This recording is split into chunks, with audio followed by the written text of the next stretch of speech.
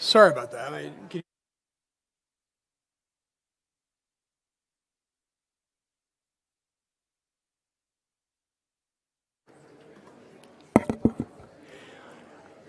Ladies and gentlemen, welcome to the El Cajon City Council meeting. The meeting is called to order. I'd like to ask the city clerk to please call the roll. All council members are present. Great. Would you all please stand for the Pledge of Allegiance and then afterwards remain standing for a brief moment of silence? I pledge allegiance to the flag of the United States of America and to the republic for which it stands, one nation, under God, indivisible, with liberty and justice for all.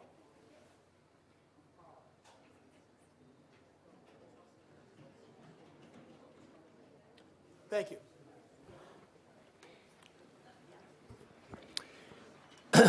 The city clerk posted orders of adjournment of the July 22nd, 2025 meeting and the agenda of the August 12th, 2025 meeting in accordance with state law, city council, and housing authority policy. There are no presentations on today's agenda. Staff, do you have any agenda changes? Mr. Mayor, I would actually recommend that we move a couple items out of order. We have two items that are scheduled for public hearing, agenda item number 9 and 10. And we also have agenda item 11, which is the El Cajon Veterans Memorial Award. And we have a whole bunch of folks from our local veterans organizations. I would, given the fact that we have a lot of public comments under public comment, I would recommend we move those 3 agenda items up early in the agenda and then go back to our normal agenda. Okay. Let me, first off, council, do you want to make any changes? All right. I'd like to make a motion then to accept the agenda changes outlined by our city manager. Please vote. Motion carries by unanimous vote. All right, we're now at consent items. Consent items are routine matters enacted by one motion, according to the recommendation listed below. With the concurrence of the city council, a council member or person in attendance may request discussion of a consent item at this time. Council members, do you wish to pull any consent items? Staff? No, sir. Okay, I'll make, are there speaker cards for consent items? No speaker card, sir. I'll make a motion then to approve the consent items. Second. Please vote. Motion carries by unanimous vote.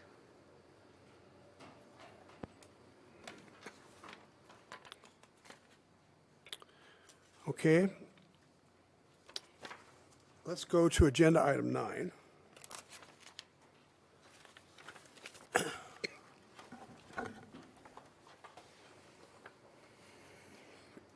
Item 9 is to convert an existing 3-unit residential development into a common interest development. Staff, will you tell us about this, please?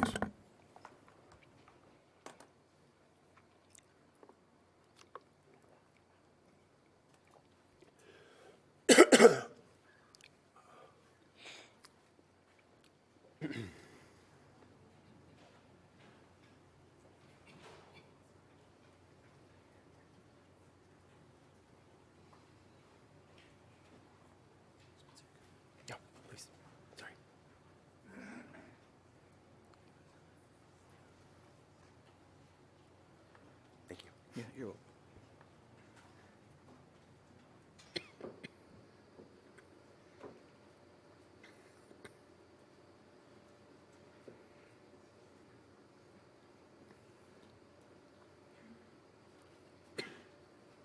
All right. Thank you. Good afternoon, Mayor and City Council members. My name is Spencer Hayes Flores. I'm the Associate Planner with Community Development. The first public hearing item for your consideration proposes to convert an existing residential development to a common interest development. The project includes a planned unit development and a tentative parcel map, so that's a PUD and a TPM, which would convert 3 existing residential rental units to for sale units. The subject homes are detached single-family style homes, and the project includes the creation of 3 sublots, including an access and utilities easement to reach those lots. The subject site is addressed as 1415 to 1421 Oakdale Avenue, which is on the south side of the street between North 2nd Street and East Main Street. The project is directly adjacent to other planned developments as well as other multifamily residential development and is consistent with the general plan and zoning designations. The 3 existing homes are approximately 2,200 square feet and include 2 car garages which are attached. There's also ample parking in front of those garages in private driveways. Here are a couple images of the subject site, and just a quick note that the proposed conditions of approval do include rehabilitated landscaping along the project frontage and along the private access driveway. Here's the proposed tentative map. The proposed sublots are outlined in blue, and the proposed access and utilities easement is indicated in red. The PUD permit requires that the units have separate gas and electric meters, which are already provided at the site. And finally, the units have separate water meters and share a common sewer lateral to the main, which is consistent with the zoning code requirements. One of the main requirements to convert to common interest is a physical elements report, or a PER. The PER is an overall assessment of the current conditions of the site, and it's important to ensure that the units that are eventually sold are free of any major issues or defects. The PER notes that the units are in overall good condition, but does recommend some HVAC repair work, vinyl windows, and repairs to patio covers, among other minor changes. Those recommendations are included as proposed conditions of approval for this project. It should also be noted that other modifications would occur, some that are conditions and some that are proposed by the applicant. Those items include updated cabinetry and flooring, which do not require building permits, and a updated driveway entry from the public street to meet current standards. An additional requirement of the common interest development is to record covenants, conditions, and restrictions, or CC&Rs, and the formation of an HOA, homeowners association. The HOA is required to maintain common facilities such as that access driveway, project fencing and walls, common utilities, and other open spaces. In addition, the conversion to common interest requires certain tenant notifications. So in this case, the existing renters were notified of this process to convert. They would also be offered a 90-day right to contract to purchase, and that right to purchase would be offered at the same or more beneficial terms to those offered to the general public when those units are for sale.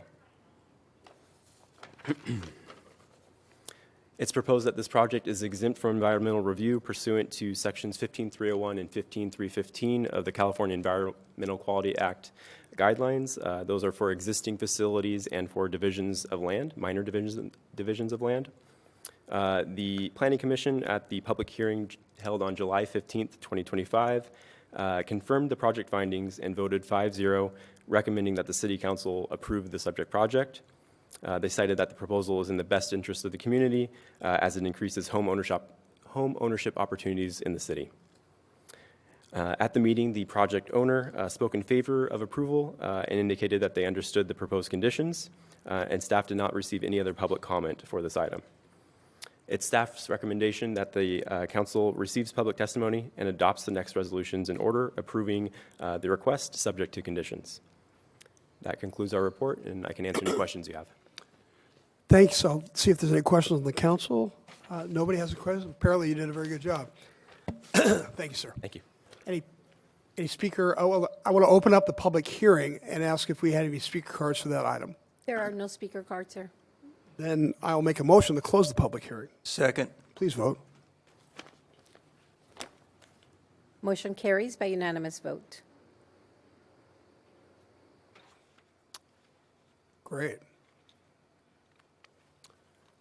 Yes, Gary. I think this is a great project. It checks all the boxes for me, and it moves forward the plans we have for El Cajon to increase home ownership. So unless anybody has anything else to say, I'm going to move, we recommend the staff report.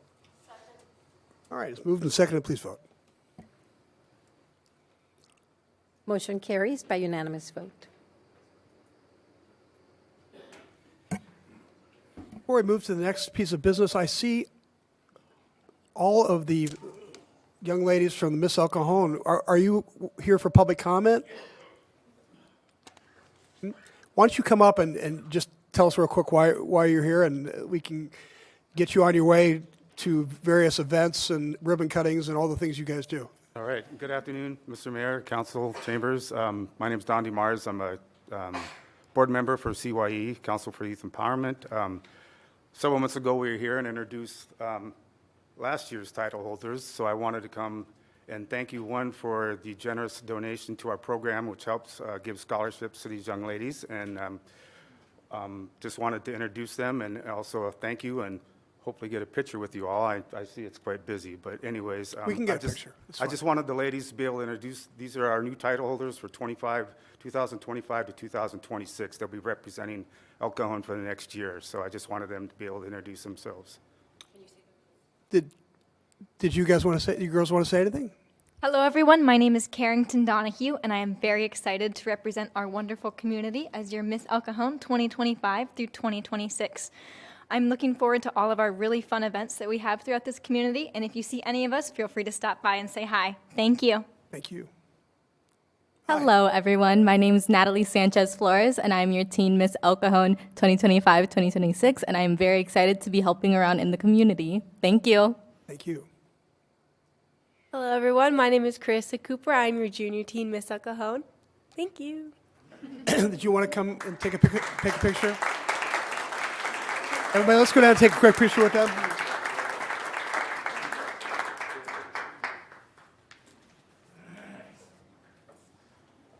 I've also brought some programs from our pageant. These ladies will compete in CYE State Pageant in November. I brought some programs for you to take a look and just kind of give you an idea. It's certainly not what you see on TV, but just wanted them to come and say hi.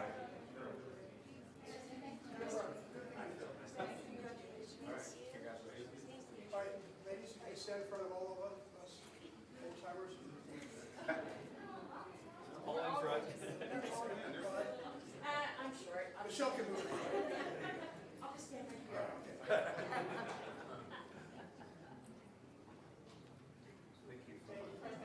Thank you. so much.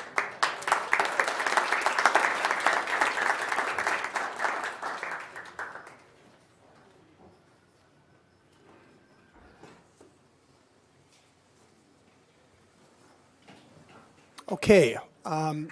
Item 10 is appeal to the Planning Commission decision that revoked conditional use permit number 2115. Staff, will you please tell us about this? Hi, Noah. Yes.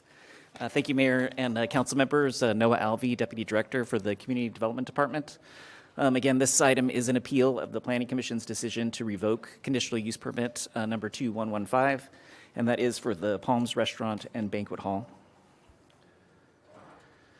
So the Palms Restaurant and Banquet Hall is located at 143 East Main Street, south side of East Main Street between Magnolia and Prescott Promenade. The conditional use permit for the Palms Restaurant and Banquet Hall was first approved back in 2010. At that time, it was approved as a restaurant with alcohol sales, live entertainment, as well as occasional or ancillary banquet hall use. The interesting thing to note at that time, in 2010, the applicant had originally proposed to have it be a banquet hall. It went to a city council public hearing, and at that time, council was expressing some concerns about the conduct of the banquet hall. It was eventually returned back to the Planning Commission, and the final approval was for only occasional or ancillary banquet use. One of the things the council did discuss during those public hearings that a restaurant use at this location was really important in order to promote a very busy and active retail corridor along that portion of East Main Street. So for background, when it comes to the current process that we're going through, a CUP review was initiated on December 1st of 2023. That was because the business was not operating as a restaurant as required by the City Council. A total of 6 Planning Commission meetings were conducted during 2024 and 2025. During that time, we really had multiple operators and speakers representing the business come, and they made promises to bring the property into compliance with the conditional use permit, but eventually the staff never saw that brought into compliance.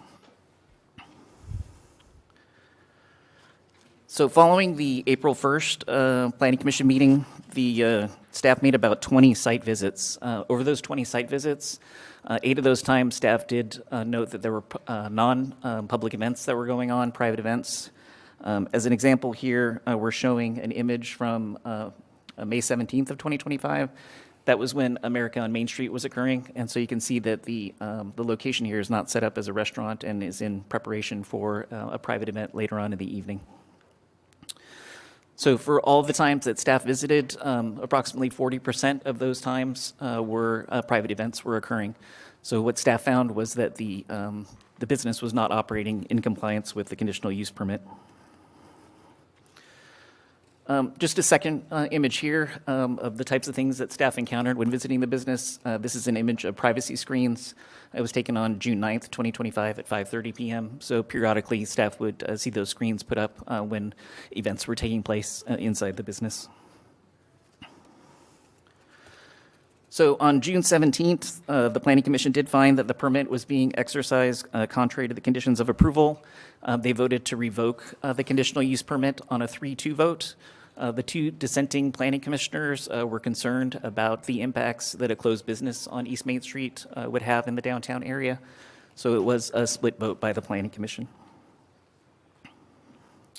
I should also note that after the Planning Commission decision to revoke the conditional use permit, the applicant did come forward and submit for a new conditional use permit. The new conditional use permit is proposing to increase the number of private events that they're allowed to have beyond that ancillary or 15% maximum that they're allowed to have. That is scheduled to go to the Planning Commission next Tuesday, so that public hearing would be moving forward next Tuesday. So for today's appeal hearing, the City Council really has multiple options. So the first option would be to adopt the next resolution in order denying the appeal from the applicant's representative. Alternatively, the City Council could continue this public hearing in order to allow the Planning Commission to make a decision on the new conditional use permit that the applicant has submitted. And then the third option would be that the City Council could return this back to the Planning Commission for additional discussion and to work with the business operator. The applicant's representative is Vincent Catula. He submitted an email this afternoon to the city clerk's office. He wasn't able to be present for today's hearing, but the clerk did agree to read his comments into the record as well as his recommendation based on the options that council has been provided. So that concludes my presentation. Happy to answer any questions that you have. Yeah, before we read that statement, I want to make sure the council doesn't have questions. Michelle? Thank you, Mr. Alvey. Good report. Question. The new CUP, let me write this down. The new CUP is for what? The new conditional use permit would be to basically have a private event center, so more private events than the occasional private events that council previously approved. Okay. All right. That's all I had. Thanks.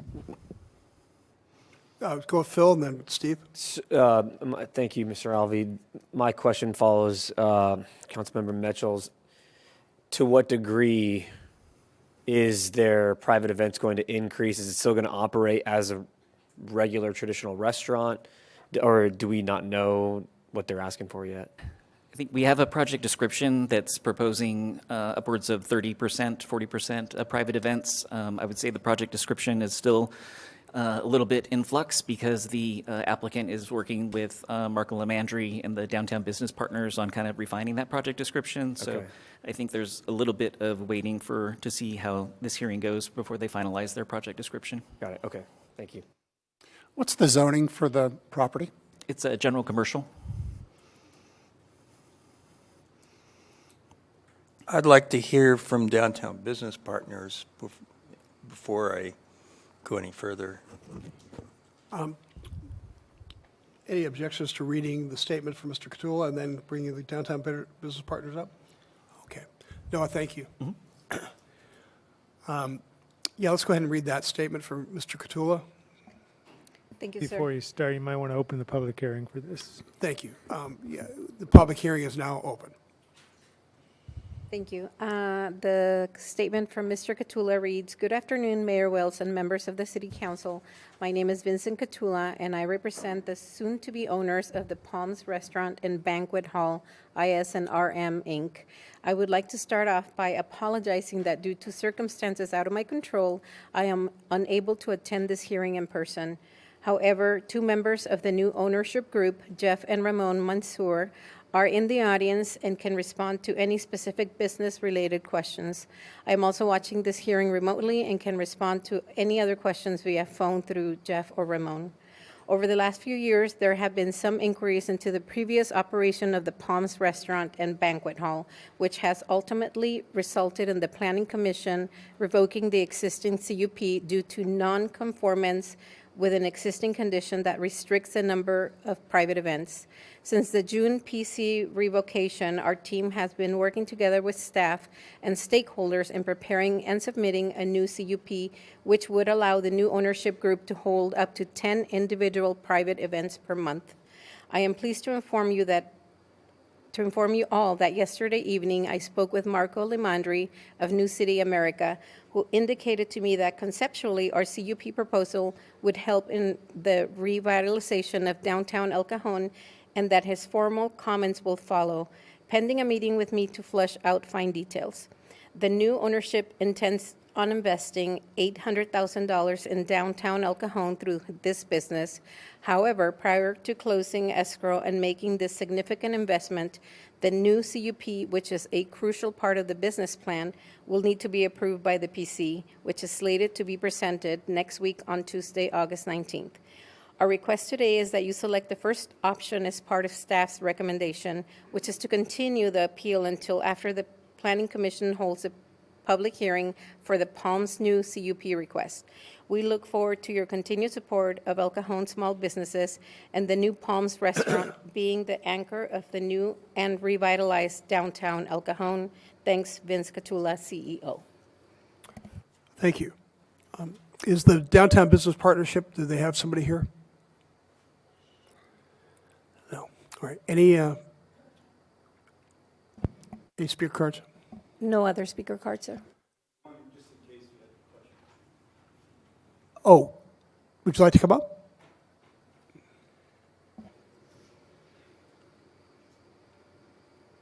Come on up.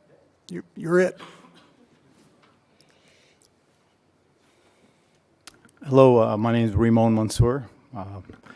I put a speaker card in case you had any questions or any comments, you need any feedback. Let's see. Any questions for Mr. Mansour?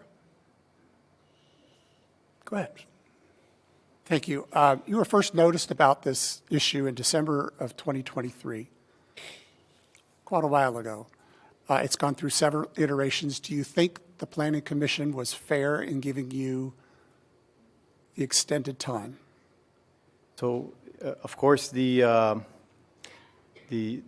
time we weren't involved in any capacity. We only kind of went to purchase the business this year, and we took over. We're started escrow, and we are still currently in escrow. Only a few months ago, and we really got to learn the extent to which how much the Planning Commission had issues with the prior ownership. But we spoke with the city planning and explained to them, look, we understand, and we have plans with this business. We really truly believe that if we had the opportunity to take over the business, implement the strategy that we have, that this place would succeed. And we also really believe that if we don't, and they lose the CUP, and they don't have a chance to operate a business that can handle that size of a building, you're going to have an empty building, and you're going to have another problematic building right there in the heart of the. Do you think the restaurant is the only use of that property?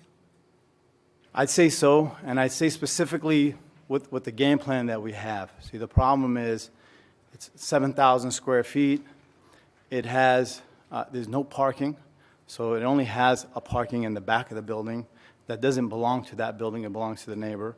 And the agreement that they've always had was that we rent out that parking space at night, which is from 5, 6 p.m. onward, where the other businesses are closed by then.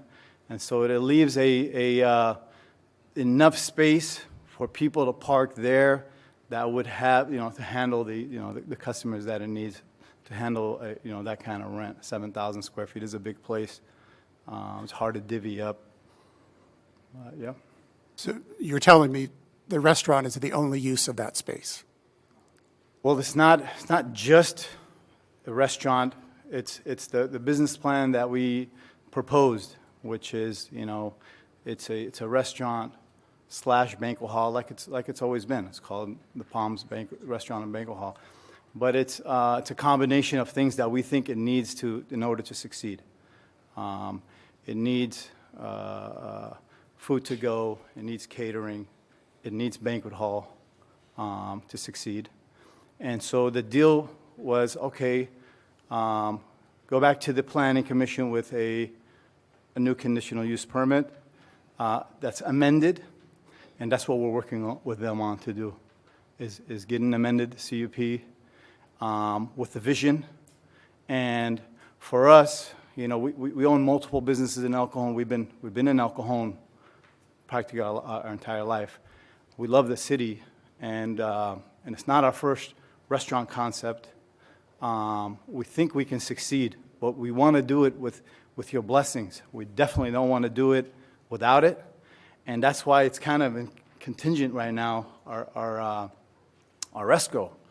And so it's like we want the blessings from in an amended CUP, and then we'd go in and fund this project, continue with the purchase, and invest, make this really a positive contribution to the downtown, in line with what the project is with the downtown group, and we think we can do it successfully, but we want your blessings. So today's hearing is an appeal of the Right. Planning Commission's decision to revoke the CUP. Do you feel the Planning Commission gave you due process? We understood what they said, but we also took their recommendation, which is go through with the appeal to get enough time for us to continue to work with them to get a conditional use permit that's amended. We've got them all. We communicated really well with them, and to just make those adjustments to the conditional use permit that would allow our business. And then that would give us the confidence that we need to go through with the purchase, go through with the investment. It's not a small investment. It's a hefty one, and one we want to pursue. But like I said, it's with your blessings. Okay, thank you. Yeah. So let's work our way down. Michelle first. Thank you, Mr. Mansour, for coming in. So my comments are basically we need to focus on the current CUP. The current CUP, you have not upheld that CUP. We wanted a restaurant, and the banquets the private events were just as a side. We don't need another banquet hall in El Cajon, in downtown El Cajon. This will make 4. I think that your business, what you want to do, and it sounds like you're pretty busy because you want to increase those private events. So maybe this is not the site for this. So what we're talking about today is revoking the current CUP, which is supposed to be a restaurant. Now, I have a menu here that I picked up. This, I'm sorry, and I mean no disrespect, but this is not a menu for a restaurant. And so if this is what you want the citizens of El Cajon to come in and go, oh, this is not a menu that I could order from, because I don't know what comes with the jajik, what comes with this, what comes with that. And so I think that we have heard a lot of promises. We've had 3 different entities, as Mr. Goebel mentioned, come to us, and it's always, we're doing this, and then next time we bring you up, we get a new owner. And then, so then we make a decision, we give you time, and then the next time it comes up, now we have the Mansours. So you can understand why we're a little hesitant to believe that someone else is going to come in and do what we wanted originally with the CUP. And you have not, no one has been able to comply with that. I think at this time, frankly, I would have to uphold the revocation. I would make a suggestion. I'm not a business person, but just someone who's lived here for a really long time. I would make a suggestion that maybe you should have invested your money into maybe Royal Palace. Royal Palace has a huge spot. And I don't know what their business situation is, but that would be an excellent spot for your business because you're pretty busy. We don't need another banquet hall in downtown El Cajon. And I understand Mr. Lamandry is working with you, but as a resident and having to make this decision on the council, I would have to say I'm sorry, but I would have to uphold the Planning Commission, and I encourage you to stay in business, but I encourage you to put a business in what you want to do. You really don't want to do restaurant, because if you did, there'd be something better than this menu. So if you really wanted to do restaurant, you would have done it already.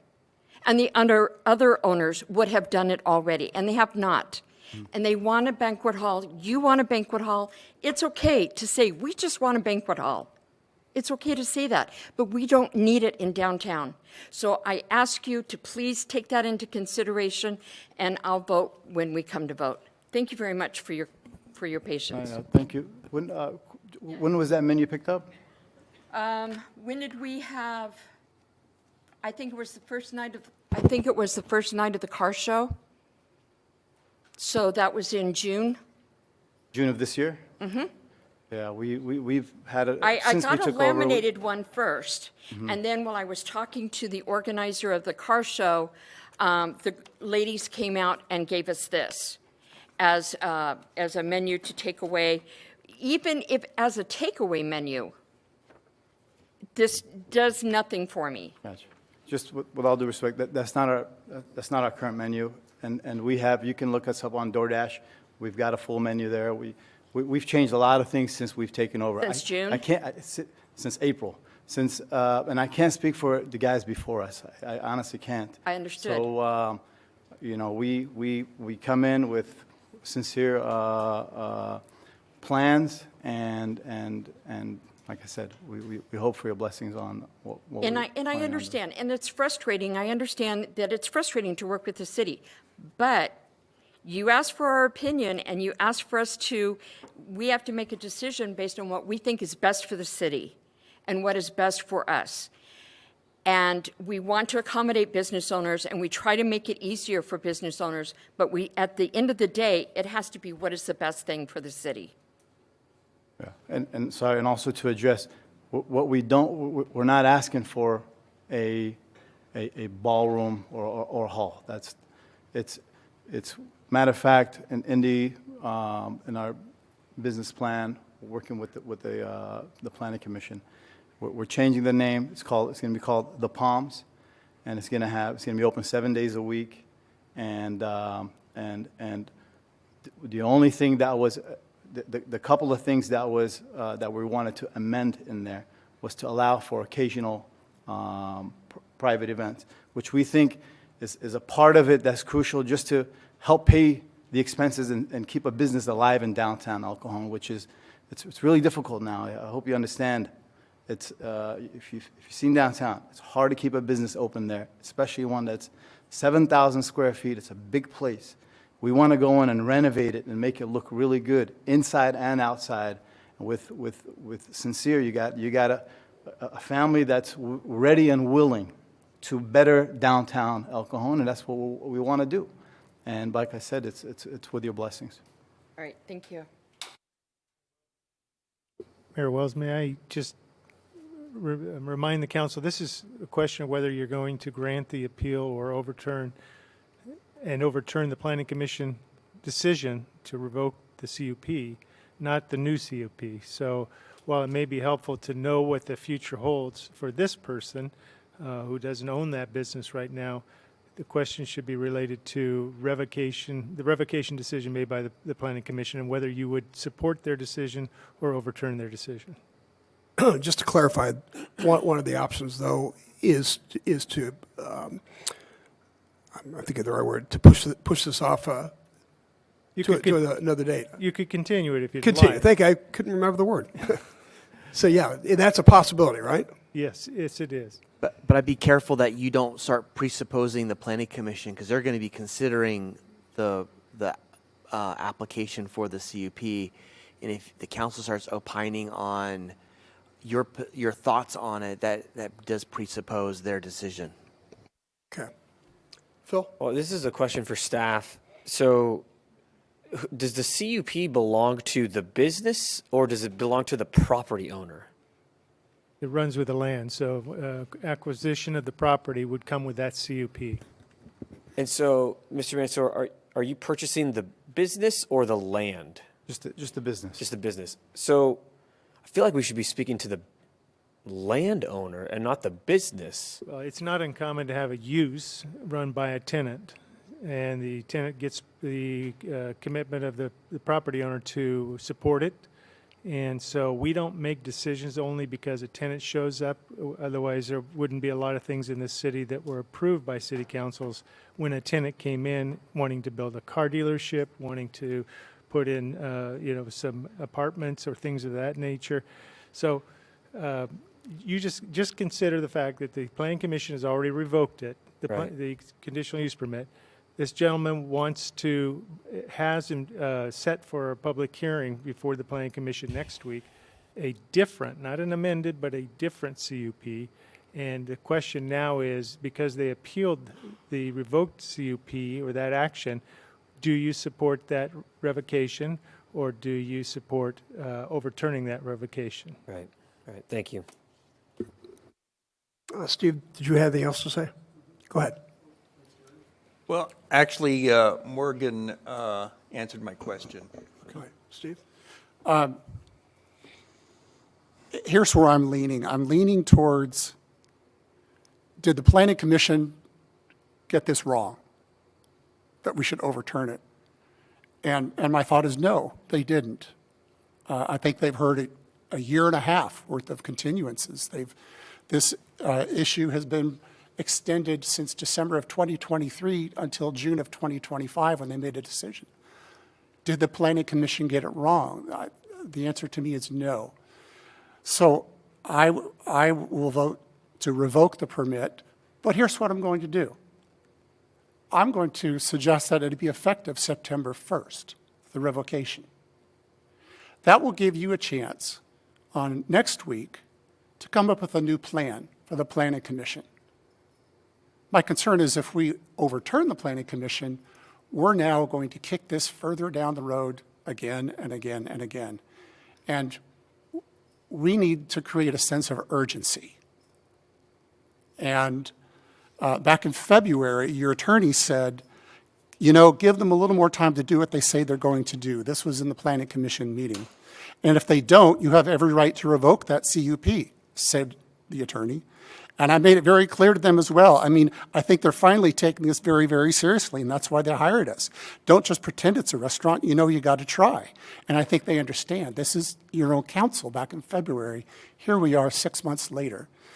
I'm going to vote to revoke, make it effective September 1st to give you time to reach a deal with the Planning Commission next week. Well, I think I'm not too far away from you, Steve, but they're asking for a continuance. I've been on council since 2008. I can't remember a time when we didn't allow somebody to have a continuance if they needed some more time. I don't see how that hurts anything in this process. So that's where my head's at. Let's give them a continuance and let them go to the Planning Commission. And we'll all have more information when they come back with it. So you're saying while they while the appeal is going on with the revocation, they can come up with a new CUP that would supersede the active one? Well, I think that- Still an appeal, is that how that works? That, you can, what I'm saying is that process is already in process, and they're asking for some more time to bring that before the Planning Commission. I don't really see what the big objection to that is. And just one thing, I am not convinced that we want to be turning away viable businesses. I'm not convinced that there's some moratorium on banquet halls. I'm not convinced of that. And I think we've got a new cultural element in town, and we should be open to their cultural needs. So to me, Michelle's got her own opinion, but she doesn't speak for me in that respect. I think for me, it's zone general commercial. There are many things they can do, but that's not what we're talking about today. What we're talking about today is, have they fulfilled the requirements of the CUP? Yes or no? And the Planning Commission said, no, they haven't. They haven't fulfilled the requirements of operating as a restaurant with banquets as a ancillary use. There are other discussions for what should they do with the property, those kind of things, and that can be for the Planning Commission to weigh in on. May I just add something or try to clarify something? The Planning Commission went through the process, as Mr. Goebel indicated, of a number of different appeals. This gentleman wasn't a part of those appeals process because he wasn't the owner of the business. But as a result of all those hearings, the Planning Commission voted to revoke the CUP.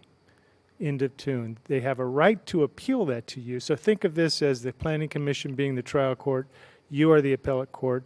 Do you agree with the trial court's decision, the Planning Commission's decision, or not? And for what reasons do you not agree with that? There was a presentation of evidence today. Today there's a presentation of evidence of why that action was taken. If you wanted to stay the order, so to speak, and the effectiveness of the revocation or the denial of an appeal, you could do that. But you're really not changing the revocation, the nature of the revocation now, the fact that it was revoked by the Planning Commission, unless you overturn that decision. And continue would not change that either, would it? The revocation still stands. And That's correct. Can they operate while the appeal is still ongoing? Yes. Okay. So to our city attorney's point, if we're staying focused on what the topic is, the body of evidence is saying that the owner, not these new people that are going to run the business, but the owner has not fulfilled the terms of the CUP. And so if we're voting that way, it seems like there's no evidence to overturn it. However, I agree with our mayor in that we need to, as a council, be sensitive to what the market and what this economy will sustain with regard to business. And just like with everything in downtown, we want to revitalize it, but we shouldn't take something away before we replace it with something else. And I don't want to, so maybe it would be, I guess what I'm trying to say is, I'm glad that they're reapplying for a new CUP to fit what the actual operations can sustain based off the economy and what's there.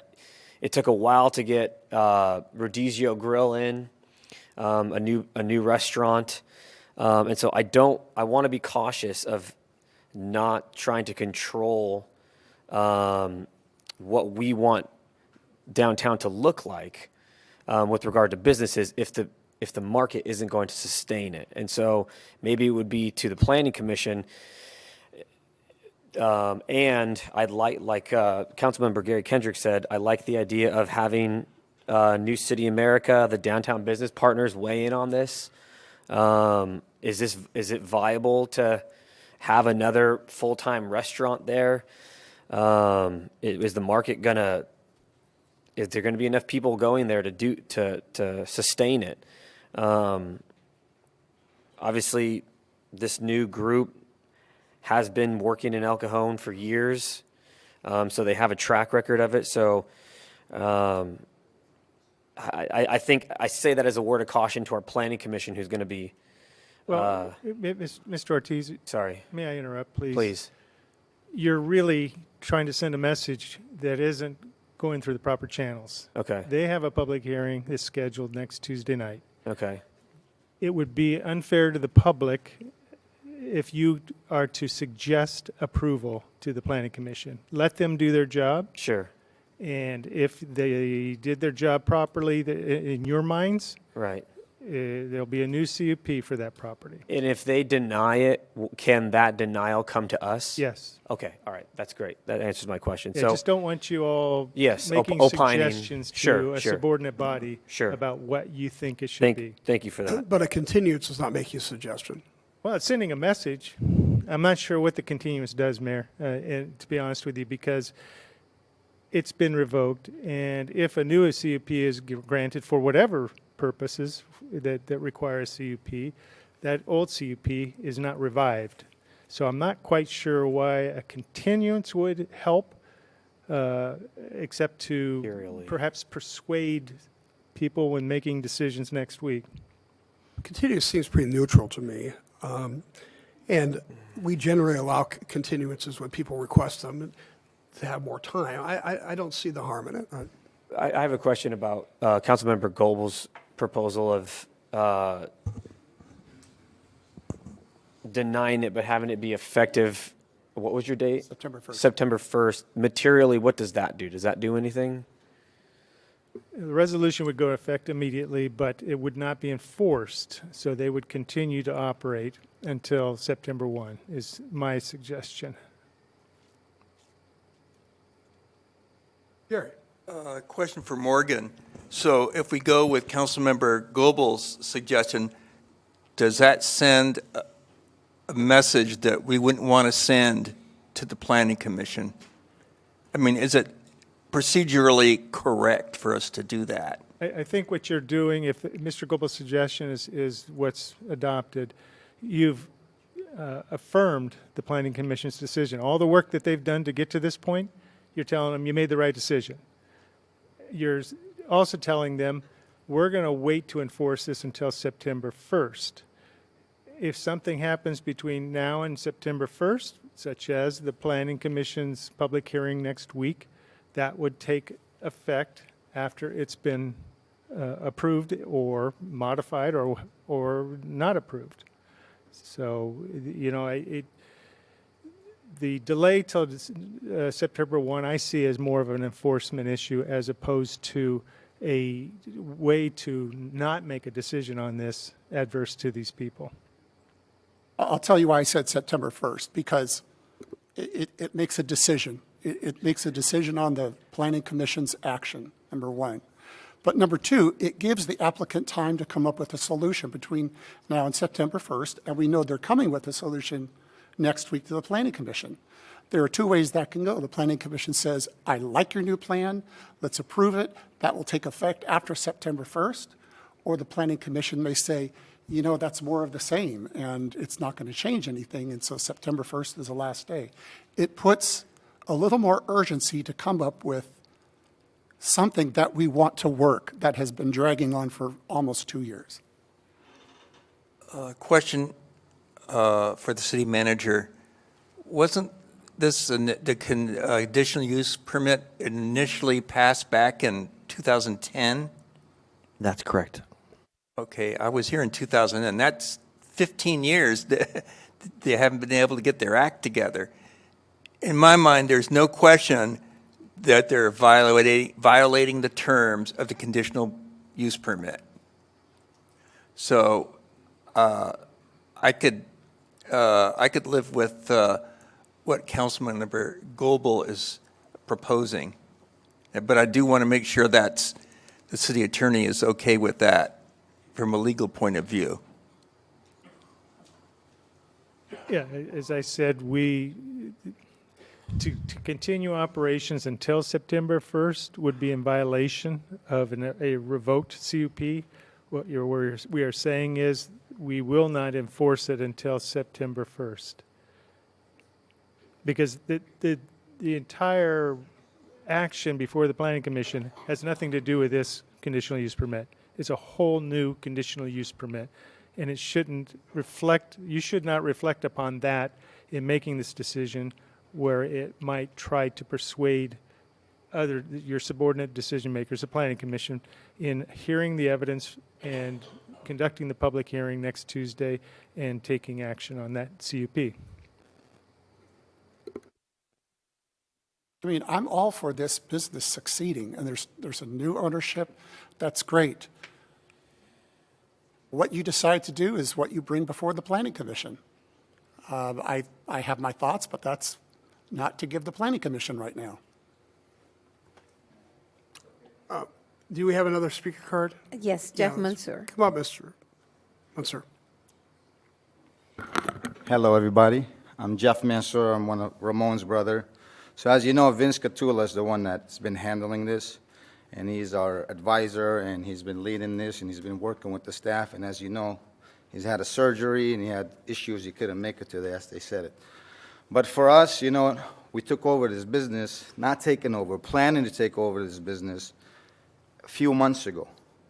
And we opened escrow, but the escrow, as Ramon says, contingent on getting approval. And we studied the business. We are business people. We're planning to invest almost $800,000 into this business in the city to improve the city.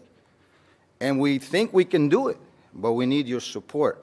The way the business is running right now, if you want to say that it's going to be restaurant only, it's impossible.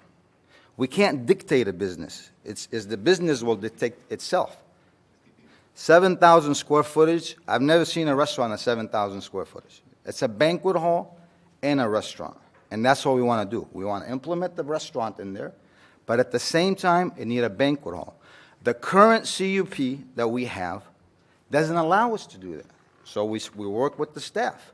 The staff says you need to amend the CUP. You need to make some changes into CUP so that the numbers work out. Instead of having a condition only once a week, you know, we want to have private events twice a week. We could do it in the weekend, quinceañeras. There's a lot of demand in the area. We do quinceañeras, private parties, birthday parties, weddings. Downtown, I've never heard of a downtown that doesn't have a hall. Downtown San Diego has a hall. You know, every place you go, we're trying to build a downtown. What is wrong with a downtown with a hall? What's wrong with it? 7,000 square feet. It's not a 2,000, it's 7. So we know, we are the business people. We know what it needs. And we're here to tell you that please let us do what we do and give us a chance to prove it. What's the worst thing? If it doesn't work, shut us down. I mean, we're the ones investing the money, right? You know, we're the ones putting our money in there to invest in the city that we love, El Cajon. Go look at downtown El Cajon. Half of it is closed. We're the ones that are putting the money into it to making it great. So all we're asking is a continuance. It makes sense so that it gives us a chance to speak, to work with the staff, to see how do we amend and get a new CUP so that it works for us, it works for the city, it works with the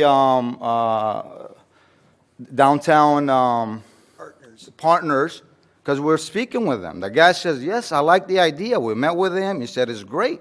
And we have plans in the future together because that's what we do. We're business people, and I'm sure he's going to need more people like us to complete his downtown future, to make downtown El Cajon elevate the way that Little Italy is like downtown San Diego is like other places. That's us. So I don't, you know, that's what we're asking for. And I know Vince is not here. This is our intention. This is our plan. This is what we want to do. And we're just asking, give us a chance to work with the staff to make it happen. That's all we're asking. So, I mean, if we give us September 1st, that kind of puts a little bit of pressure on us. What if the city there's not enough time for them to decide exactly how we're going to work this, and we want to meet with downtown partners, say, hey, this is what we're doing. What do you think? 30% is fair? Yes, it's fair. All right, let's go down to 20. But whatever needs to be done, You know, that is our goal, and that is our project, and that's what we're here to present. And I'm sorry Vince was not here, because that's what he was going to say, and this is our plan, and we've been working with the staff for the last 3 months. Every day, we'll go talk to Graham, we talk to Noah, we've been talking to each other, trying to figure things out, and they said, there's a process, and this is part of the process. Mr. Morgan, so the vote today is just on the current CUP. If we uphold the Planning Commission's revocation, that is on that. They already have a submission for a new CUP. That's So correct. we're not telling you we don't. I'm not a business person, so my opinion doesn't mean anything when it comes to whether you should be in that position or whether you should be down the street. It's just my 2 cents as a resident, okay? But we're here to vote just to uphold the revocation because the business has not been operating under the current CUP. You've got a new CUP coming. Right. This should be a no-brainer in the sense of we're talking on the old one. The old one isn't working, Right. and so if we revoke that one, you've got next week to come up with your new one. I don't understand why my council members have a problem with this, because we're not saying we don't want you here. This isn't working. And we already have 3 other banquet halls in downtown, and we've got Prestige, Crystal, and the other one around the corner. Right, but there's, yeah, and you know, as we're saying, the market has changed. Right. There's still a lot of demand, you know, and like I said, Absolutely. it dictates what we do, the business. Absolutely. But our discussion today should only be about the current CUP. Right. Not tomorrow, Right. not next week, Right. not what you're going to do, but right now. And I think that that's what we should be voting on is just the current CUP, you're not sticking to it. And no one has for at least since 2023. Right. And we gave them the CUP in 2010, and it took till 2023 to anything to come up because it has not been running as a restaurant. We all know that. Okay. So that's all we're trying to do is just Right. say, this current CUP is not good, it's not valid, and the Planning Commission revoked it, and that's what we need to vote on. Not to condemn your business or anything else or what's going to happen next week. Got it. Is that what this, is that what Vin, is that the part of the strategy? Is that part of the, is that what Vince wanted? Is that how it works? I don't understand the process of it. Like if we revoke this license today, and then let's say when we're applying for new CUP, and somehow, if that doesn't happen, does that mean we just lost the business? We just closed down? Is that how that works? The revocation has occurred by the Planning Commission. You have appealed. Okay, This is the appeal being presented to the City Council. got it. If they deny your appeal, then the CUP, they have sustained the decision to revoke the CUP. The business, that property does not have the ability, the legal right to operate as it is. Right. Your future plan is up for discussion next week at the Planning Commission. Right. So if it's revoked, and it's revoked effective today, there will be no further operation of the business in that location under that CUP. It doesn't exist anymore. Right. So that means if they revoke it today, I have to tomorrow close down. Yes. Yeah, so that's not gonna work because we have to continue working with the city council. So to amend the new CUP, But- allow us to work for the next, let's say, couple months or a month, as long as we're working together with the staff to see when we can get the new Mr. CUP. Mansour, the CUP was not to revoke the right to run a restaurant. That's permitted under the code. It was to operate a banquet hall in conjunction with that restaurant. So for the period of time, for 1 week until the City Planning Commission makes a decision, it could be as soon as next Tuesday, you couldn't operate as a banquet hall if they vote to affirm that decision. Yes, so because it's a banquet hall, there's already a calendar with people's parties already set for the next couple weekends, whether it's their, like I was saying, quinceañeras and other kind of parties. We can't jeopardize that as well. Somebody's already planning to do a party in 3 weeks and, Well, that's not your business yet. right, huh? It's not your business yet, is it? No, we're in ESCO, but still, we're kind of representing also we're working together with the owners as well, we're here to represent each other because we're buying it from them, so we're telling them, hey, we are the ones presenting with the ideas, we're the ones that are working with the city, we're the ones that are working for the future of this business, so ultimately. My olive branch is to stay enforcement until September 1st, to let events continue through September 1st, but there is an urgency for you to come to an agreement with the Planning Commission. Okay, whatever you guys think is the best idea. From Vince, to see if we can get it October 1st so that. Can we do October 1st? October 1st? Yeah. Sorry, like I said, the idea is meet with the city planning to see if we can work out this CUP. And if it has to come back to you guys, the city, if we were to do it on October 1st, you'd have a chance to at least hear it out. And so at minimal between, and it's not just whether a few private parties that were already reserved and people have already paid for planning and this and that, but it's also, if it gets revoked, that's the alcohol license is tied into that. You're talking about jeopardizing the entire business over this decision. When all we're asking is a continuance. You've got legitimate business guys. I think we own multiple businesses here. We have sincere, opportunity to do this for the city. And we're not asking you to make a decision. We're asking you for a continuance until October 1st. You can enforce it October 1st. You'll have your deadline that you talked about. Allows us to meet with the city planning, and if it appeals, it allows you to at least hear it in the next meeting.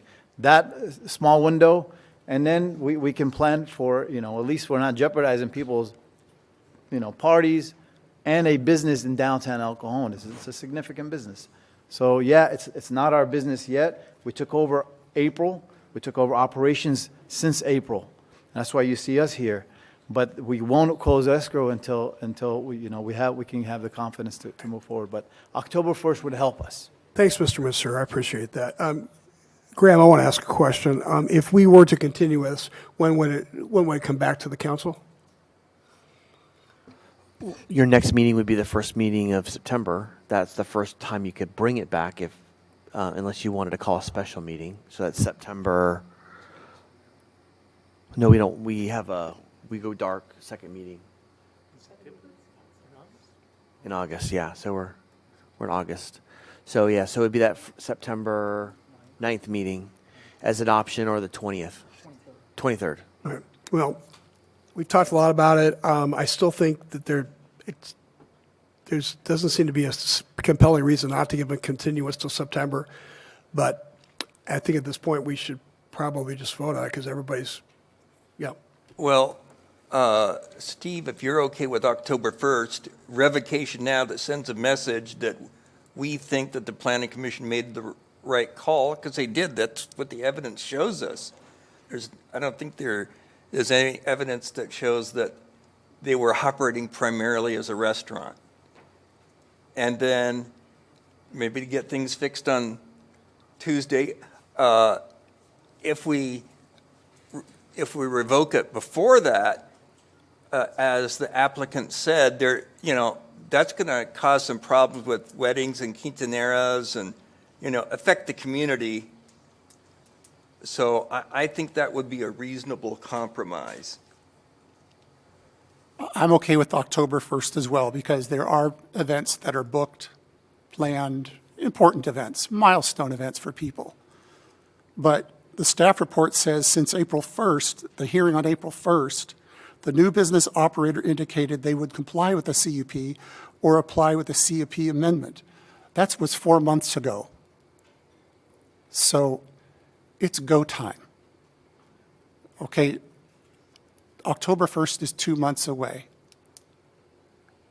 it's go time, okay? It's not, I need another 90 days because this or that.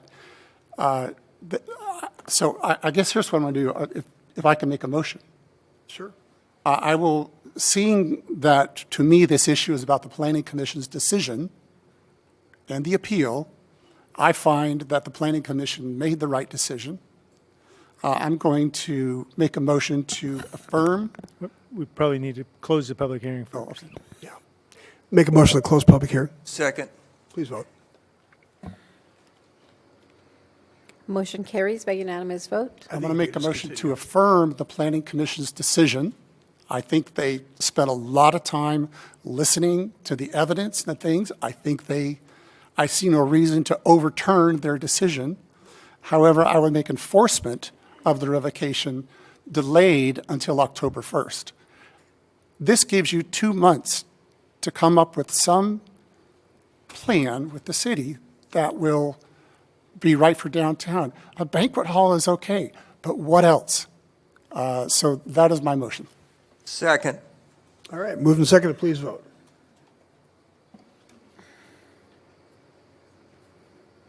Motion carries by a 4-1 vote with Mayor Wells voting no. We have 4 administrative reports on today's agenda. Item 11 is for the El Cajon Veterans Memorial Artistic and Architectural Services. Staff, will you tell us about this?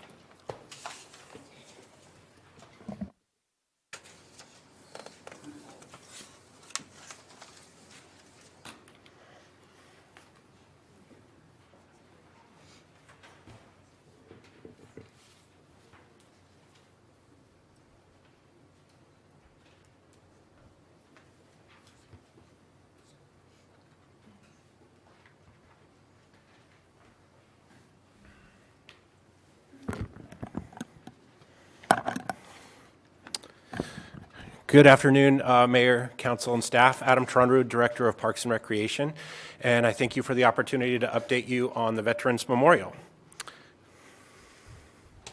So a little bit of a project timeline. In September of 2023, City Council selected the Veterans Memorial location to be in front of the public safety facility.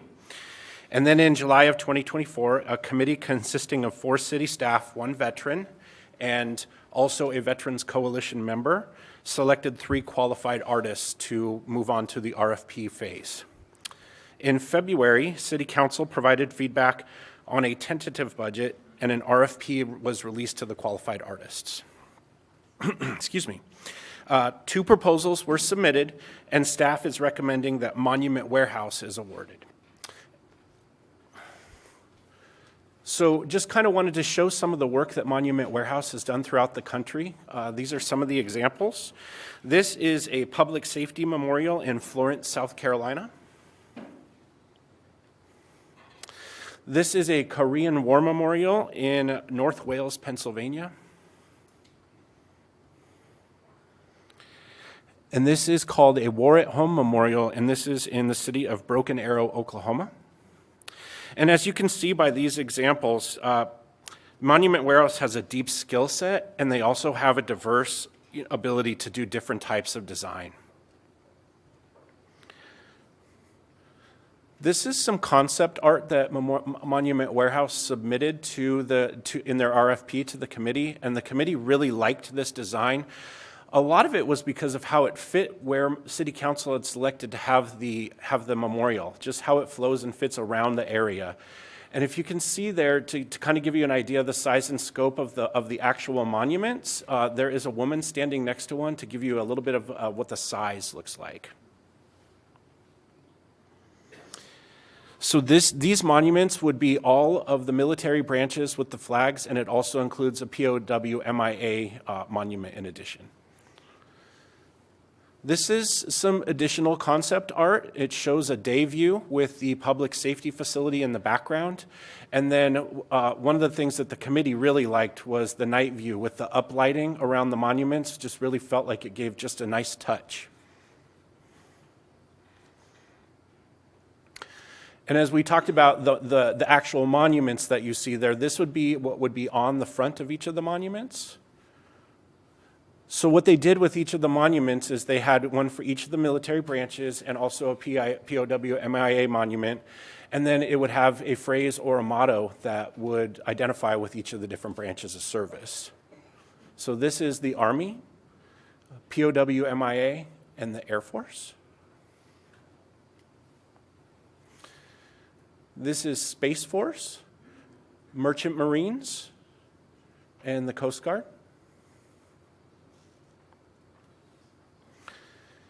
This is the Marine Corps and the Navy.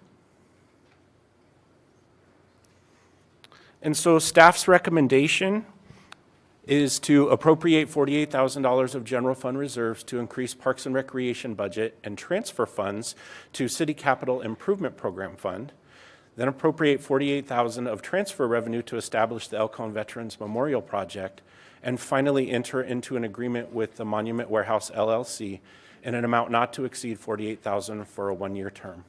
This concludes staff's presentation. I'm happy to answer any questions you might have. Thanks. Nice presentation. Council? You mentioned the committee that was in charge of reviewing this. Is this included the Veterans Coalition? Yes, that is correct. So we had 4 city staff. One of the staff was a veteran, and then we also invited a Veterans Coalition member to be on the committee, and they also represent American Legion Post 303, so we kind of got two birds with one stone. Awesome. And I would like to recognize that a lot of our American Legion members are here. In addition to that, we have several Veterans Coalition members here too. Thank you. I'd love to hear during public comment if they had any opinions. Anybody else? Thanks. Great presentation. Thank you. Any speaker cards on this item? Sir, we have one from Star Bales.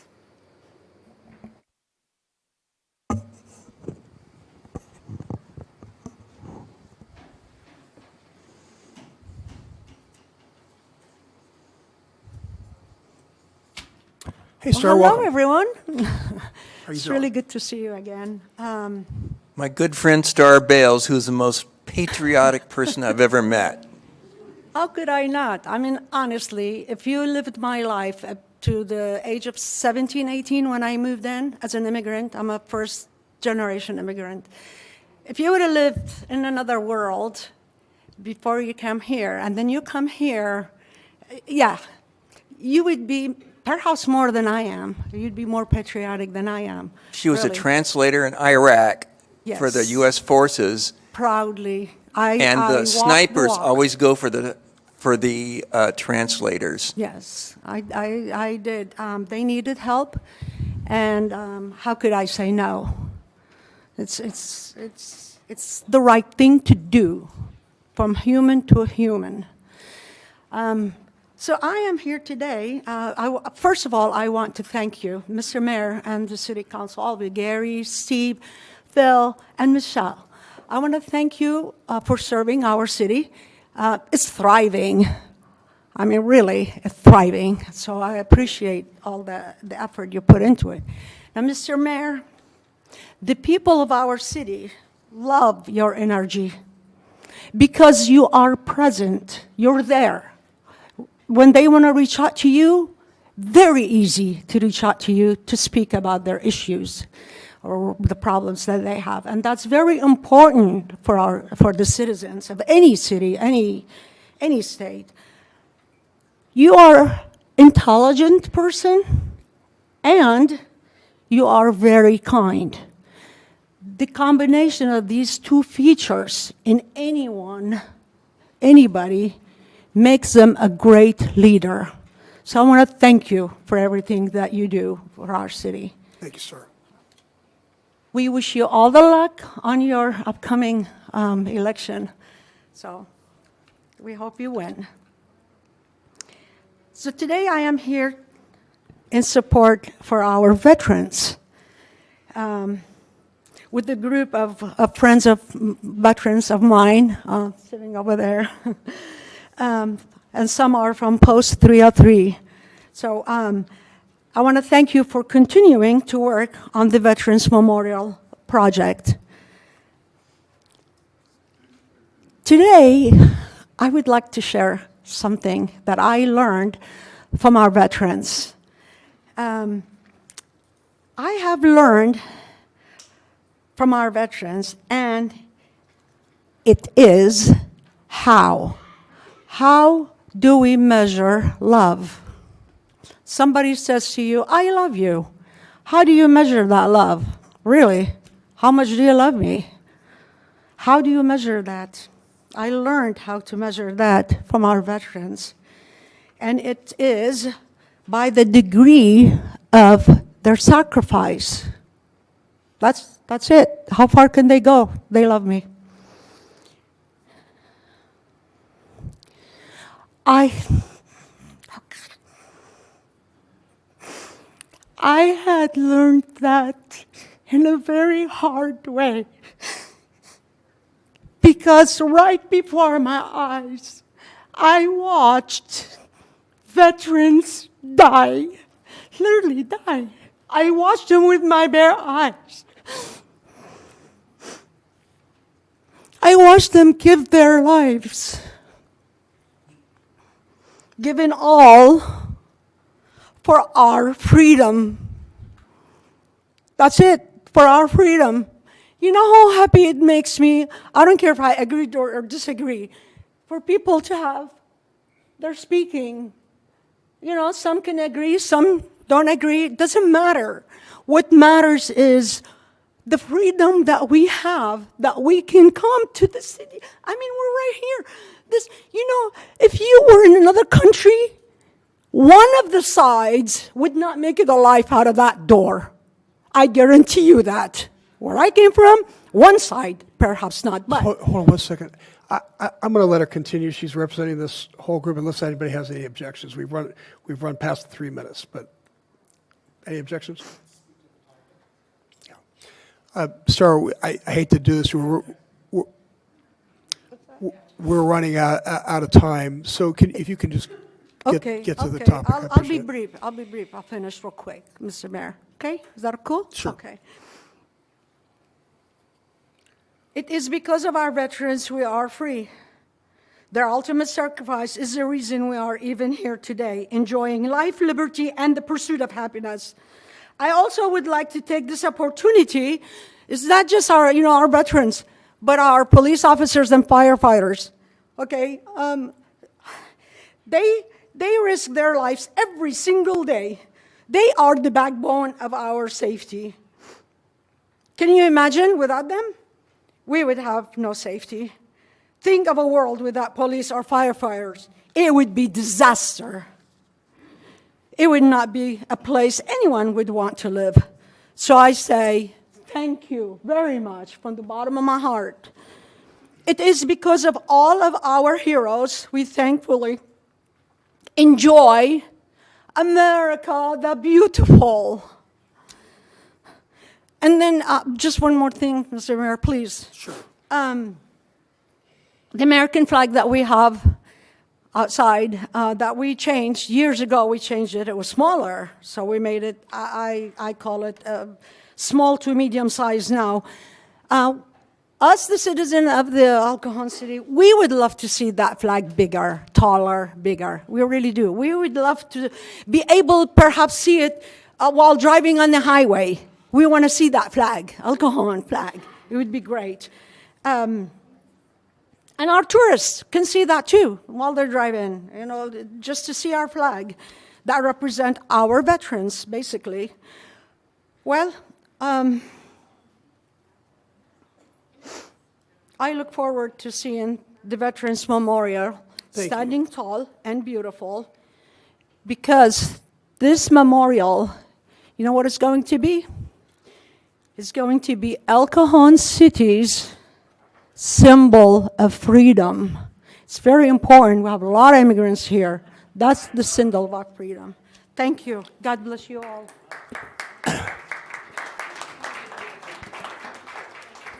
Sir, we did receive one more speaker card.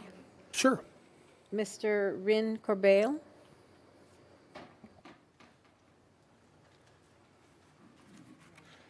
Thank you. My name is Rin Corbet. I'm a resident of Lakeside.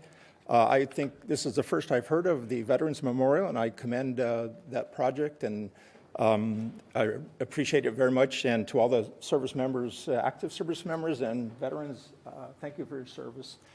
I would hope that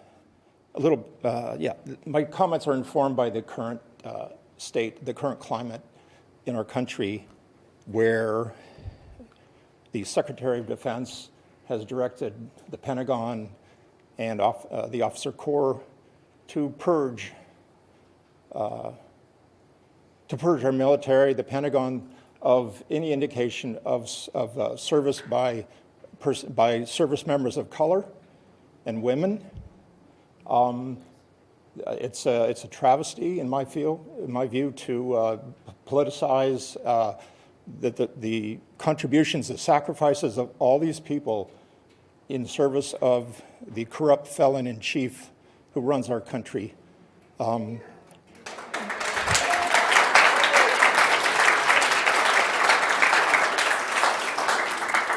When he directs people to remove photographs of the former chairman of Joint Chiefs of Staff, our wonderful, courageous Commander Colin Powell, renames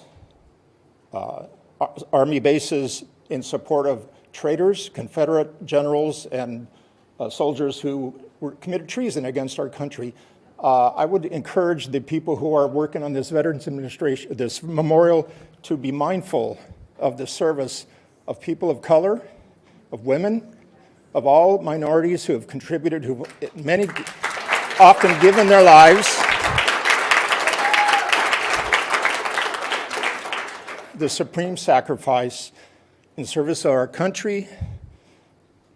And tagging on what the previous speaker just said, what is our country and what is our military trying to defend and promote? Freedom for all. Thank you.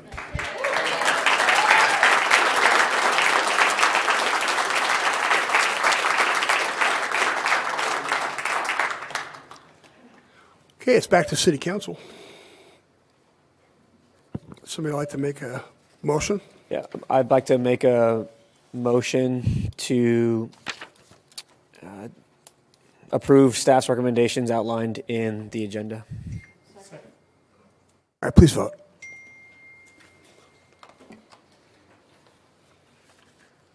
Motion carries by unanimous vote.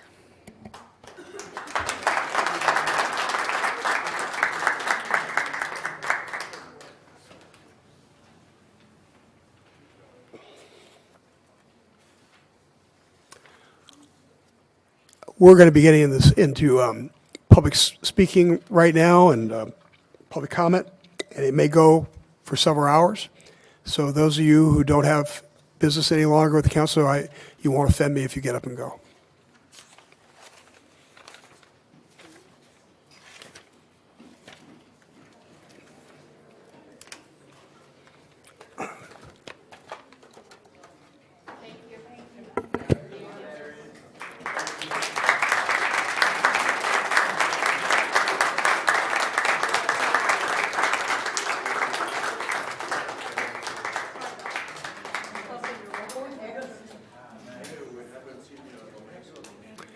All right, we now have public comment. At this time, any person may address a matter within the jurisdiction of the City Council, Housing Authority, successor agency to the El Cajon Redevelopment Agency that is not on the agenda. Comments relating to items on today's agenda are to be taken at the time that the item is heard. State law prohibits discussion or action on items not on the agenda. However, City Council and Housing Authority members may briefly respond to statements or questions, and an item may be placed on a future agenda. Angela, do we have any speaker cards tonight? Sir, we have 29 speakers. 29, okay. And the first speaker is Chris Ford.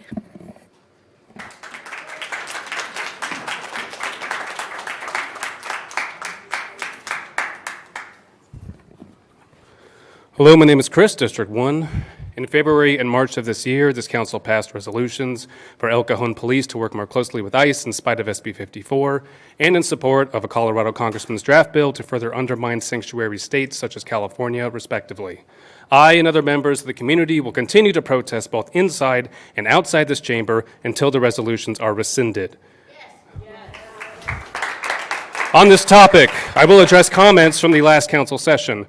Mayor Wells, you repeated the tired and lazy whataboutism of, what about Obama? Number one, I don't like Obama. He's as much as a puppet as you're trying to be.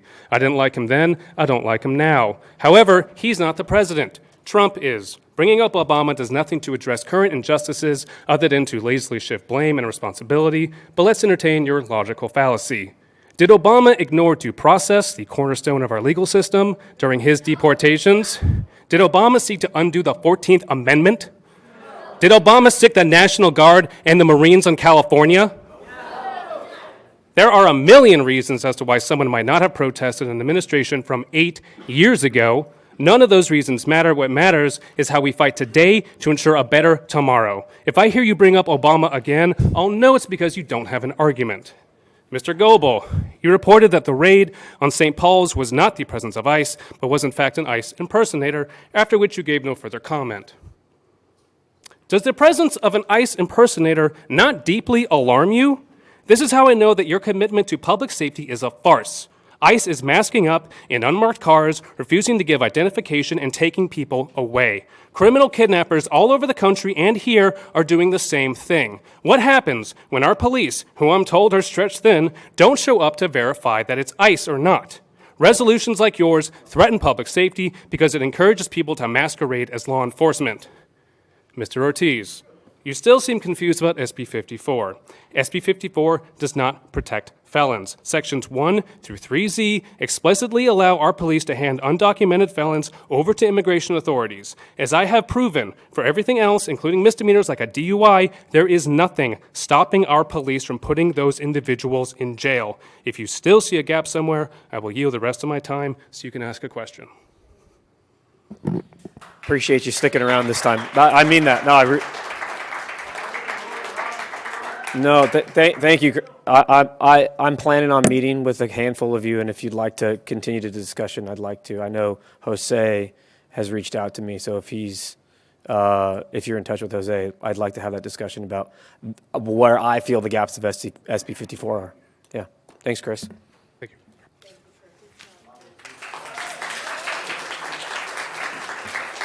Next speaker is Julia Andrews.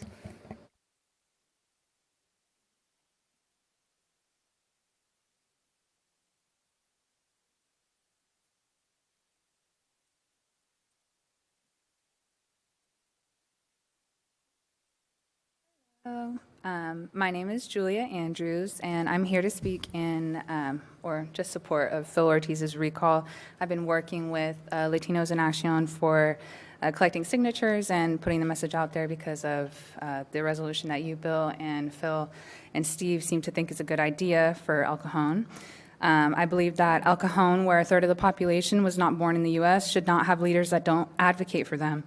While volunteering with Latinos in Action for the recall effort, I noticed that fear of signing the petition was strongest amongst immigrants. Even those here legally who are citizens, many are hesitant to sign despite being registered voters, only because they feared that ICE might get a hold of the documents. It's clear that at least a portion of your constituents feel unsafe, and yet you sit here and undermine their fear by saying police aren't working with ICE, as if we didn't see the raid in North Park. As if we don't know that the provision that you helped write could cause the exact same thing to happen here. And I'm sure it's just a matter of time for one of these local restaurants to be raided too. Why collaborate with ICE and gamble with your community's safety? And why would you give them the opportunity to deport or detain someone because of an accusation of a crime? This is what the provision will allow for. An accusation is all that it will take for anyone who seems like an illegal to be detained or deported first and ask questions later like what's happening. You said that you were bullied by white supremacists, and those are the same people that you don't think will falsely accuse individuals to try to get them deported? Phil, you state that the provision was only about public safety. You listed crimes such as DUI, drugs, battery, theft, arson, and I agree that people who commit those crimes need to be held accountable for those actions. But since we know, like Chris just said, that SB 54 does not prevent any of those misdemeanors or felonies to be, any of those individuals to be arrested, it's just showing that this provision is an attempt to perpetuate the lie and the idea that anyone here who is undocumented is already a criminal or more apt to become a criminal or commit a crime because of their citizenship status. Data shows that 53% of the deportations within San Diego alone this year have occurred within the 6 months were people with no criminal record. When you don't actively stand up against the mistreatment of the community members at the hands of ICE and instead write a provision that assists them in their efforts, we don't believe that you care about that third of your constituents. It's proven that those without clear residency report crimes less for fear of deportation, and all your provision did was solidify that fear. When you make ethnocentric statements such as different cultures are better than others, and Christian culture is the best culture, on a podcast, it seems like you're also getting ready to reopen residential schools. Unlike you, I believe that integration is essential for the progress of all communities, not assimilation. That includes undocumented individuals and people who do not practice religions, or people who do practice religions other than Christianity.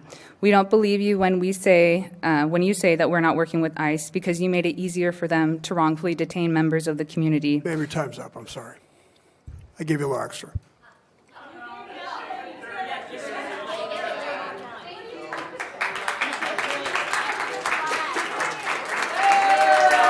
Next speaker. The next speaker is. Is there another speaker? The next speaker is Maureen Branham. Mairene Branham. After Ms. Branham, if Mr. Zach Ashmore and Kelsey Zeran would make their way down in that order, down the aisle, please. What were the names? Zach Ashmore and Kelsey Zeran. Thank you.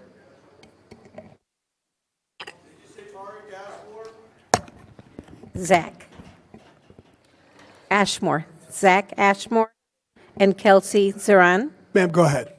Oh, thank you. I just wanted to come up here really quick and say that I'm really surprised that this many people showed up today. I don't know where we're going with this. Bill, Phil, Steve, I would like for us to come to an agreement and really take note of what the people in at least Phil's district are saying, because we have been out here and we've been walking. Now, thank you, Phil, for taking Jose's call. I am looking forward to it. I think it's finally time that we do sit down and have a conversation, because I also feel that there's like some confusion in your church community as to why we're doing this recall, and I just really want to make it clear that the reason why we started this recall is because District 4 is the only district that's painted blue in the entire city of El Cajon. And having said that, I mean, we brought out quite a bit of people. And just in the district alone, there are 15 Juarez's. My maiden last name is Juarez. And that's just in your district, Phil. That's 15 people of my family. That does not include all of the people who have not become U.S. citizens, which I'm encouraging them to now so that they can have the right to vote in this district. But I think it's time that we talk about why you're being recalled. And that really is essentially because you didn't listen to when we came to talk to you. And so I am looking forward to this conversation, because I do want people to understand that it has really nothing to do with, where you're from or what church you go to. Those comments came to me. I didn't want to get to know anything about you further other than your job here. And unfortunately, I had so many people come to me and disclose things about this church that I had never even heard of. And I mean, it's alarming, and some things I just thought were weird, and I thought, other people should know, but that's not what we're doing this for. We're doing this because we came. I asked to meet with you beforehand. I thought, like I said, we had a good conversation. We didn't get anywhere. You ignored my email, and like, that warrants a recall. And so I just want your friends or the people, to know that that's not why we're coming after you, is your affiliation or anybody's affiliation. It's just simply because your constituents came. We showed up. We asked you to vote no, and you didn't. That's it. But we'll talk soon.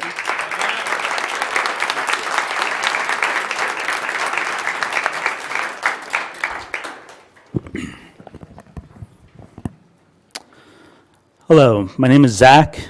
I am a community organizer volunteering for the Party for Socialism and Liberation. For the past several weeks, alongside Latinos in Acción and the Democratic Socialists of America, I have collected signatures to recall Phil Ortiz, the very council member who flipped his vote earlier this year, passing a resolution that stripped El Cajon of its sanctuary city status. Going door to door, I have met many residents in District 4, Phil's district, who are eager to support our cause because they are aware of the dangers posed when city police departments are allowed to collaborate with ICE.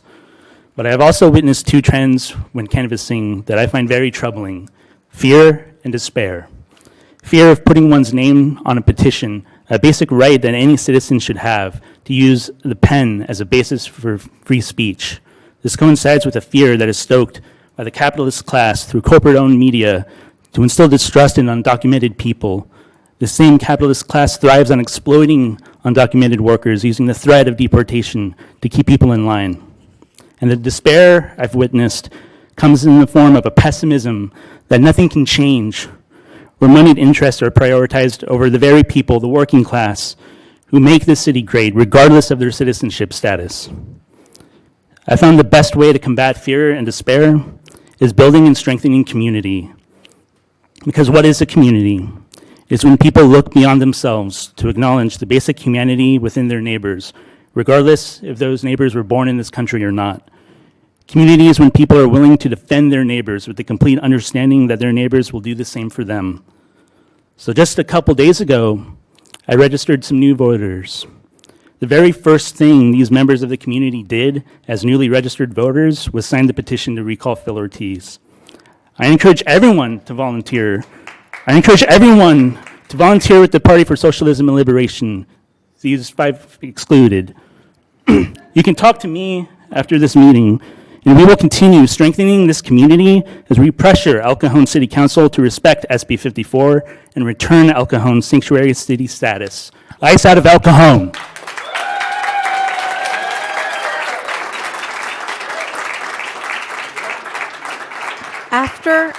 After Ms. Kelsey Saran, if Colleen Girardi and Connie Elder could please make their way down.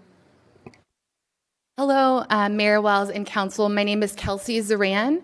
I'm a public school teacher here for the last 15 years, and I'm also a mother of 2 babies under the age of 3.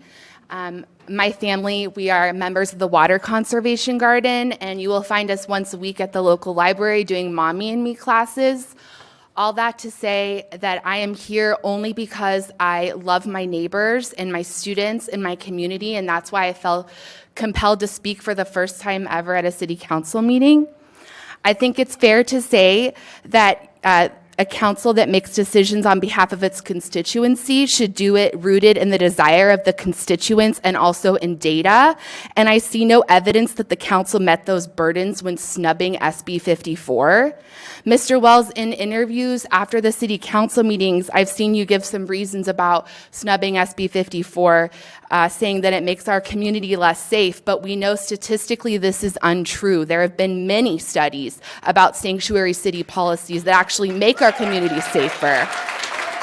In San Diego, ICE has arrested more people without criminal convictions than those with criminal convictions, so surely that is not making our community safer.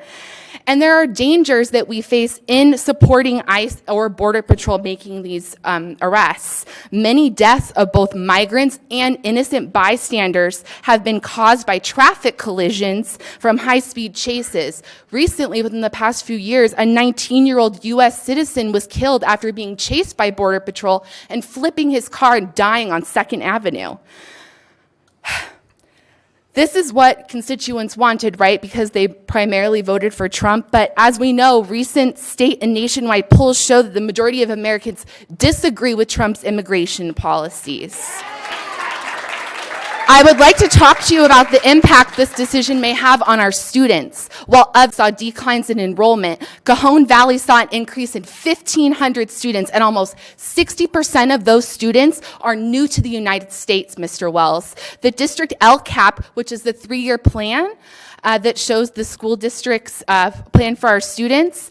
The first line is, Cajon Valley community is composed of beautiful diversity. The goals for the LCAP are about assisting English language learners and about addressing chronic absenteeism. And we have seen that in California, as other school districts that have complied with helping ICE, their absenteeism went up 22%. So if this is not about making us safer, and it's not about protecting our children, it's opening us for civil lawsuits. What is this about? You are not listening to us. I think maybe it's more about, Mr. Wells, your meeting with the border czar from Trump. I think it's actually your personal politics that are getting in the way of what your constituents want. And you have a duty. This is a low level of fascism that's happening in our local government, and you have a duty to step in, Mr. Wells. This is fascist behavior, and I expect better from my representation. Thank you.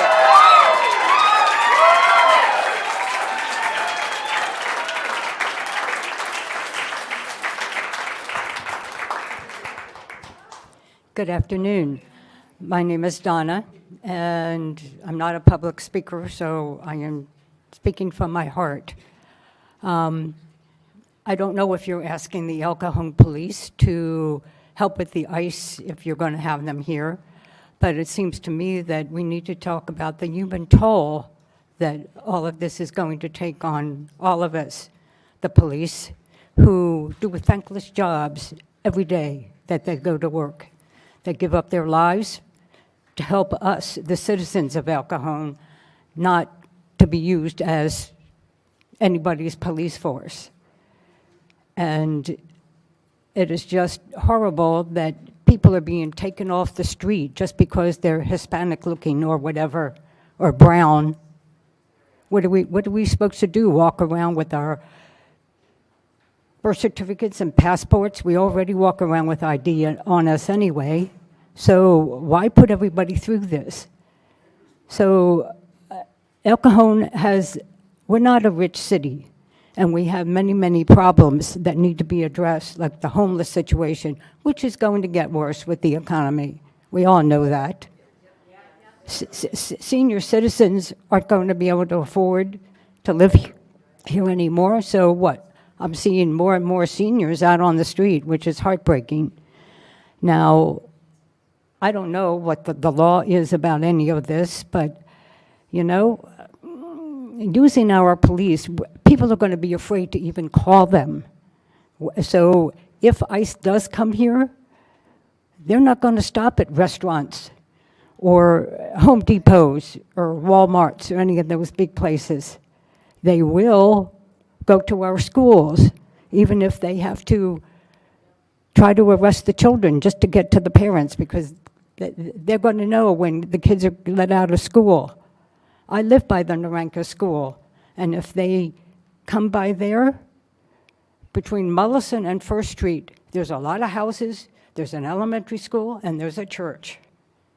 And even the residents that live there, when there's a traffic jam, and there is by those lights, because all the parents come and drop off their kids at school, the residents, we can't even get out. So if something happens, nobody can get out of that street because the 3 courts that are there, you can't get out. All we're asking you to do is don't think of this issue as a political party. Think of it as what is humane. Do you want to be known for the humane city council, or do you want to be part of the problem? Because you, and you, you're all going to have to look yourselves in the mirror every day. You're all going to hopefully get sleep at night. Maybe you do, maybe you don't, because you're sending these people into abyss because they're kidnapped off the streets or whatever. Ma'am, your time is up, I'm sorry. So please, think with the brains that God gave you, not just political parties. Thank you. Next speaker is Ms. Colleen Girardi and Connie Elder. Hello, my name is Colleen Garrity. I'm a 24-year resident of El Cajon, and I have to say I'm really embarrassed that El Cajon is one of only 2 cities in California that has voted to allow the local police to help. It's shameful, and all of you have a shameful legacy for endorsing that. I want to also say that I've been canvassing with Latinos en Acción, and more than despair or fear, what I've seen is anger. People are very, very angry about this, and I think all of you, especially those who are coming up for re-election soon, should take note of that.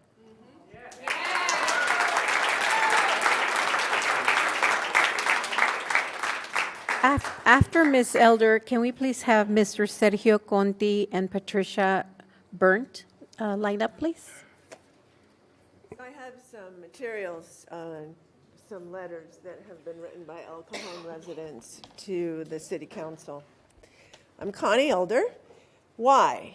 Why would this council pass a resolution asking the El Cajon Police Department to cooperate with ICE to the extent that it is possible under California SB 54?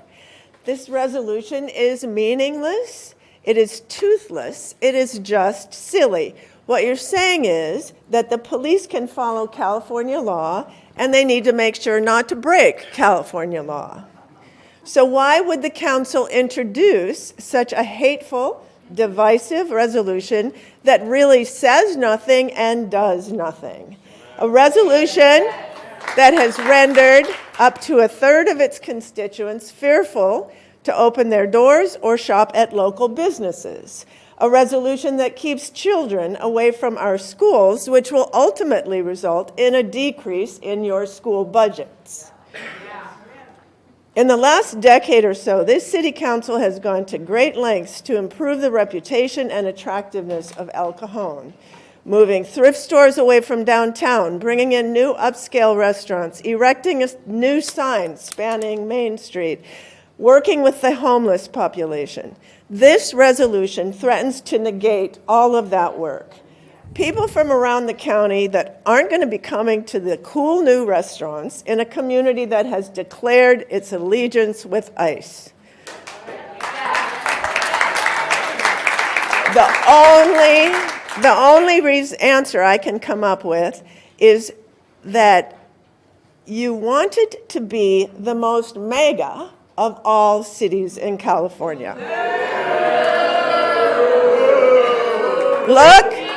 Look at Santee, Lakeside, Ramona. They didn't introduce this kind of ridiculous resolution. Somebody important is bound to notice you, right? Maybe even the President of the United States will notice. Maybe he will notice Bill Wells and Steve Goebel, and maybe your future political ambitions, whatever they are, will be realized. You returned from that convention in Arizona stoked and ready to stand up and stand out in your allegiance to the president. You didn't do this for your constituents. You didn't do this for El Cajon. I believe you did this as an act of raw and extreme egotism and ambition. Who besides the 3 of you benefits from this resolution?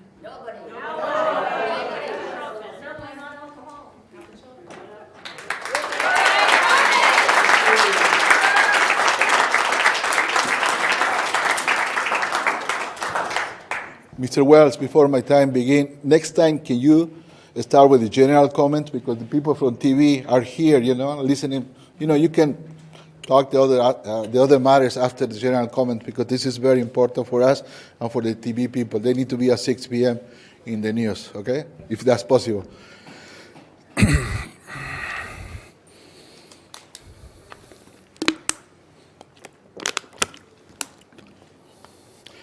Masa and Noor, council members.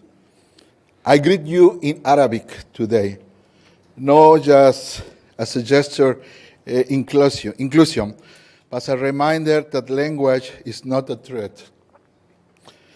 In this Trump administration, today, the Department of Justice is asking to the Supreme Court that speaking Spanish is now a justification to be detained. If you are here, I will keep speaking Spanish until I die.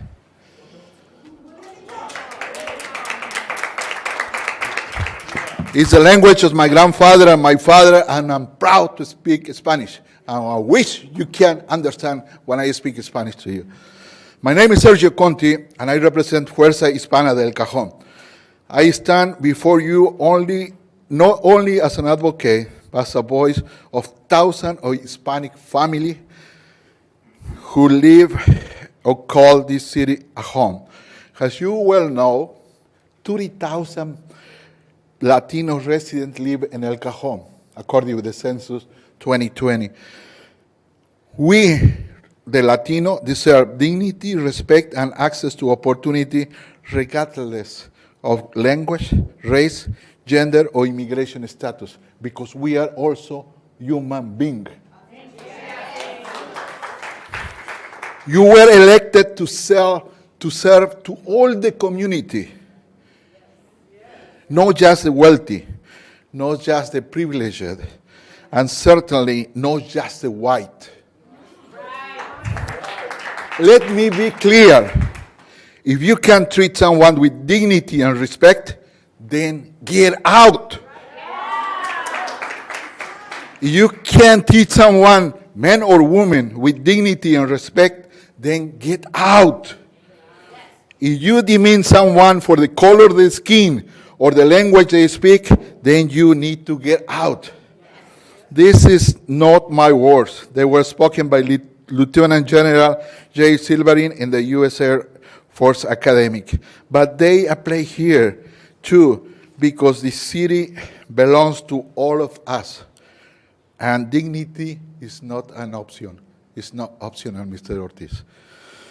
The immigrant de Cajon work hard, pay taxes, raise family, and strengthen our economy. And they are often denied basic service and excluded. Let's be honest, undocumented immigrants don't get welfare, no food stamp or free health. They contribute and they don't receive the benefits. So why you are complaining? It's not about the legality. It's about our language and our skin color. I need 2 more minutes because I want to ask you. No, sir, I'm not. Sir, I love you, Bill Wells. I love you, Bill Wells. I appreciate I love it. We've got so many people speaking. You need to create a Latino center in El Cajon. We don't have a Latino center in El Cajon. And put some money, instead of making memorial monument, put money to help the Latino people. The people are more important than monument. Thank you. Thank you.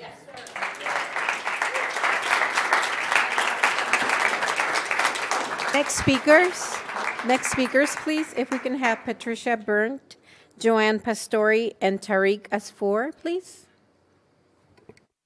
Okay. Good afternoon, Council.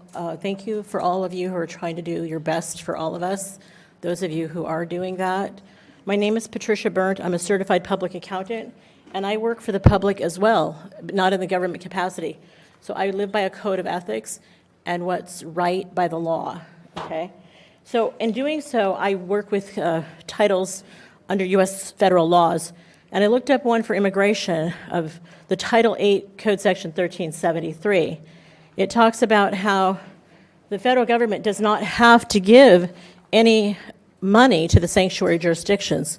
Well, that sounds real scary, and Bill Wells, you've put that fear into us that if we don't follow the federal government, you're all going to get arrested. So this is not doing anything to follow the federal law. We need to follow California like everybody else, okay? Other people are going to talk about the Senate Bill 54. Okay, so, I'm going to show this chart first. This is the chart of immigrants that are removed over time from the ice.gov. It's ice.gov/statistics. I've looked at this many times over the last few years, and you'll see over here is Trump. Over here, you can show it to the crowd. Okay, this is the orange. The orange shows that Those are nonviolent people, nonviolent immigrants. The blue shows these are the violent. And this is Obama's administration, Obama, Trump. And you got him, he's not even going to make up for the last 2 years of the Biden administration. Okay, Phil and Bill, both of you, I'm disappointed. I'm disappointed at Foothills Church. I just watched a sermon of making men masculine again. Well, you had Bruce Jenner. You had Bruce Jenner up there, and you had Caitlyn Jenner up there. And you told the people, not you, Neil Hoffman, men, don't be like Bruce Jenner. He's the evil guy, okay? So you guys come from the Foothills environment. You do a lot of speeches there. You're a co-pastor there. That church is awful. It's all full MAGA. Okay, so also you're putting fear into all these people here. Steve Goebel, I want to congratulate you on everything you do for the city. I read your resume. You do a great job. You're the one person I hope who will turn your vote back the way it was. You even wrote to me, which I appreciate. All of you have talked to me, that you find it's very performative and dramatic. There's really no need for this SB 54 being against it. Bill, you said you have empathy. You have empathy, and you also have brain space. I'd like you to put sympathy with your empathy and heart space with your brain space, because you have a lot to offer the homeless. You have a lot to offer the city. You're a beautiful musician. Let's work together in love and unity, okay? Let's get rid of what's going on here. Let's conform with California SB 54, please. Okay, let's work together to help the homeless. I want to help you. I worked with NAMI for many years at San Diego Board and with the homeless. Hundreds of times I've gone to downtown with Ron Newkirk, pastor of Foothills. He was a teacher at Foothills. I'm willing to help people get to help you. We'll help you, all of us. But we don't need this supporting a pedophile, rapist, narcissist, a cheater. This is a guy covering for over 1,000 children, okay, that have been raped. Thank you.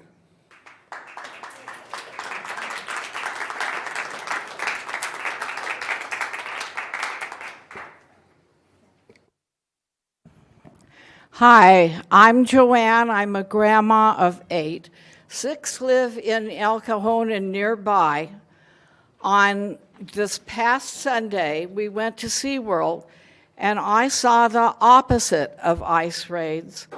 I saw kindness and compassion, love, care, fairness, equity, respect, justice, and fun. What I see with ICE, though, is smashing car windows, extreme force, brutality, beatings, gangs of men with masks on and no IDs, threats of force near children in a park. Do we want this in El Cajon? No. Obviously, our America is broken, but it can't be repaired by dividing it with even more division. Division causes more division. What does it say of American people when we build more concentration camps called Alcatraz or Alligator Alcatraz to torture illegal immigrants without due process, without a trial? We need investments in housing and care, not more punishment and neglect.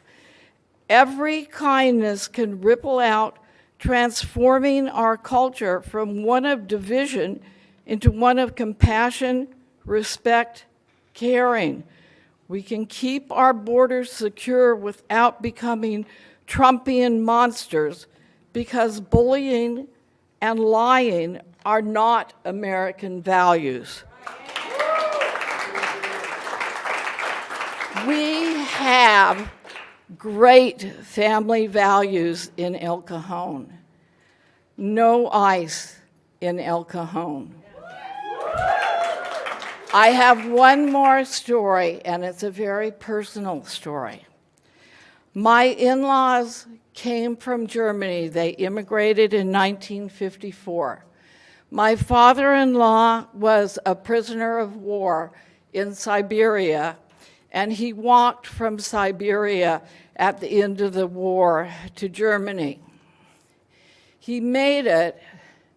He only weighed 62 pounds when he finally got to Germany, but he immigrated to the United States, and he couldn't live with what he had seen. It was so hard on him that he created a wall from his family. He read the newspaper all the time and just kept it in front of him. And we don't want that for anyone here. Don't make a wall in front of your own family that you can't be there for them. Don't work for ICE. Don't let ICE in. I'm sorry, but it's been a We while. are better Thank than you. that in El Cajon. We're better than that in the United States.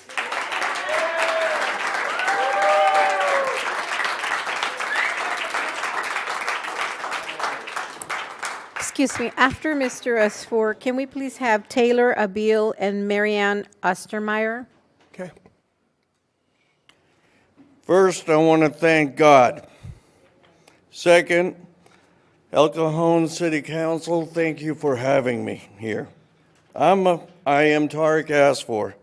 I'm a U.S. Army veteran and a global ministry liaison of Jerusalem.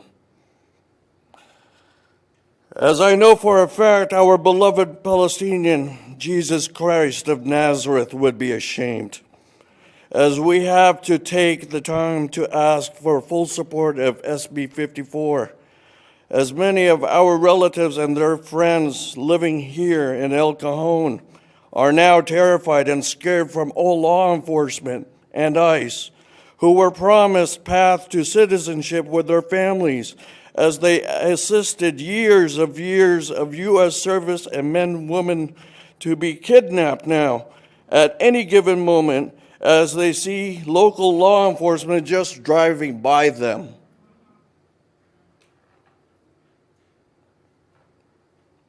Do you understand what that means? They're looking out through their windows now. They're in terror. They're in fear for their lives, for their families.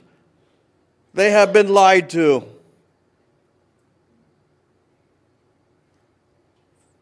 Mr. Phil Ortiz, you are a minister, just as I am. Make a choice. Either become a minister or a politician. You cannot do both. Because our job is in the streets helping the people, helping the poor. That's our job. Not to sit up here and side against the people, tear them apart from their families. That is not our job. Have a good day, sir.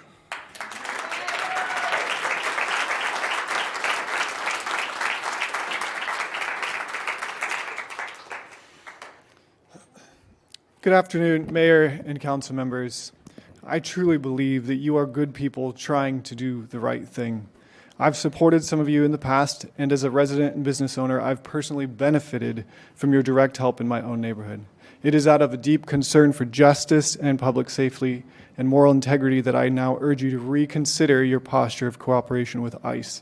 Not because I oppose law enforcement, but because I believe in moral leadership. As elected officials, and especially those of you who are Christian leaders, you have a duty to resist injustice and defend the vulnerable. Right now, cooperation with ICE does the opposite. The policies ICE continues to operate under are not just flawed, they are unjust. Millions live in legal limbo with no viable path to right past wrongs or obtain legal status due to stalled immigration reform. Despite rhetoric about criminals, ICE is routinely targeting peaceful people, Afghan allies, Iranian Christians, students, and long-standing neighbors who contribute to our community. The data is clear. 71% of ICE detainees have no criminal convictions, and a mere 7% have been convicted of violent crimes. Multiple studies find that cities limiting ICE cooperation show no increase in crime, and some see improvements in public safety. The Center for American Progress reports lower crime and stronger economies in sanctuary cities. So partnering with ICE doesn't better protect our community, it is political posturing at the expense of true justice. El Cajon's recent resolution, while claiming to target only violent criminals within SB 54's bounds, still risks enabling ICE's broader pattern of targeting non-criminals who pose no threat. This cooperation, even if limited, undermines our community's trust and safety. I understand the tension between state and federal law, but the question isn't what is legal, but what is right. Christian theology has long held that when civil laws are unjust and fail to protect the vulnerable, they must be opposed. Our founders believed the same. This nation would not exist even if they had not defied unjust laws. As Jefferson wrote, all men are created equal, endowed by their Creator with certain unalienable rights. He didn't carve out exceptions for undocumented people. And the Constitution affirms that no person shall be deprived of life, liberty, or property without due process of law. This specifically includes those who are not legal citizens. For those of us who follow Jesus, the teachings of the Bible are unambiguous. Love your neighbor, welcome the stranger, act justly, love mercy, and walk humbly. It's worth noting that Jesus was not crucified by criminals, but by legal authorities carrying out injustice. When a foreigner resides among you, you must not mistreat them. Love them as yourself, is what the Bible says. ICE under this administration has trampled on these values. If you actively seek to cooperate further with this morally compromised agency, you are complicit. This is not American, and it is certainly not Christian. So I ask, what kind of leaders will you be? Will you cave to tribal politics and party loyalty, or do what is right and true in the true spirit of justice for all? Sir, if you could finish up, Thank I you. appreciate it.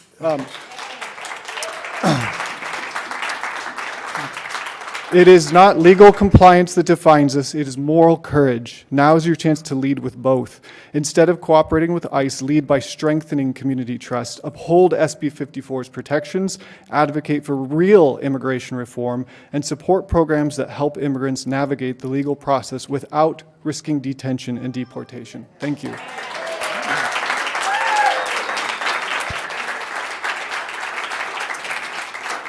After Ms. Ostermeyer, can we please have Mary Davis and Noel Becchetti?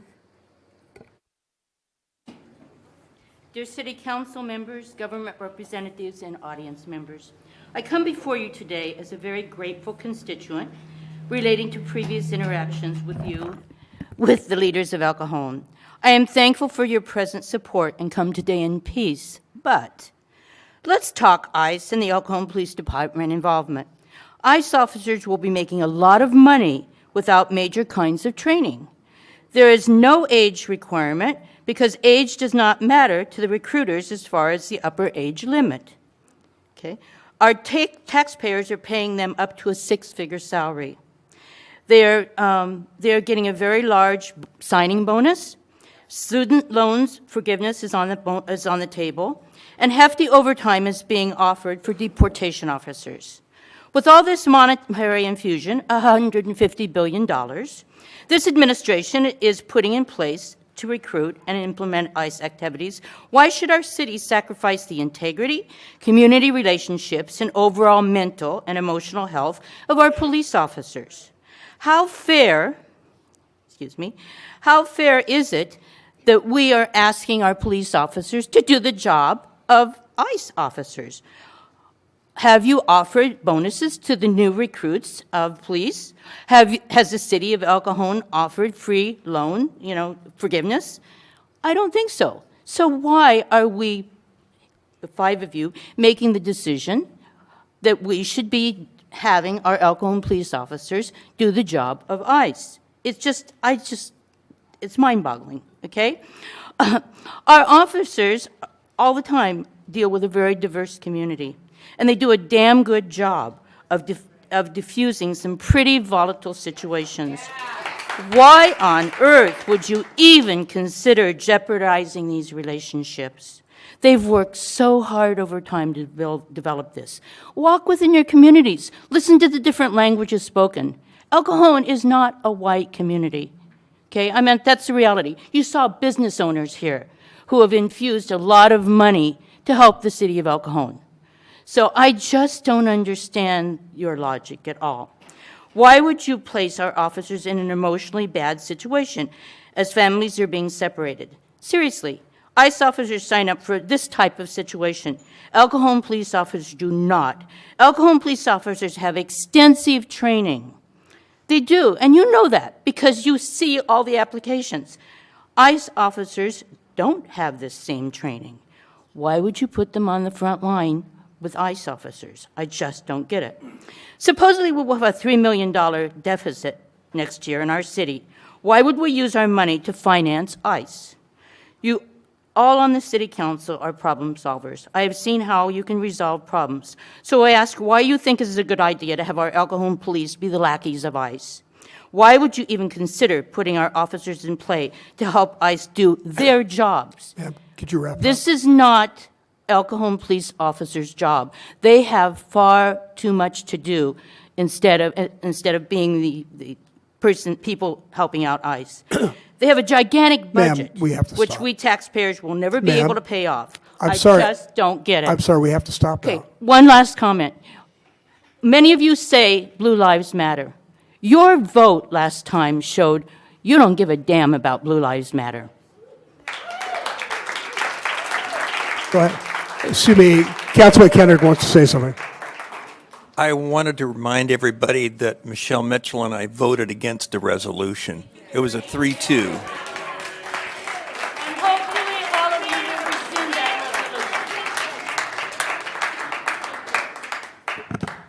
Hello. Hi, yes. Before I get started, just a few observations. So there was, and I want to put this on the record for the archival video, that during that first speaker star, that it was a great irony, the SB 54 people that are against immigration enforcement were crying out for the 3-minute time limit enforcement to be. So that was kind of a parallel irony. And then also for the socialists that spoke earlier, I'm not sure if we have any more socialists in the audience, but I'm in the minority opinion here, and I would appreciate a minute of your time. So is anybody willing, a socialist, willing to give me a minute? No, okay. And then also, I want to put on the record that there was a press conference before this. We have the media here. We have another speaker that called out about not letting them go first. And so while this appears very organic, it's completely astroturfed, and it seems a lot more of an ode to TDS than to any type of immigration. Now I'll get to my speech and introducing myself. Mary Davis. Mary, hold on one second. I don't see a timer. Okay. Okay, thank you. Okay, go ahead. No, you can take a minute off. I'll do 2 minutes here. Mary Davis, government watchdog and steward, defender of sovereignty, but most importantly, a voice for the voiceless. I'm here today because sovereignty has no special interest group or well-funded political action committee to stand up for it. And yet it's a core of our country's security, and it's our very existence as a nation. Yes, we are a nation of immigrants, but what is too frequently glossed over is the unspoken word, legal immigrants. There has long been a fair and proper way to obey our laws and to enter the country legally, and that is all we are asking for aspiring immigrants. There is Hold on a second. Mary, you got to let everybody speak. I know most people are speaking on your behalf, but she's got a different opinion. Let's hear her out. Go ahead, Mary. Right, and again, that just speaks to tolerance, doesn't it? There is a real cost due to illegal immigration on our infrastructure, on our health care and our housing, and the safety to residents on this side of the border, many who are immigrants themselves. Many in the audience seem to be against any type of immigration enforcement, period. In fact, when I spoke at the San Diego City Council and I asked them, where do you want immigration enforcement to happen? Nobody can seem to give me an answer. Lax enforcement begets more illegal entry. Enforcement is a deterrent. Most importantly, it saves lives that could have been saved had enforcement such as Samara, Samantha, and Samia Mora Gutierrez in Sacramento, Oscar or Omar Hernandez in Palmdale, or more recently, Maria Pleitez and her 11-year-old daughter, Dayanara Cortez, who were killed in New Jersey by a drunk driver. Of note is that she was an immigrant herself. Her remains are going to be expatriated to El Salvador, and her life and her American dream was cut short for lack of enforcement. The question then becomes, who should be the collateral damage of different policies? And you want to save the, quote, housekeeper and gardener, which I believe is a racist trope unto itself, while I want to advocate for those who are no longer here to advocate for themselves. Lastly, I have to say that there is a dire consequence in our own city. My friend Shari, her daughter was trafficked at the Magnolia encampment. She was sexually assaulted and abused and drugged for days. There is a price. Where is your outcry for that? It's almost like you just want to give political cover, and I am standing up for the victims that cannot stand up for themselves, and they demand enforcement so that we can be safe, all of us, and that includes the people that are the immigrants on this side of the border. Thank you. After Mr. Becchetti, if we can please have Sherry Minix and Gabriel Medina, please. Hello, sir. Mayor Wells, Council, afternoon. Gary, it's been a long time since our paths crossed at Community Covenant Church. Good to see you again.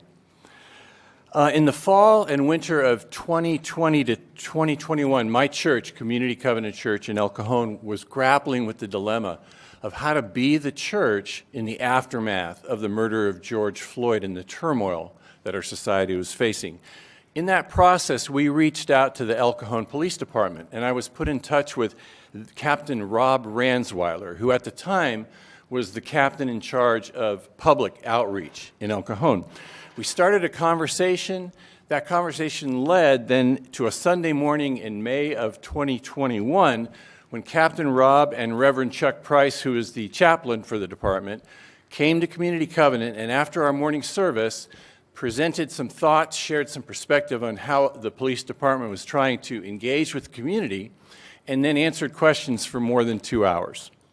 At the end of that event, Captain Rob came over and said, you know, we're restarting a program here in El Cajon that we've done before. It's called the Citizens Police Academy. It's where citizens come at 6 Wednesday nights, 1 Saturday morning, and a ride-along with law enforcement to get to know the department better and for us to get to know you better and to deepen that relationship. So in the winter of 2022, I attended that academy, and Councilman Mitchell, I believe we were in the same class together. And more recently, I had a chance to spend time with members in your retired senior volunteer patrol program, the RSVP program, which included a ride-along with some of those members. In all of those encounters, in all of those engagements, one message came through loud and clear from the El Cajon Police Department. We want to be seen as a positive presence in our community. We want to be people that when we roll into a situation, when we come into a neighborhood, people will look at us and they'll kind of take a sigh. Ah, they're here. The resolution that you have passed destroys all that. It creates a climate of fear that increases day by day as our national climate of fear increases. And it puts the police department in an impossible position in terms of trying to relate to our community.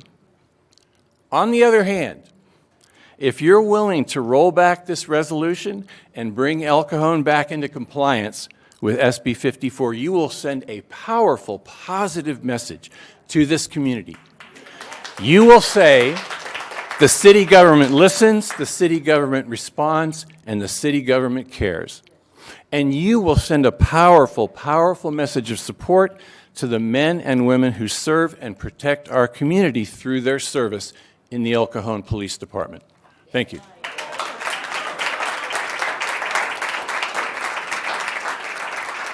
Sherry Minix and Gabriel Medina.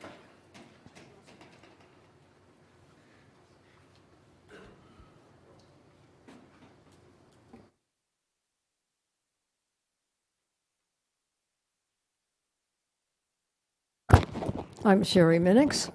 I'm here to admonish you for your decision to cooperate with ICE. It's disgusting. In 2020, we had the COVID-19 pandemic. Trump told Americans to drink bleach. He disregarded vaccinations, masks, and the advice of Dr. Fauci. Then along comes 2025. We have a new and much more dangerous disease and pandemic surfaced in the United States called fascism. The most prominent carrier of this disease is Donald Trump. The problem with this disease is that it's very subtle. As demonstrated in the past by 7 other fascist countries, the public doesn't see it coming, and they can't grasp or appreciate what is happening until it's too late. For example, in Chile, Spain, Italy, and Germany, by that time the damage is horrific and atrocious. At some point down this fascist road, what has happened in every authoritarian country is firing squads. I don't suppose you want that in El Cajon or anywhere else in the United States. But if you don't do something about it, if we don't get rid of Trump, that's what's coming. You may be wondering, what does this have to do with the El Cajon City Council? Well, I'll tell you. By breaking the law and not adhering to SB 54, you are also a carrier of this fascism disease to which you are not immune. By colluding with ICE, you've been infected with this disease. Not only are you complicit in this gross, atrocious corruption of the Trump regime, if you do not stop, it will destroy you. Citizens in El Cajon are afraid of being unlawfully targeted, and they are frightened. Many do not leave their homes to conduct necessary activities or call the police when crimes happen. This undermines public safety and deteriorates the relationship between the police and citizens of El Cajon. I suspect and predict that eventually this fear will turn to anger, and I think it already has, and revolt against this regime led by Trump, who is all of the following: a prolific pathological liar, an extortionist, a rapist, a pedophile, a racist, a thief, a convicted felon, a cheat, adjudicated sexual abuser, and morally vacant sociopath. The Trump regime is set to incinerate thousands of tons of food, medicine, and birth control that was allocated for African countries, causing the death of hundreds of thousands of people and more unwanted births. Unless you delight in the prospect of a civil war, I suggest that you adhere to SB 54 and all the laws of California and the United States, and stop encouraging the gross lawlessness of ICE.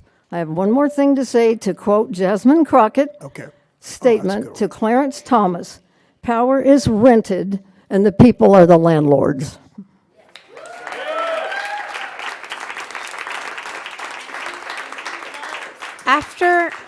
After Mr. Medina, we have 10 more speakers, and if I can please have Tom West and Ashkan Jones line up, please. Good afternoon. My name is Gabriel Medina, and I come here as I come here today as a member, not as a member of the immigrant community, but as an American who just happens to be Latino. I was born here and my parents were born here. So were my grandparents and my great-grandparents. I'm a 5th-generation American, and yet I'm afraid. I'm afraid for my safety. I'm afraid for my liberty, my freedom because of what ICE is doing in Southern California and across the nation. Mayor Wells, at the last city council meeting, you asked us if we were all protesting like this when Obama was deporting people. So you really got me thinking. And I honestly asked myself, what's different now in 2025? Here's what I came up with. Number 1, policy is being shaped by white nationalism. Stephen Miller, who is an expressed and deep hostility towards Latinos, now drives immigration policy. Under Obama, we didn't have white nationalists shaping immigration policy. Number 2, appearance-based targeting. On July 11th, Trump's border czar Tom Homan said that agents can detain someone based on how they look. He said it on Fox News. And that means Americans like me are now at risk. Number 3, extremist rhetoric. On June 30th, Laura Loomer, a trusted Trump advisor, tweeted that alligators would have 65 million meals if we started now. There are 65 million Latinos in America. Was that supposed to include American citizens like me? Number 4, on August 5th, the Department of Homeland Security tweeted, "Serve your country, defend your culture, no undergraduate degree required." But what culture are we defending? Southern California's culture is Latino culture. We were here when California, before it was California, when this was Mexico, and before that, New Spain. Our food, our language, and our traditions are the fabric of this place. And now ICE has lowered hiring standards. They're sending in mass poorly trained agents who hide badge numbers, skip warrants, and detain citizens, even with proof, just so they can hit their arrest quotas. Families are left searching for loved ones who vanish into the system. This isn't about criminals anymore. This is about fear and erasure. And number 5, finally, the president himself said that he wants to go after homegrowns. Homegrowns, meaning U.S. citizens. Maybe in February you believed that partnering with ICE would help, but today it's clear this partnership is harming your citizens, American citizens, in El Cajon, in Southern California, and all across this nation. I ask you to repeal your decision to work with ICE and protect all members of this community. It's not too late. You have the opportunity to make this right. Thank you for your time.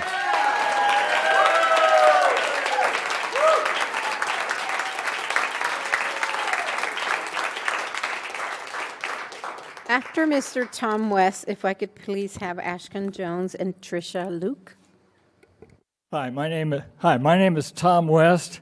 I've been a resident here in El Cajon for over 41 years. I support SB 54, and I just want to make a simple statement. I don't think local law enforcement should be used to facilitate the policies of an authoritarian regime, and that's it. Thank you.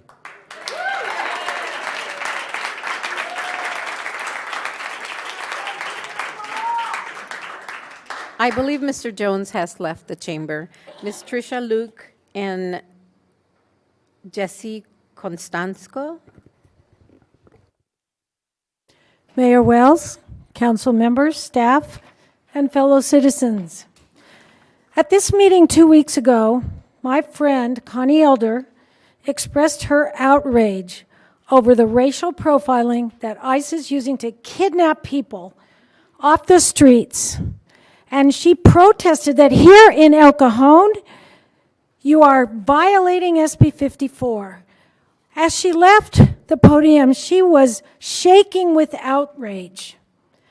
As she spoke about and as she was standing here, she was shaking with outrage as she spoke about the dangers and the fear that this policy is injecting into the community. But as she walked back to her seat, Mayor Wells, you asked her the snarky question, did you protest in the streets when Obama was deporting immigrants? For shame! There was nothing to protest as the Obama administration conducted deportations legally, using due process, which, by the way, is a constitutional right. The Obama administration pursued and deported known criminals and illegal immigrants that they discovered during law enforcement investigations. They had warrants, they used due process, and the detainees were treated humanely. Those ICE officers at that time wore their credentials in plain sight or showed them when they were asked. Your comment to Connie, especially when she was so emotional after expressing how she felt, was uncalled for and simply mean, and you owe her an apology. I'm sorry I pointed out her hypocrisy. The masked kidnappers. The masked kidnappers in combat gear with automatic rifles that are deployed now to carry out the brutal and unconstitutional policies, the brutes who use mallets to break car windows and drag hapless mothers into the street, should not be supported by local police departments. I am here, and we are here, to call on you to repeal your vote that violates SB 54. Listen to your community and serve your people, all of your people in your community. Make the choice to restore order and sanity in El Cajon. I yield my time.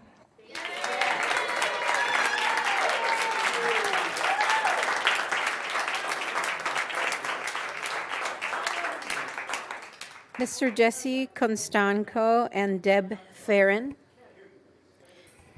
Jesse Constanzo and Deb Farron. Yeah, I want to first start out by letting you know, and you know this, that you're failing to honor your word to represent all citizens. I've been to plenty of these meetings, and that's one of the words that I consistently hear the council say, that we're here to represent all our citizens. And that's just not the case. What we're seeing now is that people are being terrorized for speaking or not speaking good enough English. And decisions are being made by people who do not have the trained ear to understand whether people are speaking proper English or not. Not only that, there's a real misconception that somehow if you don't speak good English, you're not an American. But English is not even the official language of this country. Check it out. As we look around the world, we see that ethnic cleansing is the new colonialism, a system designed to divide us while the rich rob us blind. We realize that your vote was not about trying to support residents, but rather about protecting your interests, your political career. I'm here to tell you that we will do everything in our power to see that you're never elected again to any public position, not even dog catcher. You are aiding and abetting in the terrorizing of working families that make this city what it is. Do the right thing. Overturn your backward resolution that can only lead to more shame for the city. History has told us, history will hold you accountable. You will someday have to explain to your grandchildren whether you stood with the have-nots or the have-yots and why you didn't end up with one. During your last vote, you had no idea what this issue was going to look like. You've now seen the resistance in Los Angeles, and I can guarantee you it's coming your way. Someone asked earlier, how do you measure love? We measure love by our actions. Your actions are not showing love. Your actions are showing hate. If you wonder where I get off saying such promises that you will not be elected, I don't know if you paid attention to the little impromptu march that we did practically in a day and a half, put that march together. That march was full of a lot of young people who want a voice, who want to see justice. And they're not going away anytime soon. We will mount a voter registration campaign that you have not seen since the real civil rights movement. I give you the benefit of the doubt that you had no idea that this would unfold the way that it's unfolded. You still have a chance to redeem yourself. Overturn the resolution.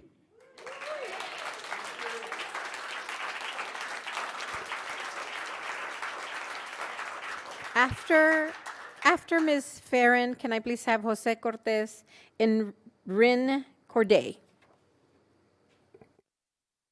Hello. Good afternoon to our mayor, city council, and our city manager. I know you're all working really hard. I have been a resident since I was like 7, and so I went to elementary, middle school, and high school here. I own my own house, and I've owned it for 45 years. So I am your constituent. I have 3 things I want to tell you. Number 1, about 20 years ago, the same church as Kyle Bacchetti, at the Community Covenant Church, we started to help Sudanese refugees. And I have been helping Sudanese refugees for 20 years. These children, these young little kids you see here, or these young little teenagers you see there, have now graduated from high school and college. They have lived...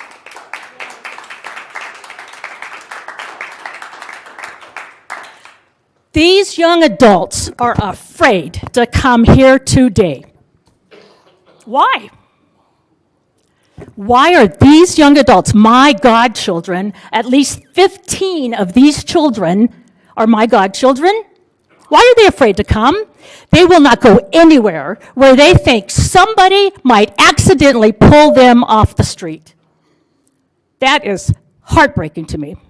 Don't talk to me about the boogeyman. You talk to me about a real threat, and you supporting it is not acceptable. Am I right? One of these young women graduated from UCLA, one from UCSB, one from Point Loma Nazarene, and the last one, they just go to college everywhere. I've got some out in, college, Christian College out in Arizona.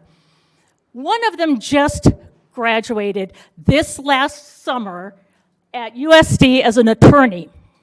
She just took the bar, felt pretty good about the essay part, which is good news.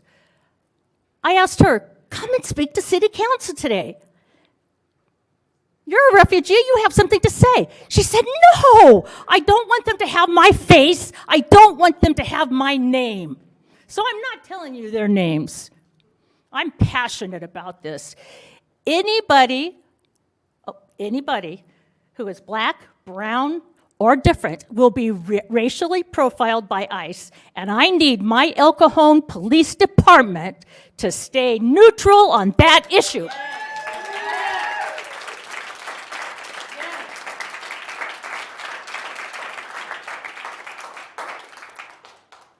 The number 2 thing I want to share with you today. The very last semester, the last year. I'm sorry, you're going to have to wrap it up. I've got it. This is very important. I'll give you a few Let me seconds. tell you how important this is. I drove kids to El Cajon Valley High School this last year. I need your city manager, I need you as council members and a mayor to take a good hard look at the traffic on right in front of the high school. Right next door is the very place that all of our refugees go to. By the way, I've worked most recently with Syrian refugees, Afghani refugees, and with the Haitian refugees. If I had time, I would too. I had Haitian kids at my pool on 4th of July because they're afraid to go out. Maybe you could come back another time and tell us about the traffic problems. I'm sorry, say it again? Maybe you could come back another time and tell us about the traffic problems. All right, I'll come back on the traffic, but meanwhile, you're going to lose kids at El Cajon Valley High School because there's no marked crosswalk right there in front of we have to be respectful of everybody's time. Thank you. I will come back. I've got time to come back. But you need to amend your vote on how you support. You know what? We can't do that. You can't do this if you guys continue to break the rules. I'm happy to put this on hold for half an hour and let you wait. So, ma'am, you got to sit down. Thank you. I'd be glad to sit down. Good.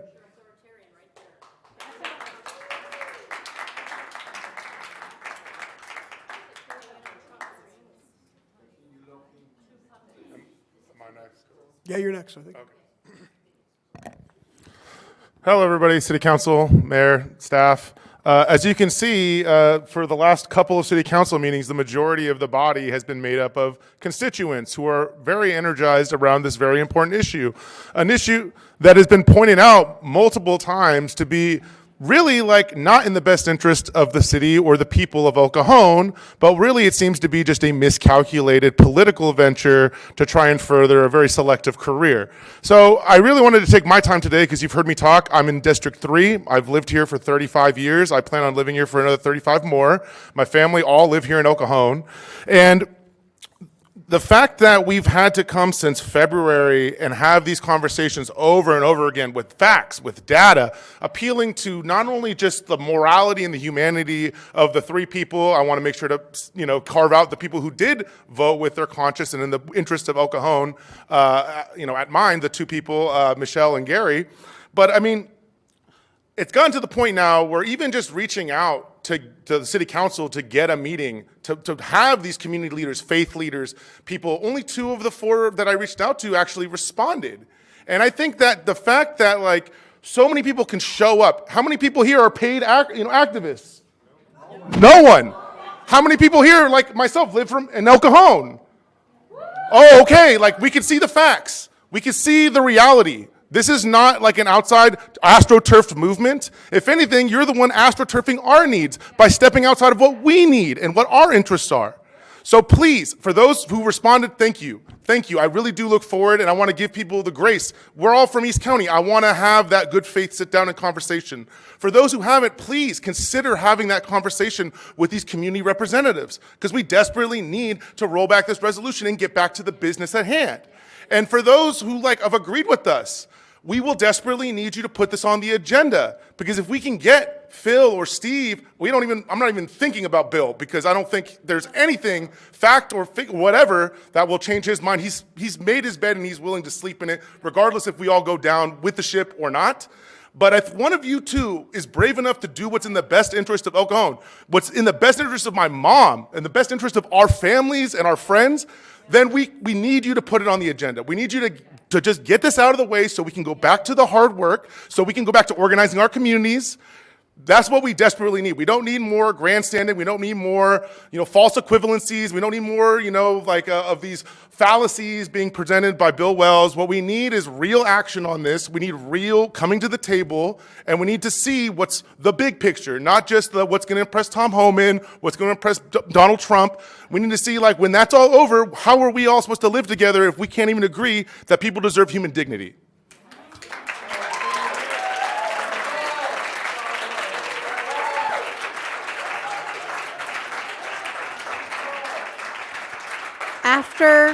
After Mr. Corday, if I can please have Stephanie Cajon and Karina Aviles.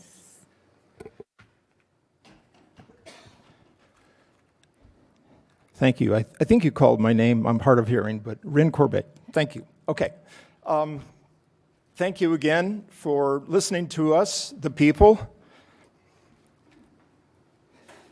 A year or so ago, when I needed some help with brush removal and pouring some concrete steps on my property, on one of my many trips to the Home Depot in El Cajon, I was approached in the parking lot by a young man.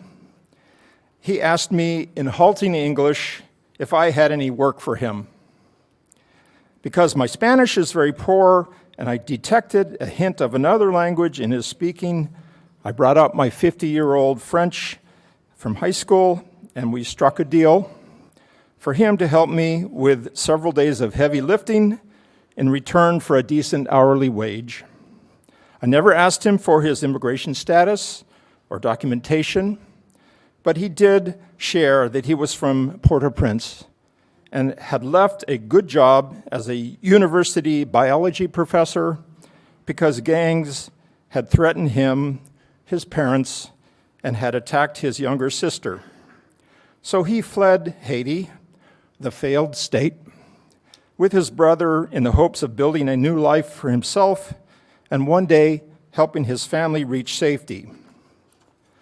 When the corrupt felon currently occupying the White House sent his Secretary of Homeland Security, the department tasked with ensuring public safety in the United States, an unqualified and heartless puppy killer to direct immigration and customs enforcement, to tear law-abiding people, many who have lived here for decades, raising families, building communities, and loving relationships, tear them from their homes, their schools, places of employment, and halls of justice. I was afraid for my friends and helpers from Haiti. I have not been able to find them or even communicate with them for weeks. For all I know, they are in a prison camp in El Salvador or a Florida swamp. Their only crime was being under attack in their own country, being black, and needing to work. I am ashamed of my country. Thank you.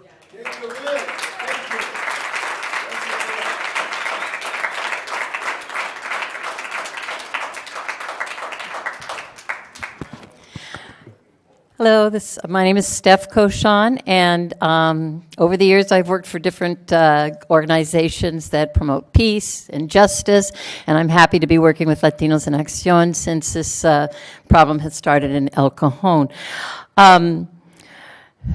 So I want to restate again, we're asking you to consider, to introduce a resolution to rescind the resolution, and I really do expect that either Mr. Goebel or Mr. Ortiz will co-sponsor it. And I want to thank Mr. Kendrick and Ms. Michelle for your steadfastness, support in the face of a lot of opposition of the community. And then I'm going to also because things have really changed in the last few months, and I think you can see that much of what we predicted in January and February has been happening, and that it's really clear that the arguments that were presented for the resolution were untrue. So I'm going to revisit SB 54. I keep bringing it up when I come to visit y'all the study that was done in 2019 and finalized in 2021, and I'll make sure this evening I email it to y'all again, which I had done in the past, and ask you to make sure you at least flip down to the colored chart that shows that El Cajon was among a handful of cities that were not in compliance with the law as of 2021 in terms of having written policies to implement it. Now, I went back to it and looked at it again a little bit more. And again, this was, Mr. Mitchell, I will leave you with my copy because you were questioning it the last time I spoke on it. And it was a consortium of immigrant rights group and other community organizations, but they got the information directly from the police department. So as I've gotten to know your city more, I realized, we have a new police chief, and I trust that police chief, he's already responded to the community members and said, yes, we are following SB 54. However, in 2019, when they looked at El Cajon only had less than half of the written policies to implement it. 2 years later, cities such as El Cajon, National City, the Sheriff's Department were 100% compliant, and El Cajon still only had 6 out of 14 of those policies in written. So I'm hoping now that within the next few weeks we can hear back, because I made a request today with the police captain, that we can hear back and see that we do have now the written policies to implement SB 54 fully, the California Values Act, because as we've heard, it does make our communities safer. Thank you.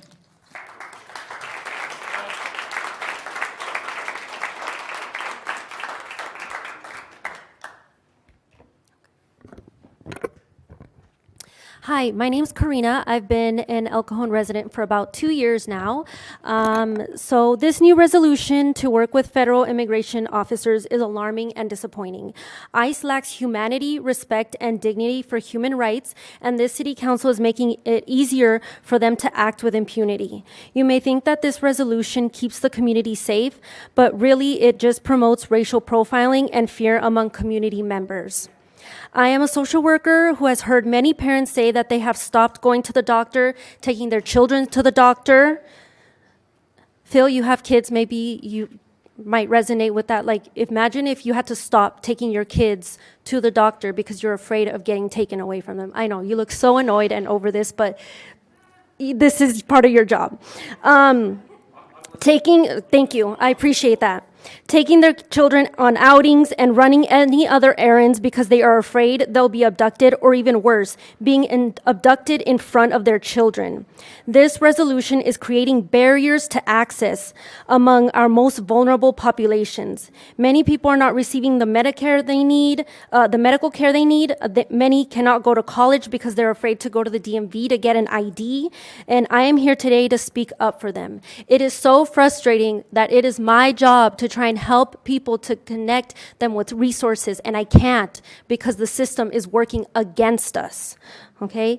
Even myself as a citizen am afraid at times that the lines will become so blurred that citizens will be deported too. Yesterday I was arriving at a client's home and I realized that this cop car came up behind me out of nowhere, and instantly I just felt this tightness in my chest, and luckily he just drove by, and then I felt this immense relief. Like, even myself, who was born here and I've lived here my entire life in San Diego, I was just so afraid of in that moment, and it's just crazy to me that that is actually a real fear.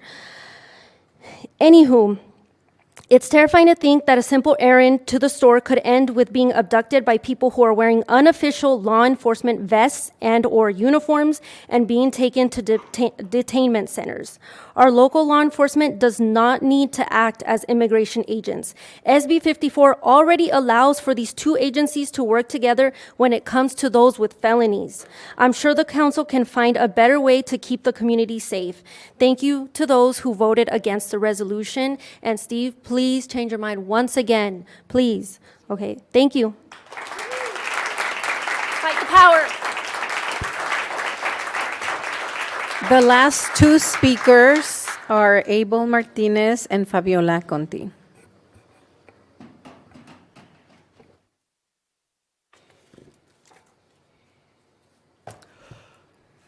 So my time. Hi there, my name is Abel Martinez. I've lived with the thought that our elected officials were kind, just, and righteous members of this community who would do anything they could to fight for the people they represent. A thought that has disappointed me, unfortunately. And notice how I say people. I don't say citizens, I don't say workers, I don't say special interests, I say people, because that's who you represent. When politicians allow people to have families torn apart, to have rights taken away, to have people treated with indecency, do you think we care as citizens if they are documented or undocumented? No, we care that they're people. Because a name behind the victim is what we care about. We care that these people are part of our community. We care that we've known these people. We see these people at the grocery store. We see these people working with us. We talk to these people regularly because they're people. We, the people, do not expect a council member to lift the heavens and earth. We understand that you will continue to hide and hold a blind eye to concerned members of the community, but the point comes where you must make a decision, whether to lie down and let the people scream out in pain or to take action. And if you do nothing, nothing for them, nothing for us, it sets a precedent that you do nothing for everyone. And I think some members of this council forget that you are part of that everyone in that scenario. I'm a senior in college going into the job market, and I'm part of a generation that has had their future stolen from them, and the future becomes harder and harder for us for opportunities that you had that I no longer have. And I just want to say one thing. We are watching. We're watching you, your actions, your inactions, and everything that you stand for, and everything that we have to deal with once you're done. Because once you step down, it's not your problem anymore. And that you guys, as much as you guys can try to say that, this is okay, I can let that go, this is okay. This is people's lives that we're talking about. This is people's lives that we're talking about. So, please, from my generation, from everyone here, do not disappoint us. Thank you.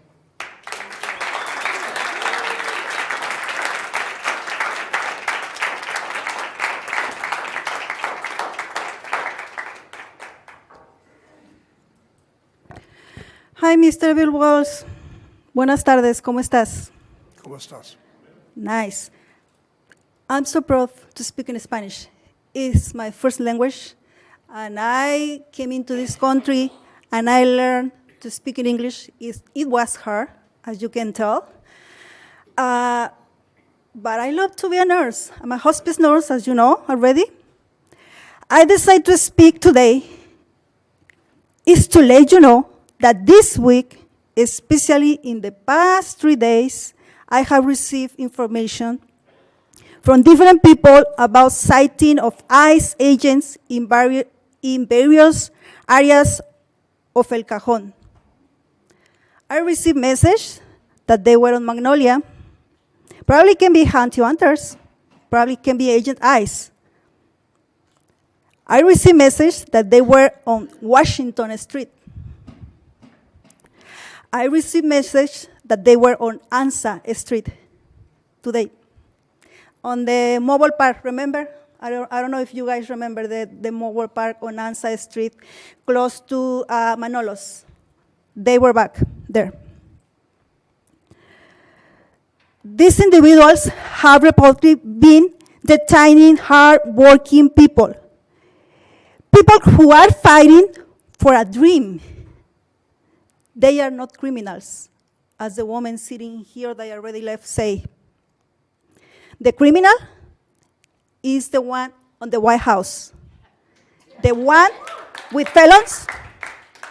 The one who raped minors and is still in the White House. I'm not scared to say that. I stand here today to ask you, what are you going to do, Mr. Bill Walls? On which side of the history do you want to be remembered? Did I say it well? On which part of the history do you want to be remembered? In the face of what is happening under an administration that is causing so much harm to entire families, to so many children whose lives and homes have been destroyed. I don't know if you know the LA, I forget to say, la cárcel. The jail on LA. As you know, there is minors being retained there. And doesn't matter that right now they are covering the entrance, we already know, because every night many activists are there. Maybe you didn't saw on the news, but it is on all over on social media, happening, the reality, because it's on live. It is not videos. It is not fake. It's the reality. ICE agents are also starting to use facial recognition. Ma'am. They are standing. No, Let me finish. I have to ask you to wrap it up. Go ahead and make one more point, but Give me 1 minute. You let others to speak a little more. you know, I'm sorry. You could wrap it up. You can say one more last thing, but we just we can't. We got to keep order in this chamber.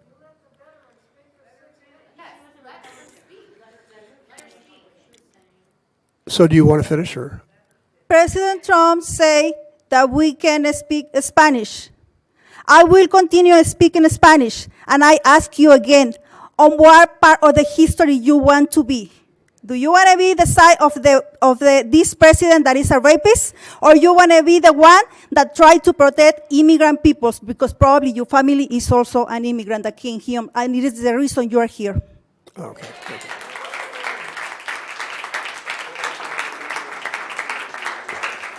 That was our last speaker.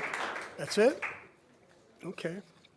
Item 12 is for the award of RFP number 004 through 2. Go ahead. I have a question for Morgan.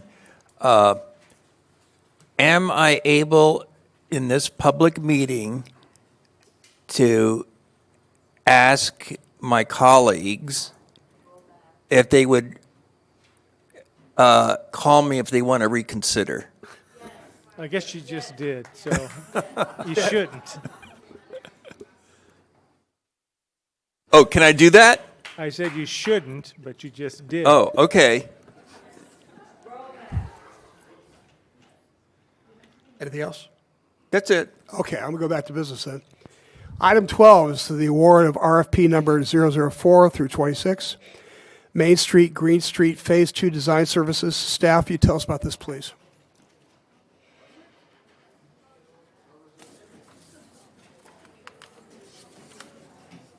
We did that one time.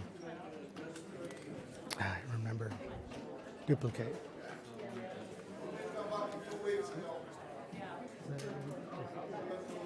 Yeah, I've got it. Cool.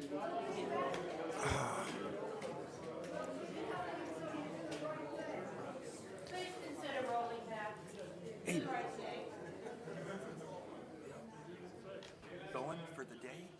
I think he just went to take he just went to the bathroom. Okay, my back is like on fire. You got to go? Yeah, go ahead. Hold on a second, Mario. Gary has to leave. So.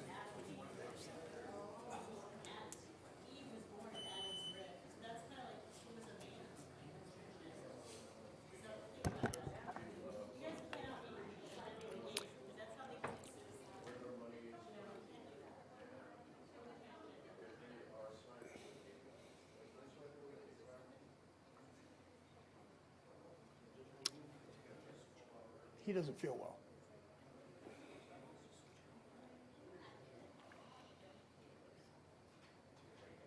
He doesn't feel well. He wants to go home. Gary.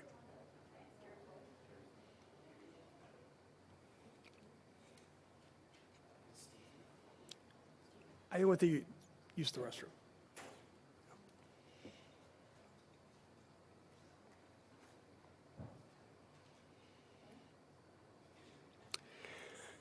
Mario, you have the ability to clear a room. I guess they're not as excited about your presentation.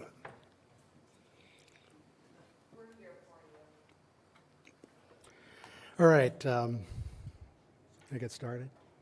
All right. Good afternoon, Mayor and council members. My name is Mario Sanchez. I'm the city engineer of Engineering Services Department. And I'm here to talk about the Main Street, Green Street Phase 2 project. Long time coming for this project. So why Main and Douglas and El Cajon Boulevard? So in 2018, the City Council adopted the Transit District Specific Plan, also known as the TDSP, rezoning hundreds of properties with a detailed plan to revitalize the area through public and private investment.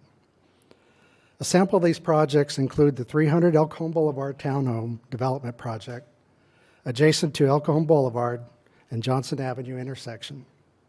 Also, the El Cajon Boulevard Johnson Avenue Streetscape Project and the Main Street Green Street Phase 1 project are essentially substantially completed. So all of these projects were highlighted and approved in the TDSP. So again, why Main and Douglas again? So in fall of 2022, staff submitted a grant application to the Caltrans Active Transportation Grant Program. It's a grant program that encompasses Safe Routes to School, SB1, and other programs that facilitate transportation in the state.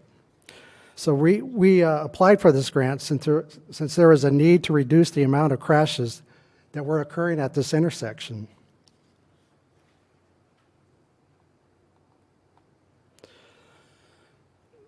So this slide depicts that most of these collisions are from vehicles traveling at an unsafe speed and colliding with the raised concrete median on the west leg as they failed to negotiate the curve there. Highlight right there.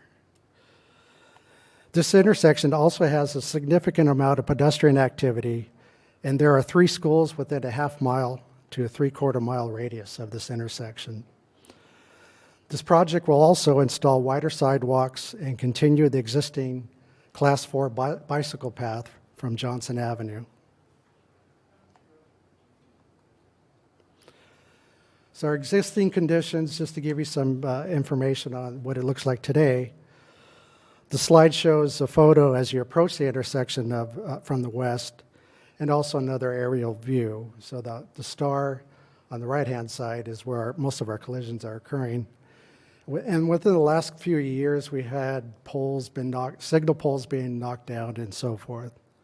So there are about 14 recorded crashes from 2017 and 2021, and half of these involved hitting the raised median on the west leg of the intersection.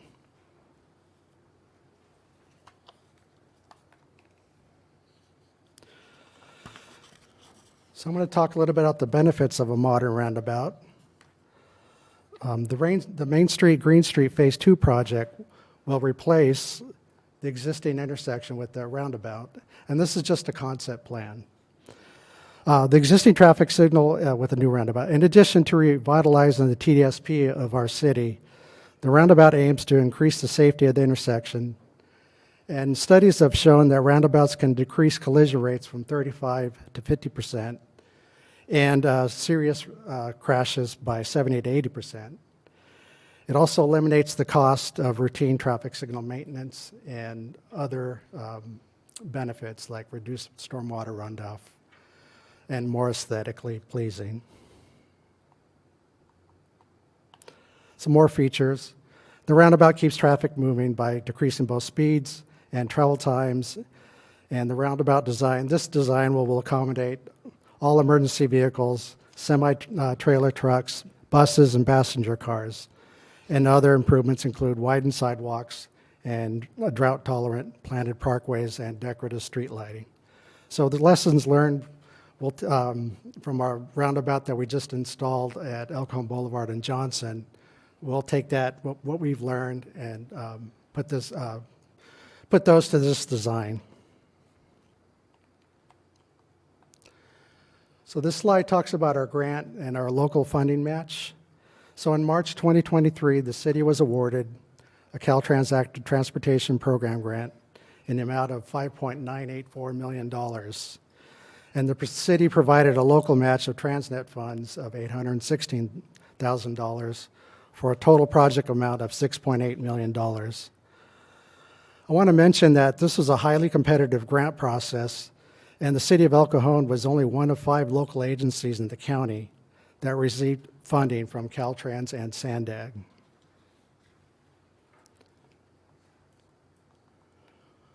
So this is our timeline and recommendation. So back in May, staff solicited proposals from civil engineering design firms on the city's on-call consultants list, and 3 proposals were received and scored by an evaluation committee. The proposal that was received, or that received the highest score, was from Shen Ryan Associates, based on their experience with similar streetscape and roundabout projects in San Diego County. And the project schedule is as follows. Beginning September 2025 to June 2026, design activities will occur, including public outreach meetings. Construction is tentatively scheduled to occur in October 26 and conclude in June of 2027. So with that, the City Council, staff recommends that the City Council adopts the next resolution in order to enter an agreement with the civil engineering design firm Shen Ryan Associates in the amount of not to exceed $625,000 for a 1-year term. And that concludes my presentation. Welcome any feedback and discussion. Okay, thank you. Questions? Yeah, Michelle? Mr. Sanchez, thank you. Question, how close is this roundabout to the one on El Cajon Boulevard? Because I'm trying to picture in my mind where Douglas comes out on Main Street. What are some of the businesses around there? So some of the business, there's a gas station in the southeast corner. Whoops. Golden Right there. Corral? Oh, okay. Golden Corral, and El Cajon Boulevard and Lexington is this direction, about quarter of a mile, half a Okay. mile. I got it now. Yeah. I just couldn't think of where it was at. Okay. All right. So question is, we learned a lot from our last project on El Cajon Boulevard and the issues that arose from some of that. We're going to take those lessons and make sure that we don't have the same problem with this project and any legal issues that could come up. That's correct. Well, I mean, we can vet that out once we get a contractor, and Right. We'll see how that pans out. But we'll be, hopefully in this design process, we'll have public outreach and get citizens' input, notify all the businesses and so forth. I'm just worried about the timeline because it was a lot more extended timeline with the other one, but I want to make sure that with this particular one, since we already went through the first roundabout and the changes there and the challenges with some of the businesses, that we don't repeat those same issues that we have. Got it. Thank you. Just want to make sure. Thank you. Thank you, Mario. A couple of things. As we do outreach to the businesses in the community in the area, we get feedback about roundabouts. They seem like they're a new invention to some of our residents, but we've had them in the city for a while. And so I think these bullet points that we have right here need to be pushed to our businesses and our residents, 17, 18, 19, 20 times as much as possible. So they can, a lot of it's education, but, other than homelessness, the biggest thing we hear is speeding on our streets. And these roundabouts naturally slow people down. Absolutely. So I think that education piece is a big part of making sure not only that this project is successful materially, but to the public.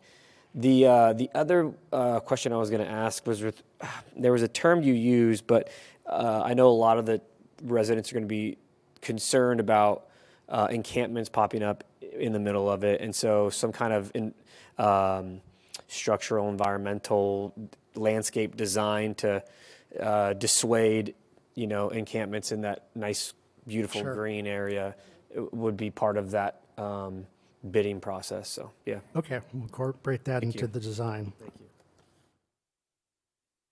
Thank you, Mario. Good, concise presentation. Carlsbad, I think it is undoing some of their roundabouts for reasons I don't fully know. The El Cajon Boulevard and Johnson, aside from the construction issues, what have we learned about the effectiveness of that roundabout versus the old configuration? Yeah, the learning portion, I mean, what I see is initial, after you put the project in, after a year or 2 years, people get more familiar with the roundabout and they start to slow down. They're more aware of where they're driving, what the signage is out there. And that's what I kind of see, it's going to happen with this roundabout, as well as the roundabout that's been up at at Main Street and Murray Drive. It's a 5-legged intersection. That's been in for over 30 years. So it takes people familiar with the roundabout, know how to yield as they go through it, but it's still an education process. I think the proven crash reduction 35 to 50 is a good industry thing, but the public would ask, hey, before you put another one in, tell us what El Cajon and Johnson has done to reduce crashes. They're going to want to know what's the crash reduction for that intersection since it's been open. Yeah, we're accumulating data, doing a before and after study, and we'll also, we'll continue to get more crash data as it occurs at Johnson Avenue, and more speeding data. That has the most relevance, I think, to the people in our community and diffuses local anxiety. Sure. Can I add something to that? The other aspect you might want to talk about is intersections in El Cajon. You drive through them in the evening, the next morning, there's tire marks for donuts all around them. This is going to all but get rid of that reckless driving element as well. So, yeah. And what can you tell me about the bike lane changes? The bike lane changes, so on West Main Street, we have a wider sidewalk to accommodate a bicycle lane. So that'll be extended from Johnson all the way to Douglas as part of this project. And does this mean bicycles go through the roundabout also? Yeah, the bicycles can go through the roundabout as well. Okay. Yeah.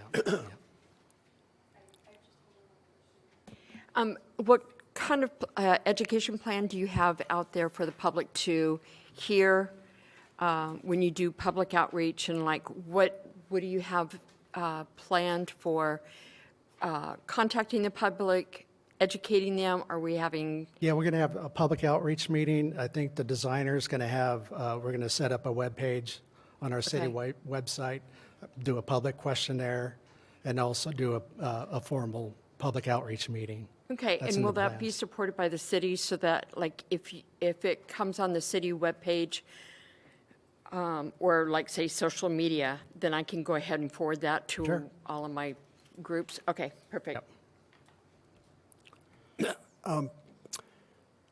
Where's the funding coming from this? It's coming from Caltrans and Sandag. So it was the project that we applied for goes through the state, and then the state does a regional pool, and Sandag administers the regional pool in San Diego County. So we applied for the regional call. Any of our funds going into this? What's that? Any of our direct funds going into No, this? just our Transnet dollars that we use for all our street program, our transportation program. Is the bike lane part of this deal? Yes, it is. So you have to have the bike lanes Yes. in order to get it? Yes. Because, in my opinion, a lot of people are not in favor of bike lanes. Yeah. Can we disenfranchise ourselves from the bike lanes? Not a part of this grant. It's called an active transportation grant, so you're trying to encompass all modes of transportation, pedestrians, bicyclists, and vehicles. Have you done any kind of polling to see how people feel about roundabouts? No, I haven't done that. anecdotally, I've heard a lot of negative things about roundabouts. I'd be interesting to know what people really thought. Yeah, I don't know without doing a poll. Okay. You know, you're going to have both sides of the spectrum, All right. people for and against them. So let's see if Angela has any speaker cards for this item. No speaker cards, sir. It's back to City Council. Thanks, Mario. I appreciate it. You're welcome. Yeah, I'll make a motion to adopt the resolution, enter into an agreement with Chen Ryan Associates. All right, please vote. Motion carries by unanimous vote of those present. Item 13 is regarding the 405 Lexington Avenue tenant improvements, and I'll ask staff to tell us about this.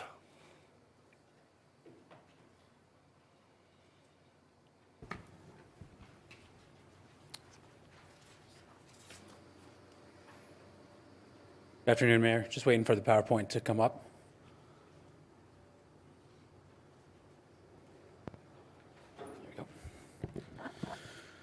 All right, good afternoon, Mayor, City Council members, and staff. I'm Sinan Kachi of the City's Engineering Services Department. Item 13 before you today is to consider establishing a new capital improvement program project for work at 405 East Lexington Avenue. So as you recall, this property was acquired by the city in early 2024 and is located at the corner of Avocado Avenue and Lexington Avenue. The city's tenant is the Chaldean Community Council, or CCC, which primarily operates on the ground floor and provides various social services to our community. The CCC will also operate the small business incubator on the second floor. Staff will now oversee the building improvements and manage design and construction. Some of the work includes complete replacement of the original roof, 6 new HVAC units, bringing the structure up to building code and ADA compliance.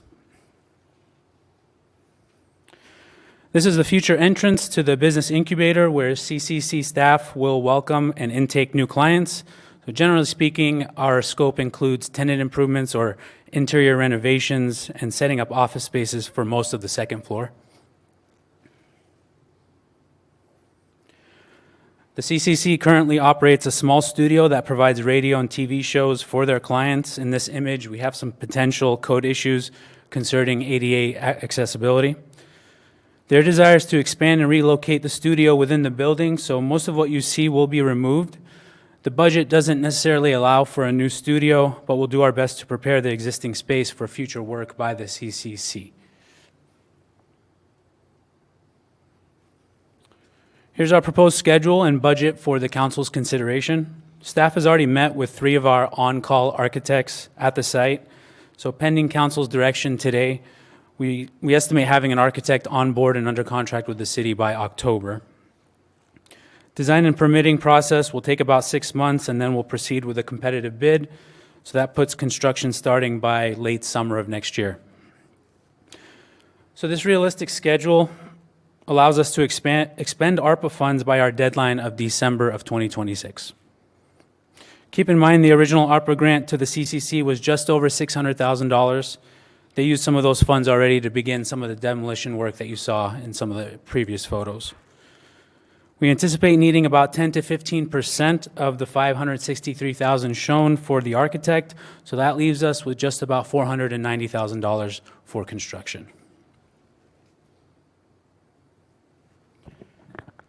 So staff's recommendation is to appropriate $25,000 of available City Capital Improvement Program 501 fund balance or general fund, and establish 405 East Lexington Avenue tenant improvements project with a total project budget of $588,000. And that's my presentation. I'm available for any questions. Thank you very much. Questions? No, I guess you answered all the questions. I have one quick question. Oh, yeah. Sorry. Councilman. Thank you very much for your presentation. Frequently, when we start opening up things in buildings in the construction world, when you open up buildings, you see more problems. Is the $588,000 in ARPA funds, is that the totality of the ARPA funds that we're exhausting? And then if anything else comes up, is coming out of capital improvement fund? Is that the general plan? So we're going to do our absolute best to not touch any general fund for this project. Okay. And the intent is, out of that 588, we have about 490 earmarked for the construction piece. Okay. And we'll keep that design right around $400,000 so that those things always do come up. Okay. We have those So you have contingency dollars. contingencies, great. Yep. Perfect, thank you. But Mr. Ortiz, that's why we're going to focus on the building's integrity first, and the whistles and bells, the studios, the furniture. If we've depleted the money, that's going to have to come out of someone else's pocket. In our minds, it would be the tenants. Steve? Do you have an idea how much of the money is to undo illegal work that's been done? I don't have a figure, but generally speaking, the building is in code compliance terms in good shape. I guess what I'm saying is the radio was illegal work done. We have to pay to undo that. How much of the 500,000 is to do things like that? The roof, that's not illegal work. The stair, whatever, it's not illegal work.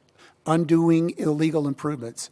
Any idea what the percentage of the total? I don't know the percentage, but I remember when we were initially doing when we did some look at it, we saw there was some illegal electrical work done. There were some upgrades to the bathrooms that needed to meet ADA requirements that had not been done as improvements occurred.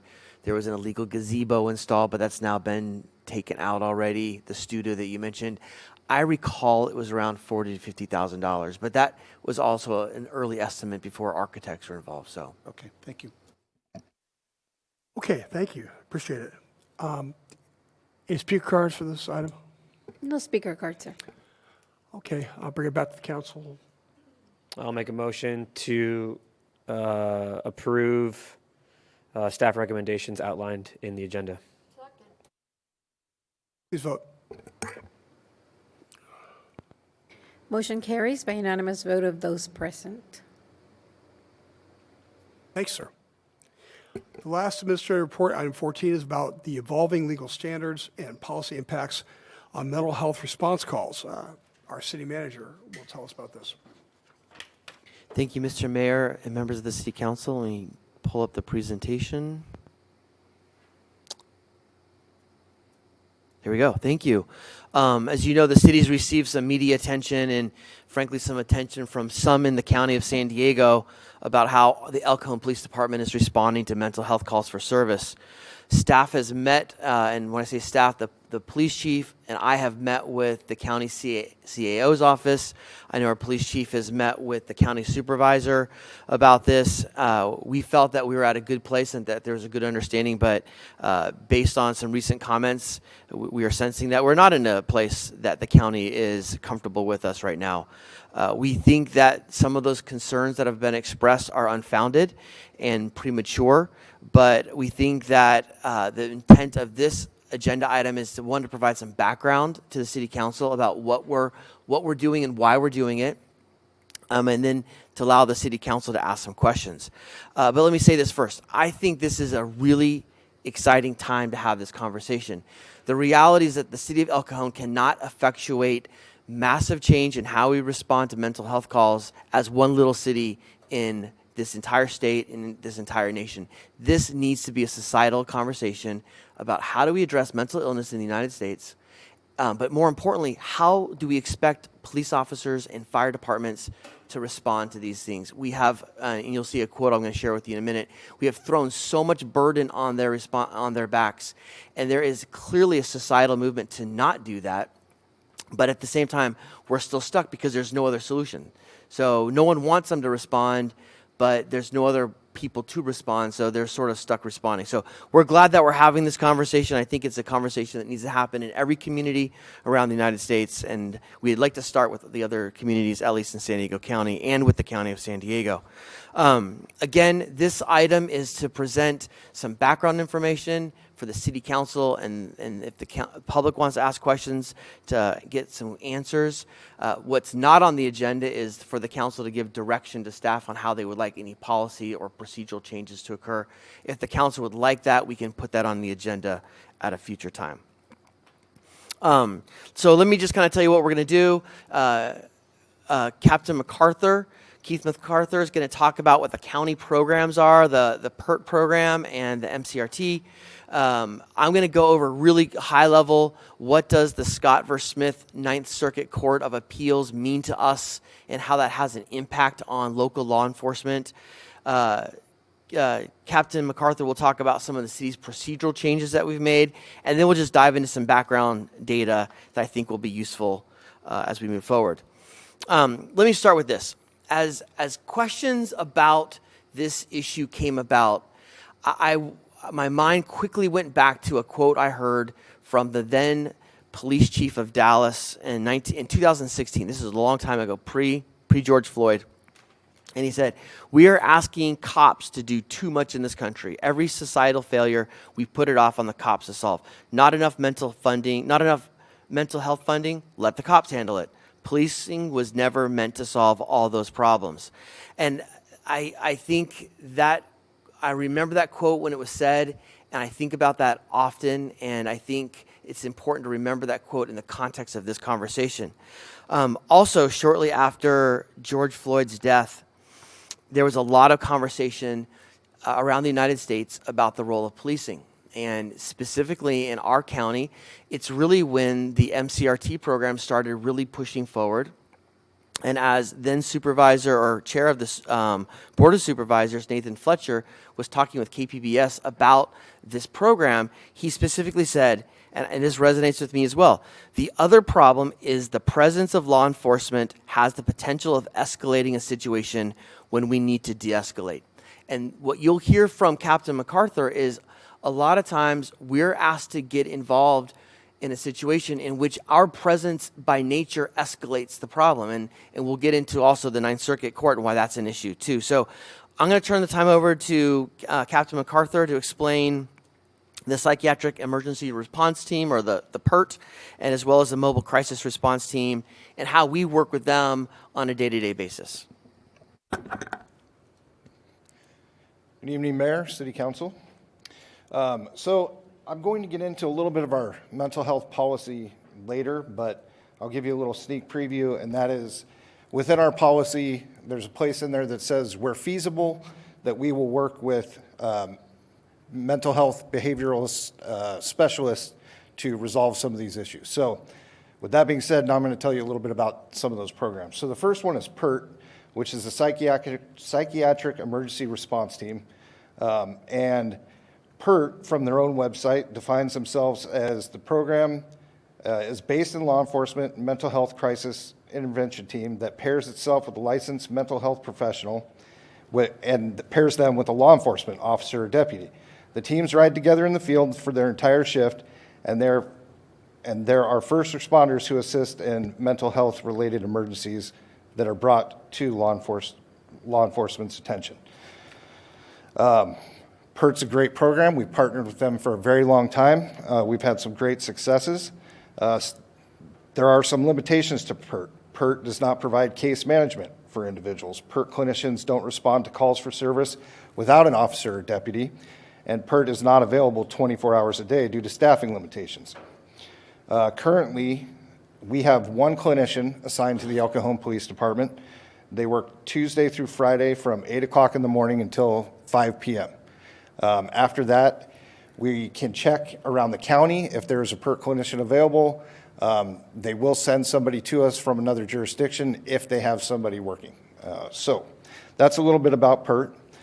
The second partner that we utilize is, the city manager mentioned, the Mobile Crisis Response Team, or MCRT. And here's some, so the MCRT model is a little bit different.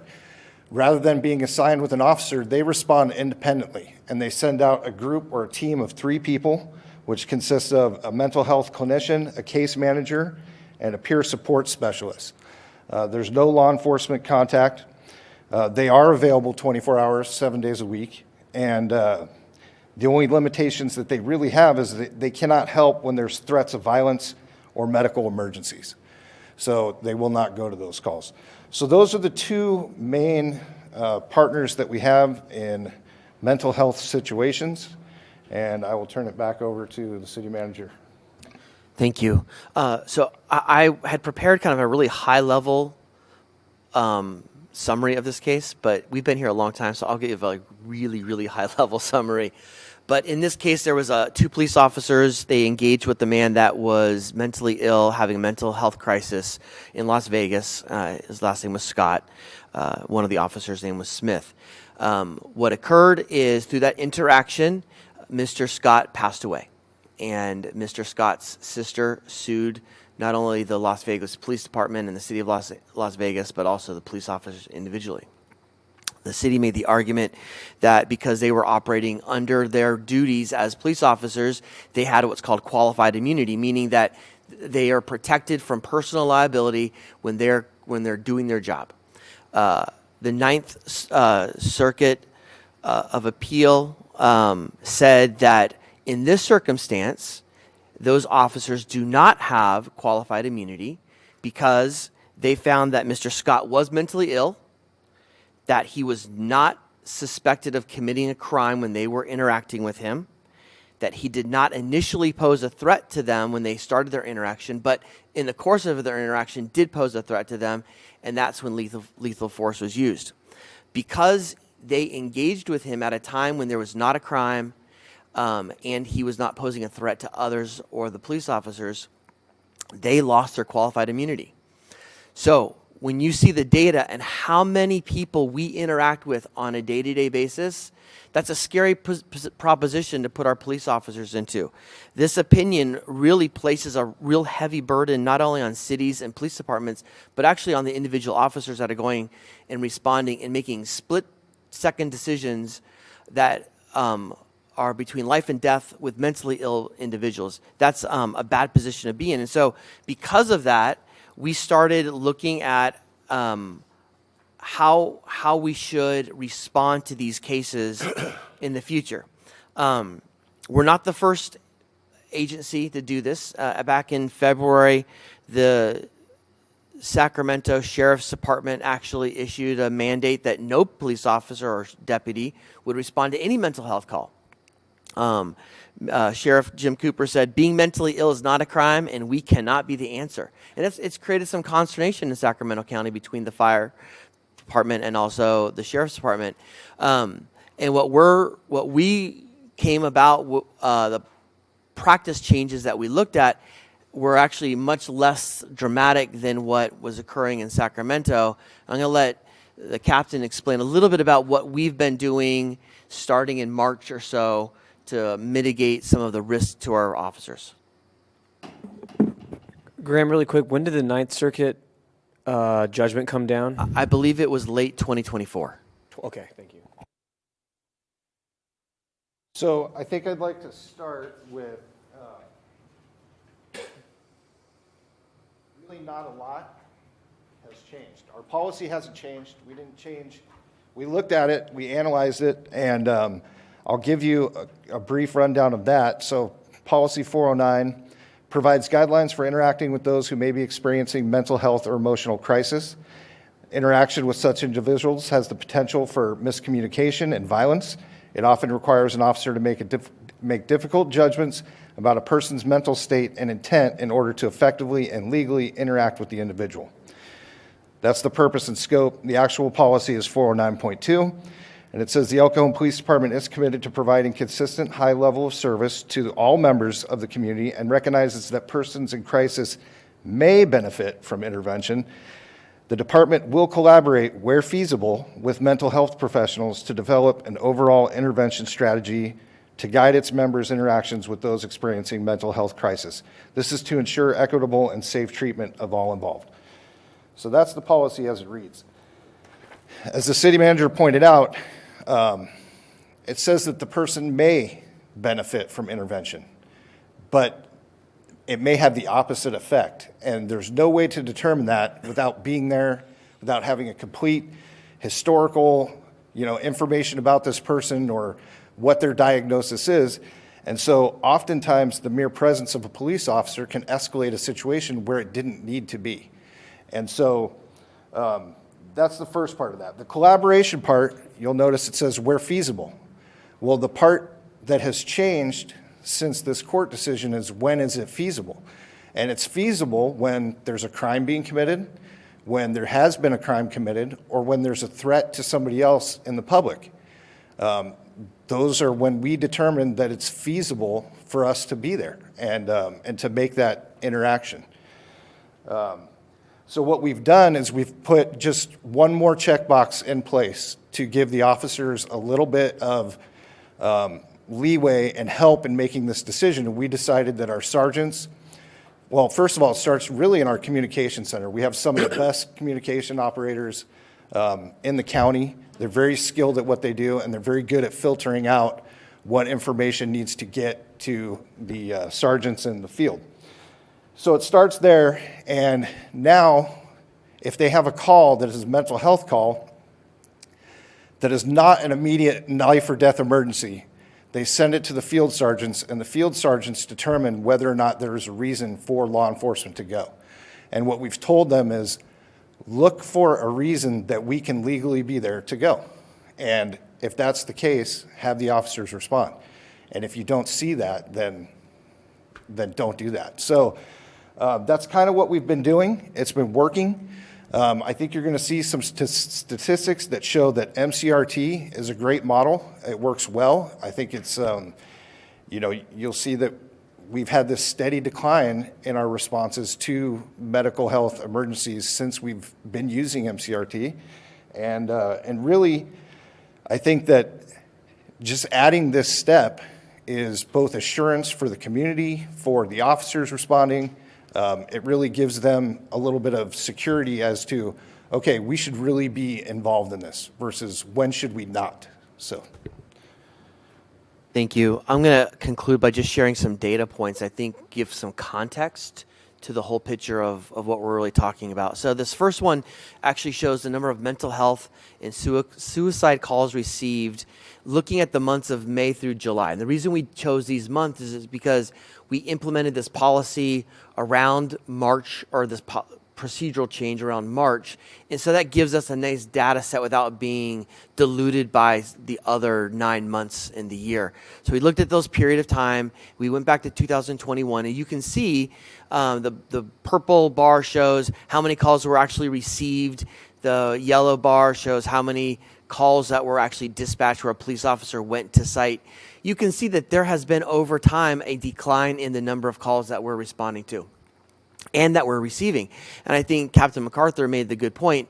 I'll be honest, I thought it was, it's post sort of the COVID era, we're moving on. But actually, Captain MacArthur mentioned that MCRT really started taking off around 2021.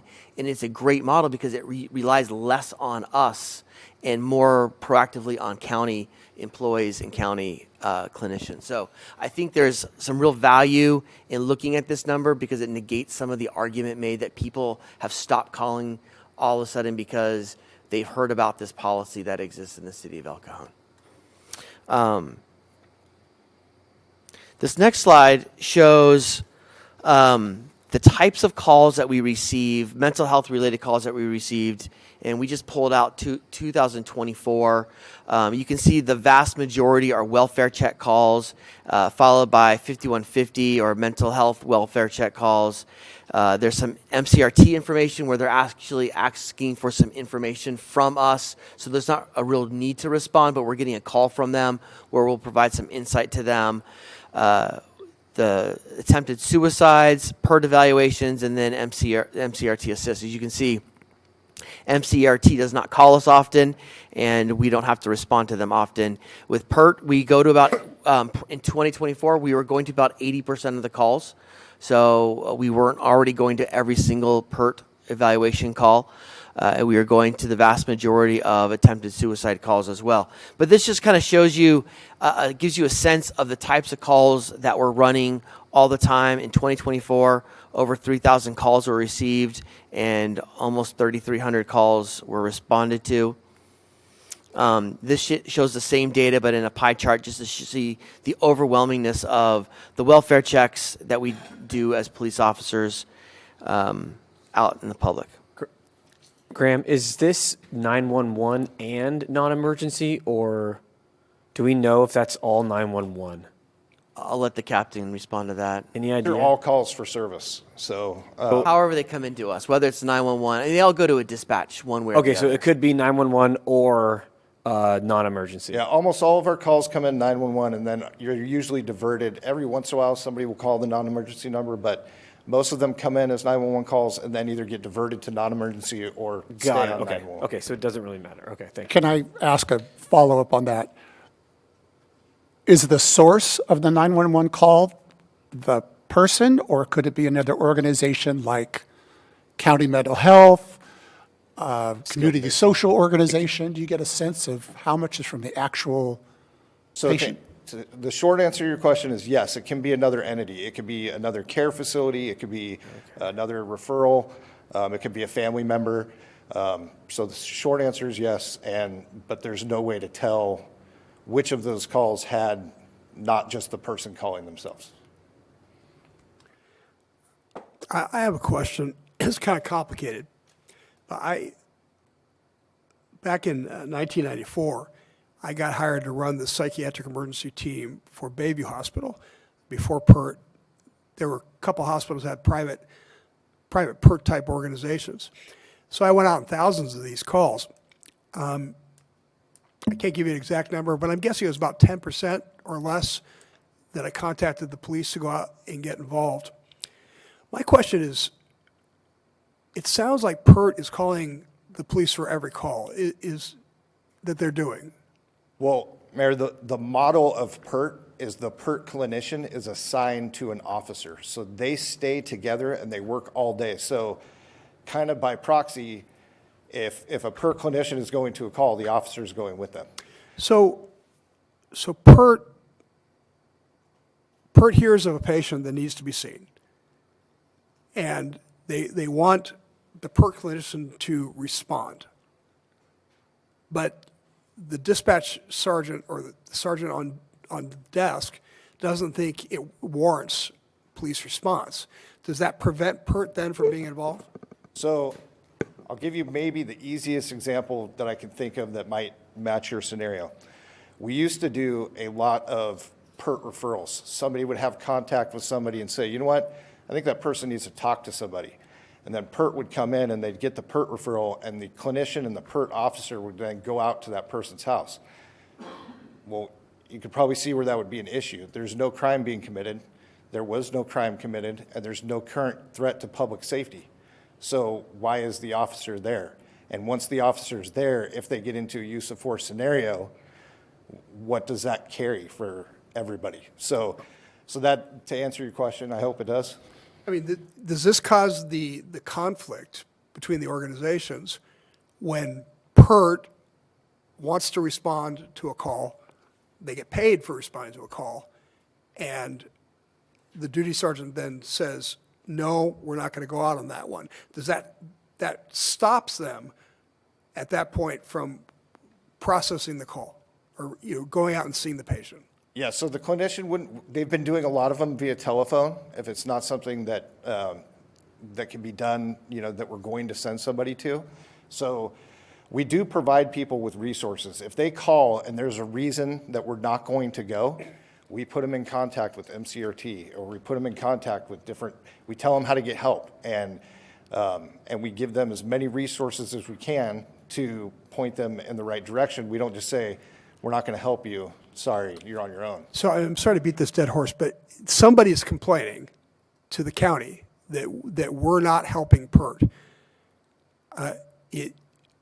How is that happening? What is the conflict? So we will go to calls with PERT, and they are valuable to us when somebody is, say you were at a Burger King and somebody started throwing food and breaking windows. Well, now we have a vandalism. We possibly have a battery. We will send the PERT team. So the other thing that this doesn't take into account is 911 emergencies. A couple of weeks ago, we had a woman who tried to kill herself. She slit her wrists. That wasn't run through a sergeant. That would take more time. That was our dispatch recognizing this is a life or death emergency. We're going to send officers. PERT officer and clinician were the first people to show up. They applied a tourniquet. They probably saved the lady's life. So The notion that we're not doing anything, I think if you look back at these numbers from 2024, you can look to see that in 2024, we didn't respond to every call that we received. And we haven't really changed. We've added another portion, another checkbox to help protect the officers and everybody involved on the other end too. And so I would imagine that because maybe, there are there's competing interests for mental health care, I guess, within the county. And that's where this probably needs to be figured out. But it's not a police problem. And then I think that's the point that we're trying to make is this is not a police problem. It is a mental health problem. What is the nature then of the county's complaints? I don't have any complaints from the county, sir.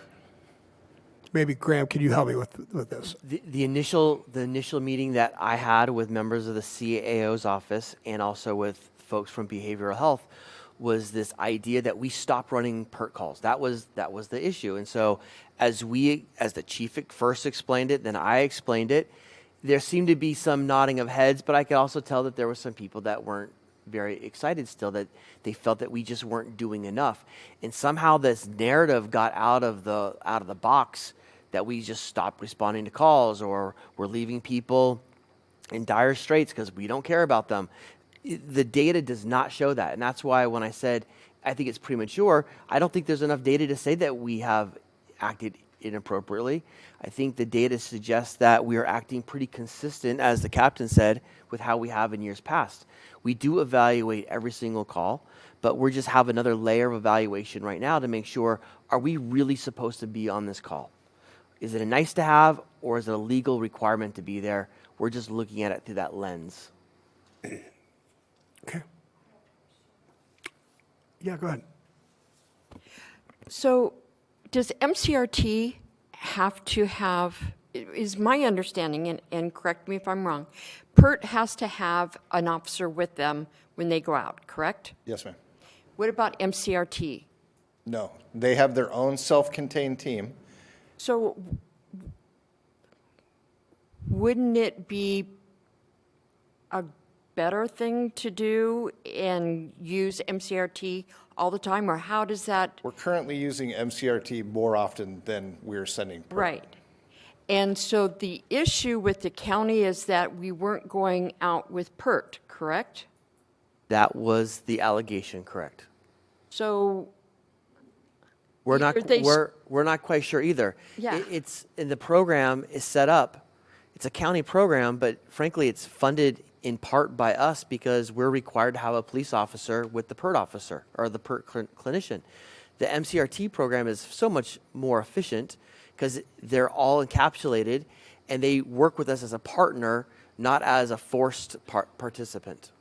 So no shade on PERT members, but why would we even entertain using them if they can't handle the calls like MCRT does?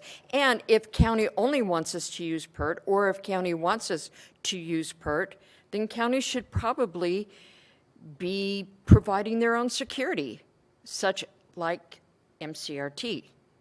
Yeah, PERT is valuable to us when they're in the field with us. Like Sure. I explained, if there are incidents that we can have an officer respond to, they're more than happy to do their part while they're there. I have nothing, as you used, no shade on PERT. Like they're fantastic. They use a different model that because of this ruling, it makes it difficult for us to, put officers in every situation, like sending them up on follow-up appointments and things like that, that a clinician could go out and do on their own. Right, and that's not a police officer's job. My question is,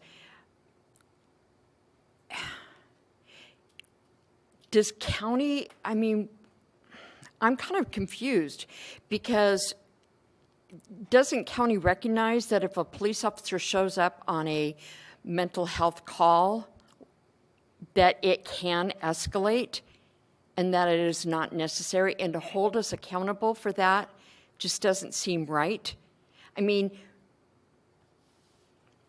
Not to bring up history, but in 2016, we had the Alfred Alongo case.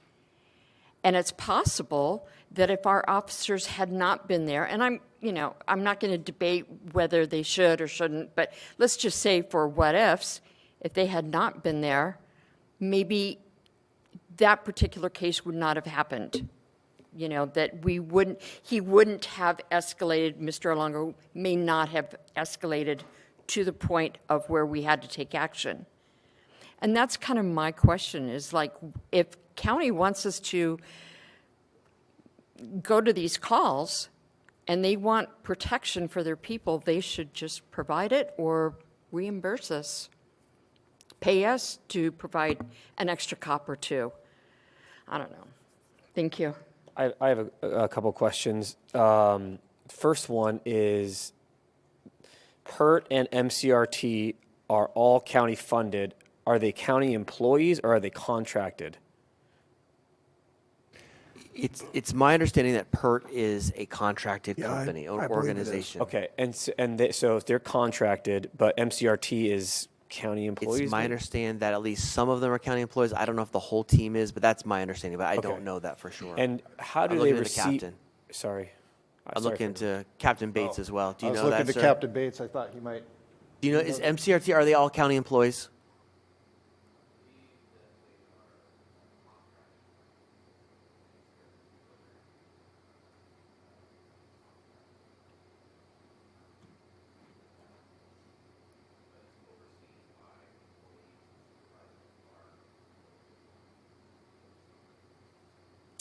So he understands that, for the public's knowledge or audio, that the actual clinicians are probably contracted, but it's overseen by Office of Behavioral Health. But we can find out more information about that. I'd be curious because it sounds like two county programs are competing with each other. One with massive liability to our officers and one with zero liability to our officers. And so it seems like the obvious conclusion based off of the evidence is, and some of the data that you've shown us, if MCRT was implemented in 2021 and the previous graph is showing a decline in calls because MCRT is picking more of these up, it would seem that the MCRT is a more successful program. And I'm going to go to an East County proverb, money's the answer, son. Now, what's your question? It seems like money's the reason for all of this right now, is they're two competing organizations or programs are competing for funding from the county. And the data is showing that MCRT is a better program.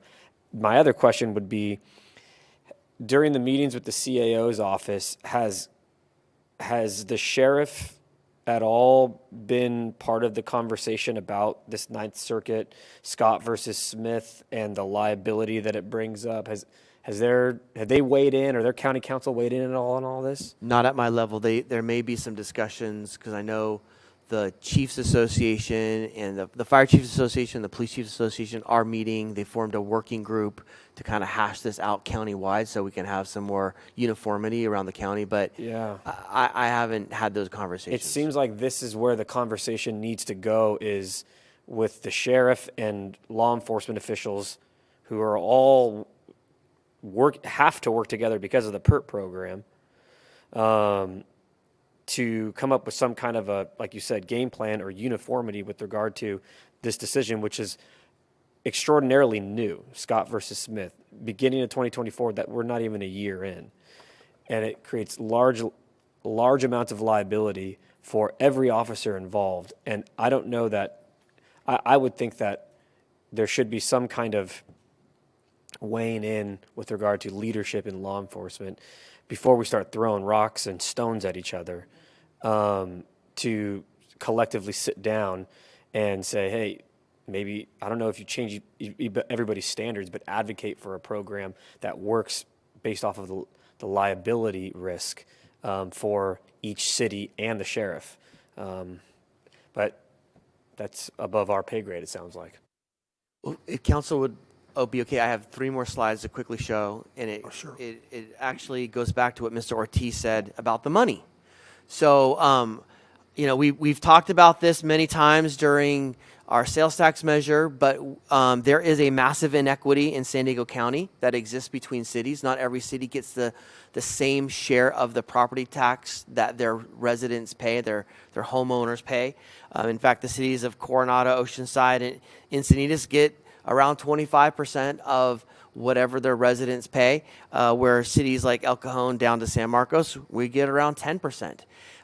There's a massive inequity there. And if you were then to take the value of homes along the coast, where the real estate's more expensive and there's not as much affordable housing, there's a massive inequity. And these are estimates because there's not one source that has this data. We had to pull this from about 25 different sources.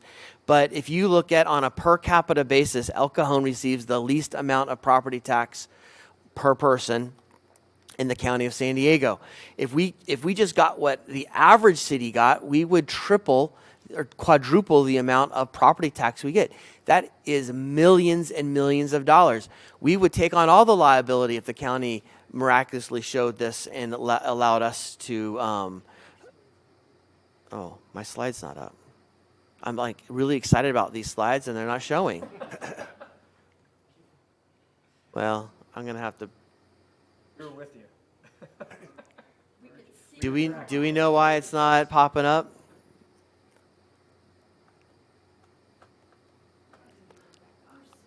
I spent a lot of time on this slide too. There we go. Here we go. We're gonna get there.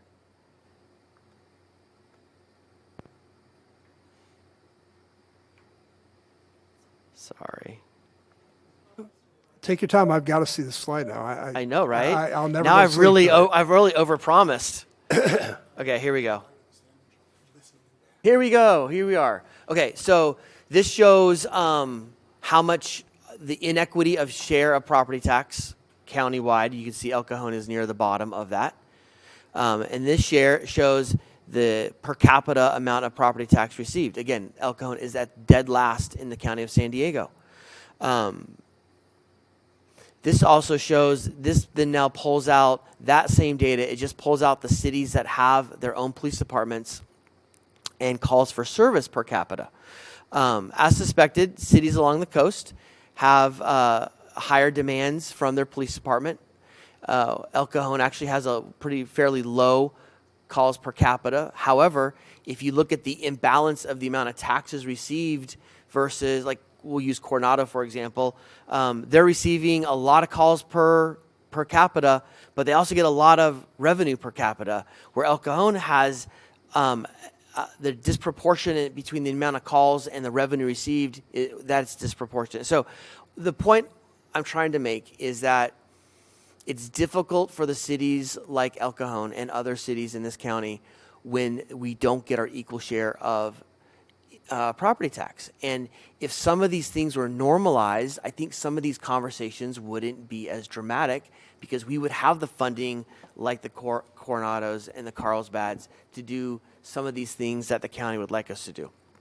So with that, staff is here to answer any questions that you may have about the program, about direction that we're going, and like to hear your input. I want to see if you agree with what I'm saying.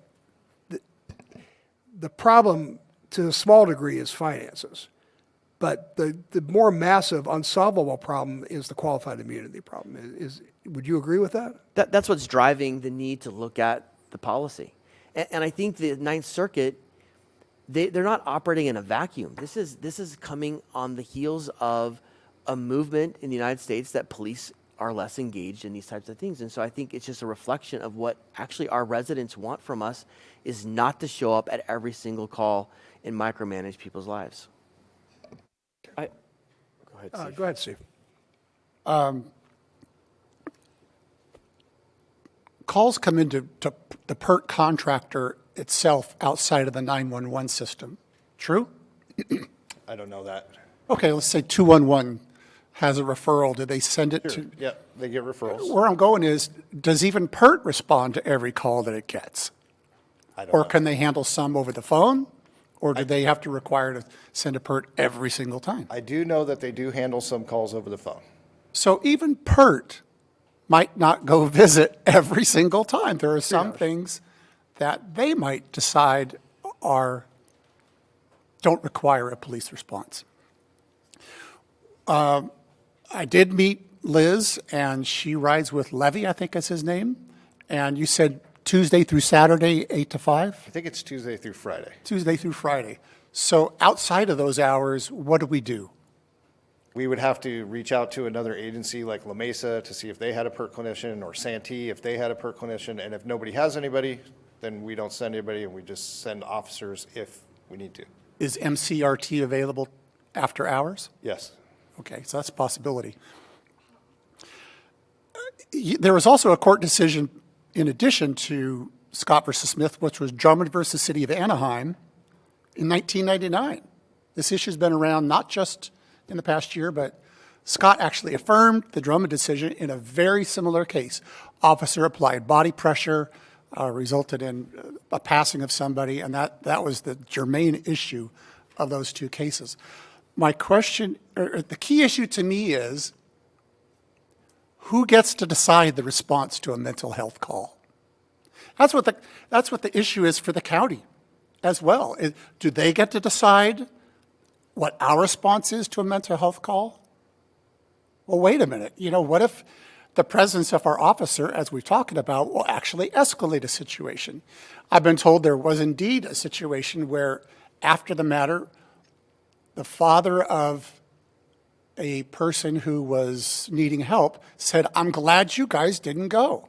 You would have escalated that situation for him because he's this." So we have to have the ability to say to PERT, this doesn't rise to a level of our involvement. It may escalate the situation, and it doesn't involve a crime or a threat or imminent danger to somebody else. Now, where I need to pivot here is there are other people who respond to 911 calls. That's our firefighters. This is kind of a quick answer, possibly. Do our firefighters have mental health training? Do our dispatchers have PERT training? Do our officers have PERT training? I would have to defer that to the fire chief. Okay. I think the police officers have somewhere between 8 and 16 hours of PERT training. I think the PERT class for officers is 24 hours. 24 hours. So there's some training in mental health. I would like to know I'll ask the city manager, and you can defer as you see fit. Are our firefighters equipped at all with any mental health training? We have our fire chief here. We should probably bring him down to ask that question.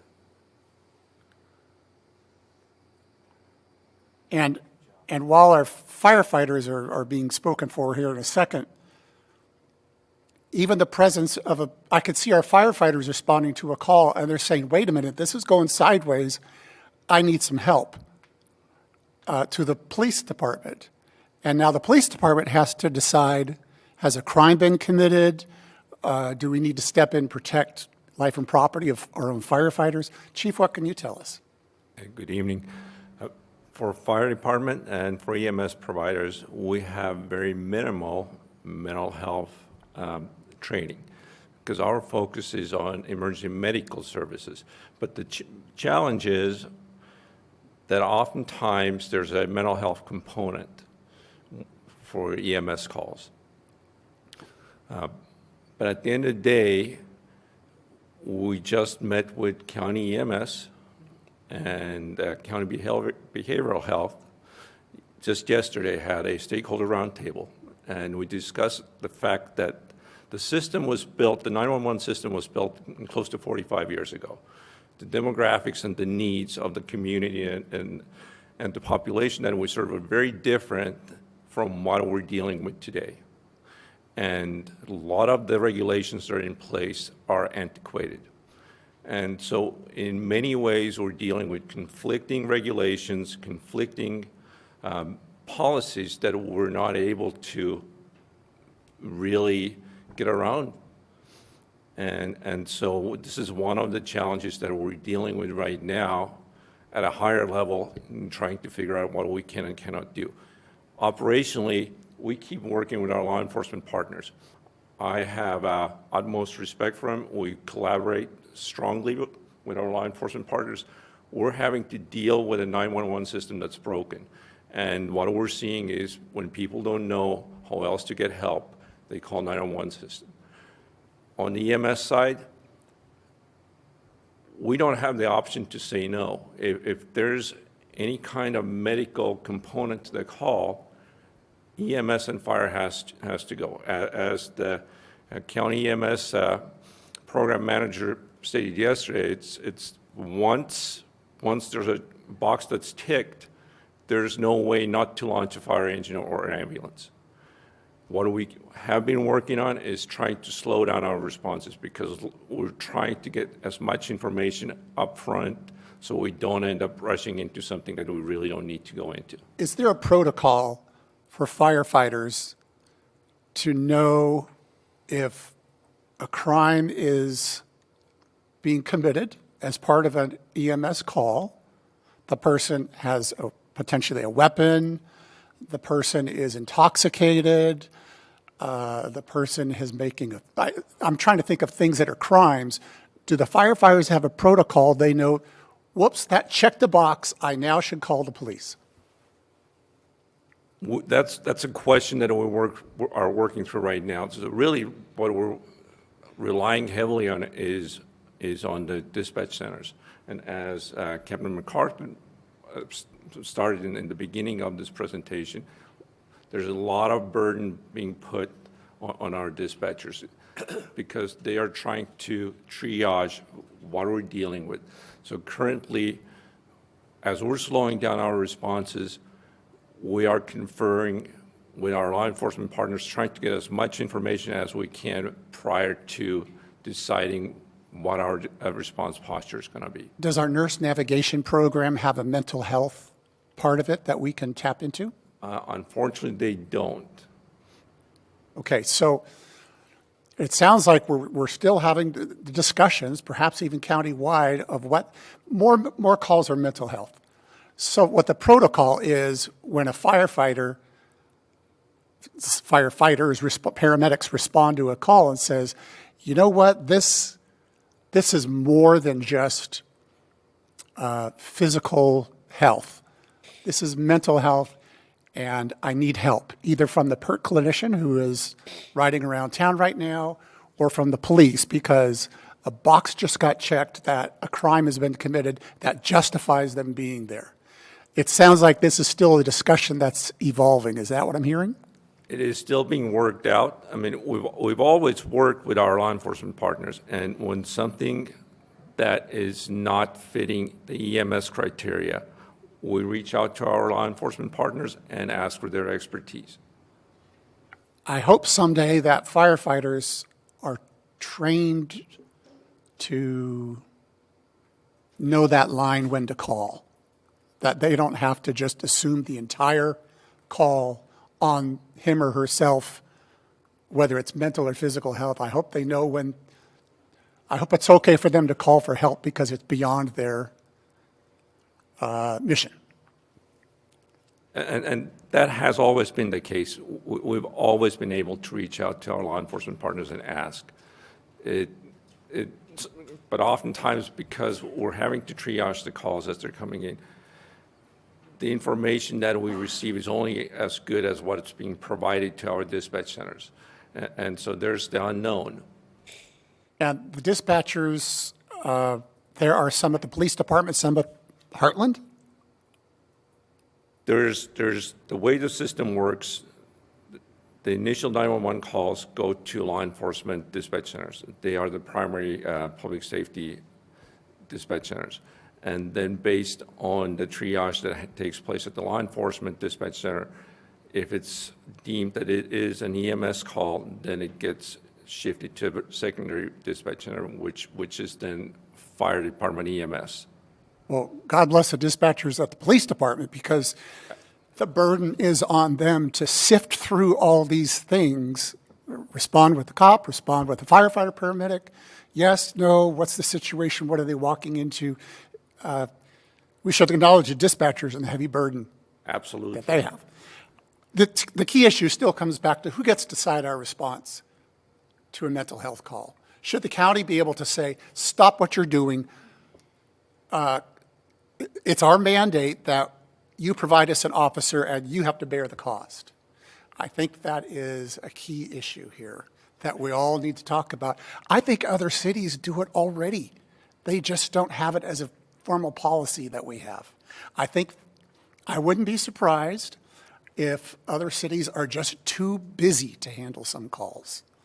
And I can't imagine we're the only city that is filtering mental health calls that are responded to.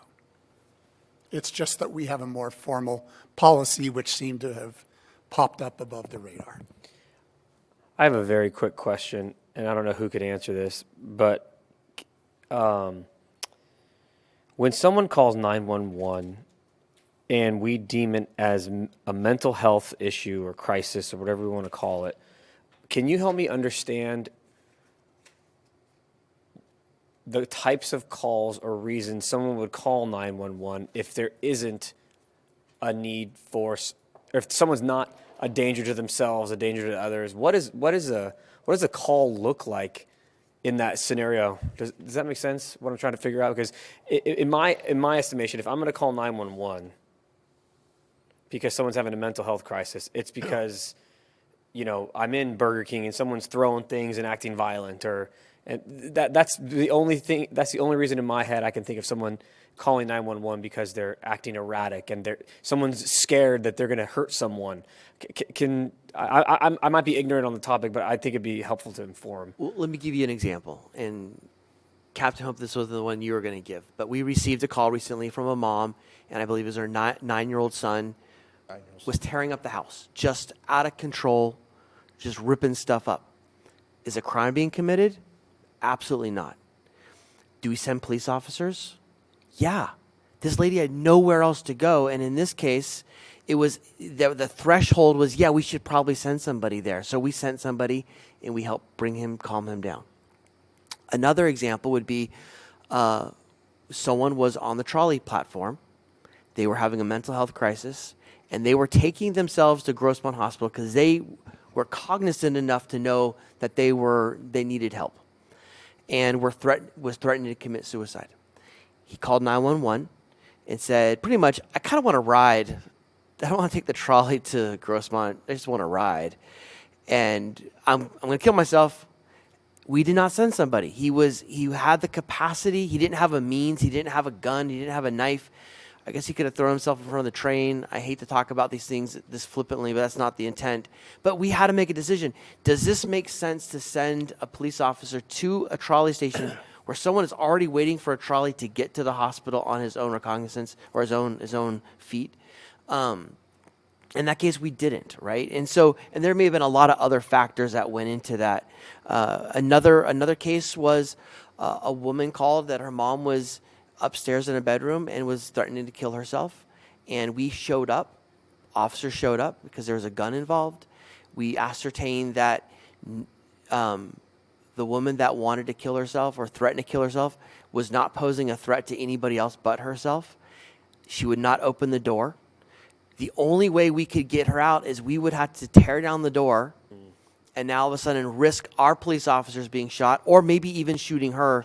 And now we wouldn't have qualified immunity because she was not committing a crime. So at that point, the officer said, after a period of time, we can't sit on the house all night long. Let's take off. And please call us if something happens. We will be right here. We know what's going on. So those are kind of some examples in the day in the life of why people do call. When I ran that psychiatric emergency team, most of our calls would be, my son has schizophrenia. He's hearing voices. He's talking about black helicopters, and he's not taking his medication. And I would have to tell them, well, look, I'll come out and try to talk him into coming into the hospital, but I can't force him to. It's not against the law to not take your medication. And so those were generally the kind of calls that we got. Just a lot of people where family felt that there should be intervention, but the law wouldn't allow us to intervene. It was all very gray areas. I think it's important. What I'm hearing is that there's no good options. in all of these scenarios, there's no good options, whether we respond or don't respond. Like with the totality of the human being that's suffering this mental health crisis, with the officers potentially having liability to respond, there's no good options in this scenario. And so I think when we're trying to solve this problem as a community, we have to understand there's no good answers right now with the tools that we have and the resources that we have. There's only the lesser of two bad options. I was going to ask another question, but I forgot what it was. I know that our POA is here. There's Milad. Yeah. I'd be curious if we had any time to allow Labor to comment too. Of course. Yeah. Thank you, sir. I think we're okay for the moment. Okay. We may call you back. Oh, before you come and speak, though, do we have any speaker cards for this? You're it. Okay, great. Thank you. Thank you. Good evening, everybody.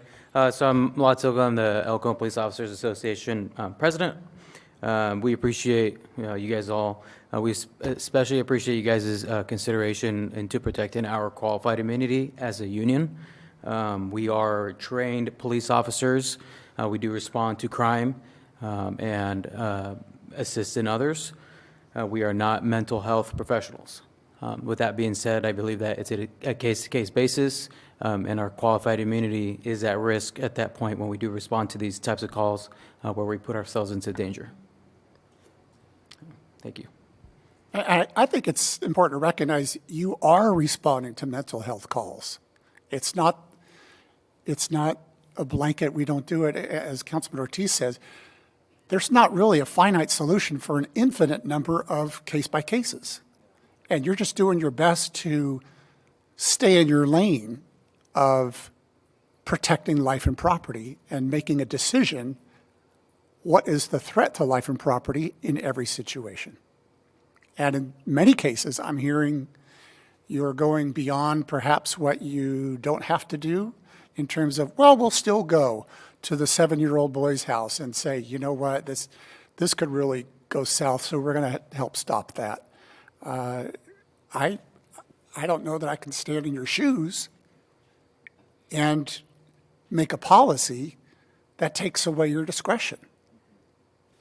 And I don't know that the county or any other agency should have a policy that takes away your discretion if your livelihood is at risk and personal liability, which is the outcome of the Ninth Circuit decision. So it's a conundrum, but I would support always giving you the discretion to do the good job that you already do. Thank you. Is the Police Officers Association generally okay with the idea that the desk sergeant is going to triage these calls and send you out on the ones that they think is appropriate? As an association, we do trust our sergeants and our bosses to make that decision. If it somehow gets overseen, we are confident enough to bring that up and discuss it. So as a union, I'd say we are comfortable with sergeant making that decision. Thank you. I just think there have been a couple instances recently of communication breakdowns where fire went out on a call, they maybe had a mental health situation, and they weren't aware that you were staging nearby. So this is the communication that we need to improve so they know, oh, you're aware of the situation here, you're nearby, you're not present to escalate, but you're behind the building in case we need you. That's the kind of communication we need to make sure is spot on. Correct.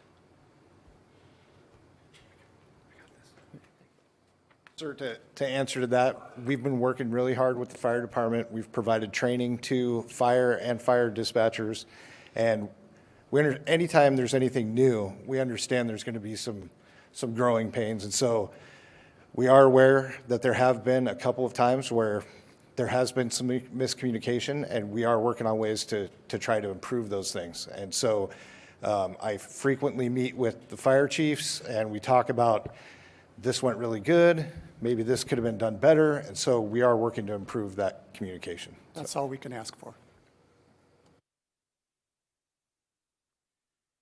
Okay. Well, thank you. Let me see if there's any more discussion about this. I think we've beat this up pretty good. Graham, obviously this is an ongoing situation. It's very fluid, and I expect that we may just be the first city who's really having a serious conversation about this. I would expect that we might see quite a bit more in the coming weeks. Will you please keep an eye on that task force and keep us apprised of what's happening? Yes, sir. Thank you. Okay, then. We have no commission reports on today's agenda. Item 15 is my activities report, which is as reported. We're now at activities reports of council members. Mr. Goebel. As reported, with one ask, can we check in with Caltrans and see where they are with the Interstate 8 wall between Greenfield and 2nd that keeps people from rolling down into Forester Creek? That got started 2 years ago, April, so it's been 2 years and 4 months. I know it was engineering about 8 months ago. Let's just see where we're at with that. That's a safety issue. And I think even in February, another car rolled down into the flood channel and needed fire to do an extraction. Thank you, Steve. Phil? Mine's as reported with 2 additions. I did attend the League of California Cities yesterday, August 11th, and then today was the East County Economic Development Council Gillespie Field Committee meeting that I attended. Michelle? As reported, with one exception, I didn't meet with the community. They had a family emergency, so I didn't meet with them. There are no joint council member reports, no general information items, and no first or second reading of ordinances on today's report. That takes us to closed session. Our city attorney will recite the titles and lead us into the closed session. Thank you, Mayor. The City Council is going into closed session on one item and is a conference with legal counsel on existing litigation pursuant to paragraph 1 of subdivision D of California Government Code, section 54956.9. The name of the case is James Patrick Hayes versus County of San Diego et al. That would include the city of El Cajon in the United States District Court for the Southern District of California. I'd like to make a motion to adjourn the closed session. Please vote. Motion carries by unanimous vote of those present. Ladies and gentlemen, we'll be back momentarily to conclude the meeting.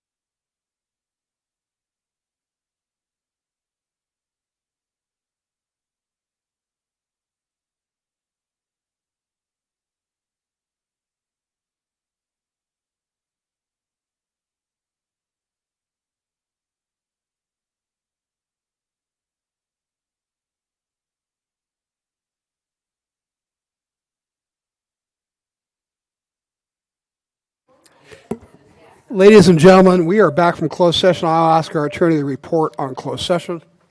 Thank you, Mayor. The City Council met in closed session on a conference with legal counsel on existing litigation as described previously. There was no action taken by the City Council on this matter. Well, that brings us to the adjournment. The regular joint meeting of the El Cajon City Council, El Cajon Housing Authority, successor agency to the El Cajon Redevelopment Agency, is adjourned till, and was held on this day, the 12th of August, 2025, is adjourned till Tuesday, September 9th, 2025, at 3 o'clock p.m. Thank you all very much.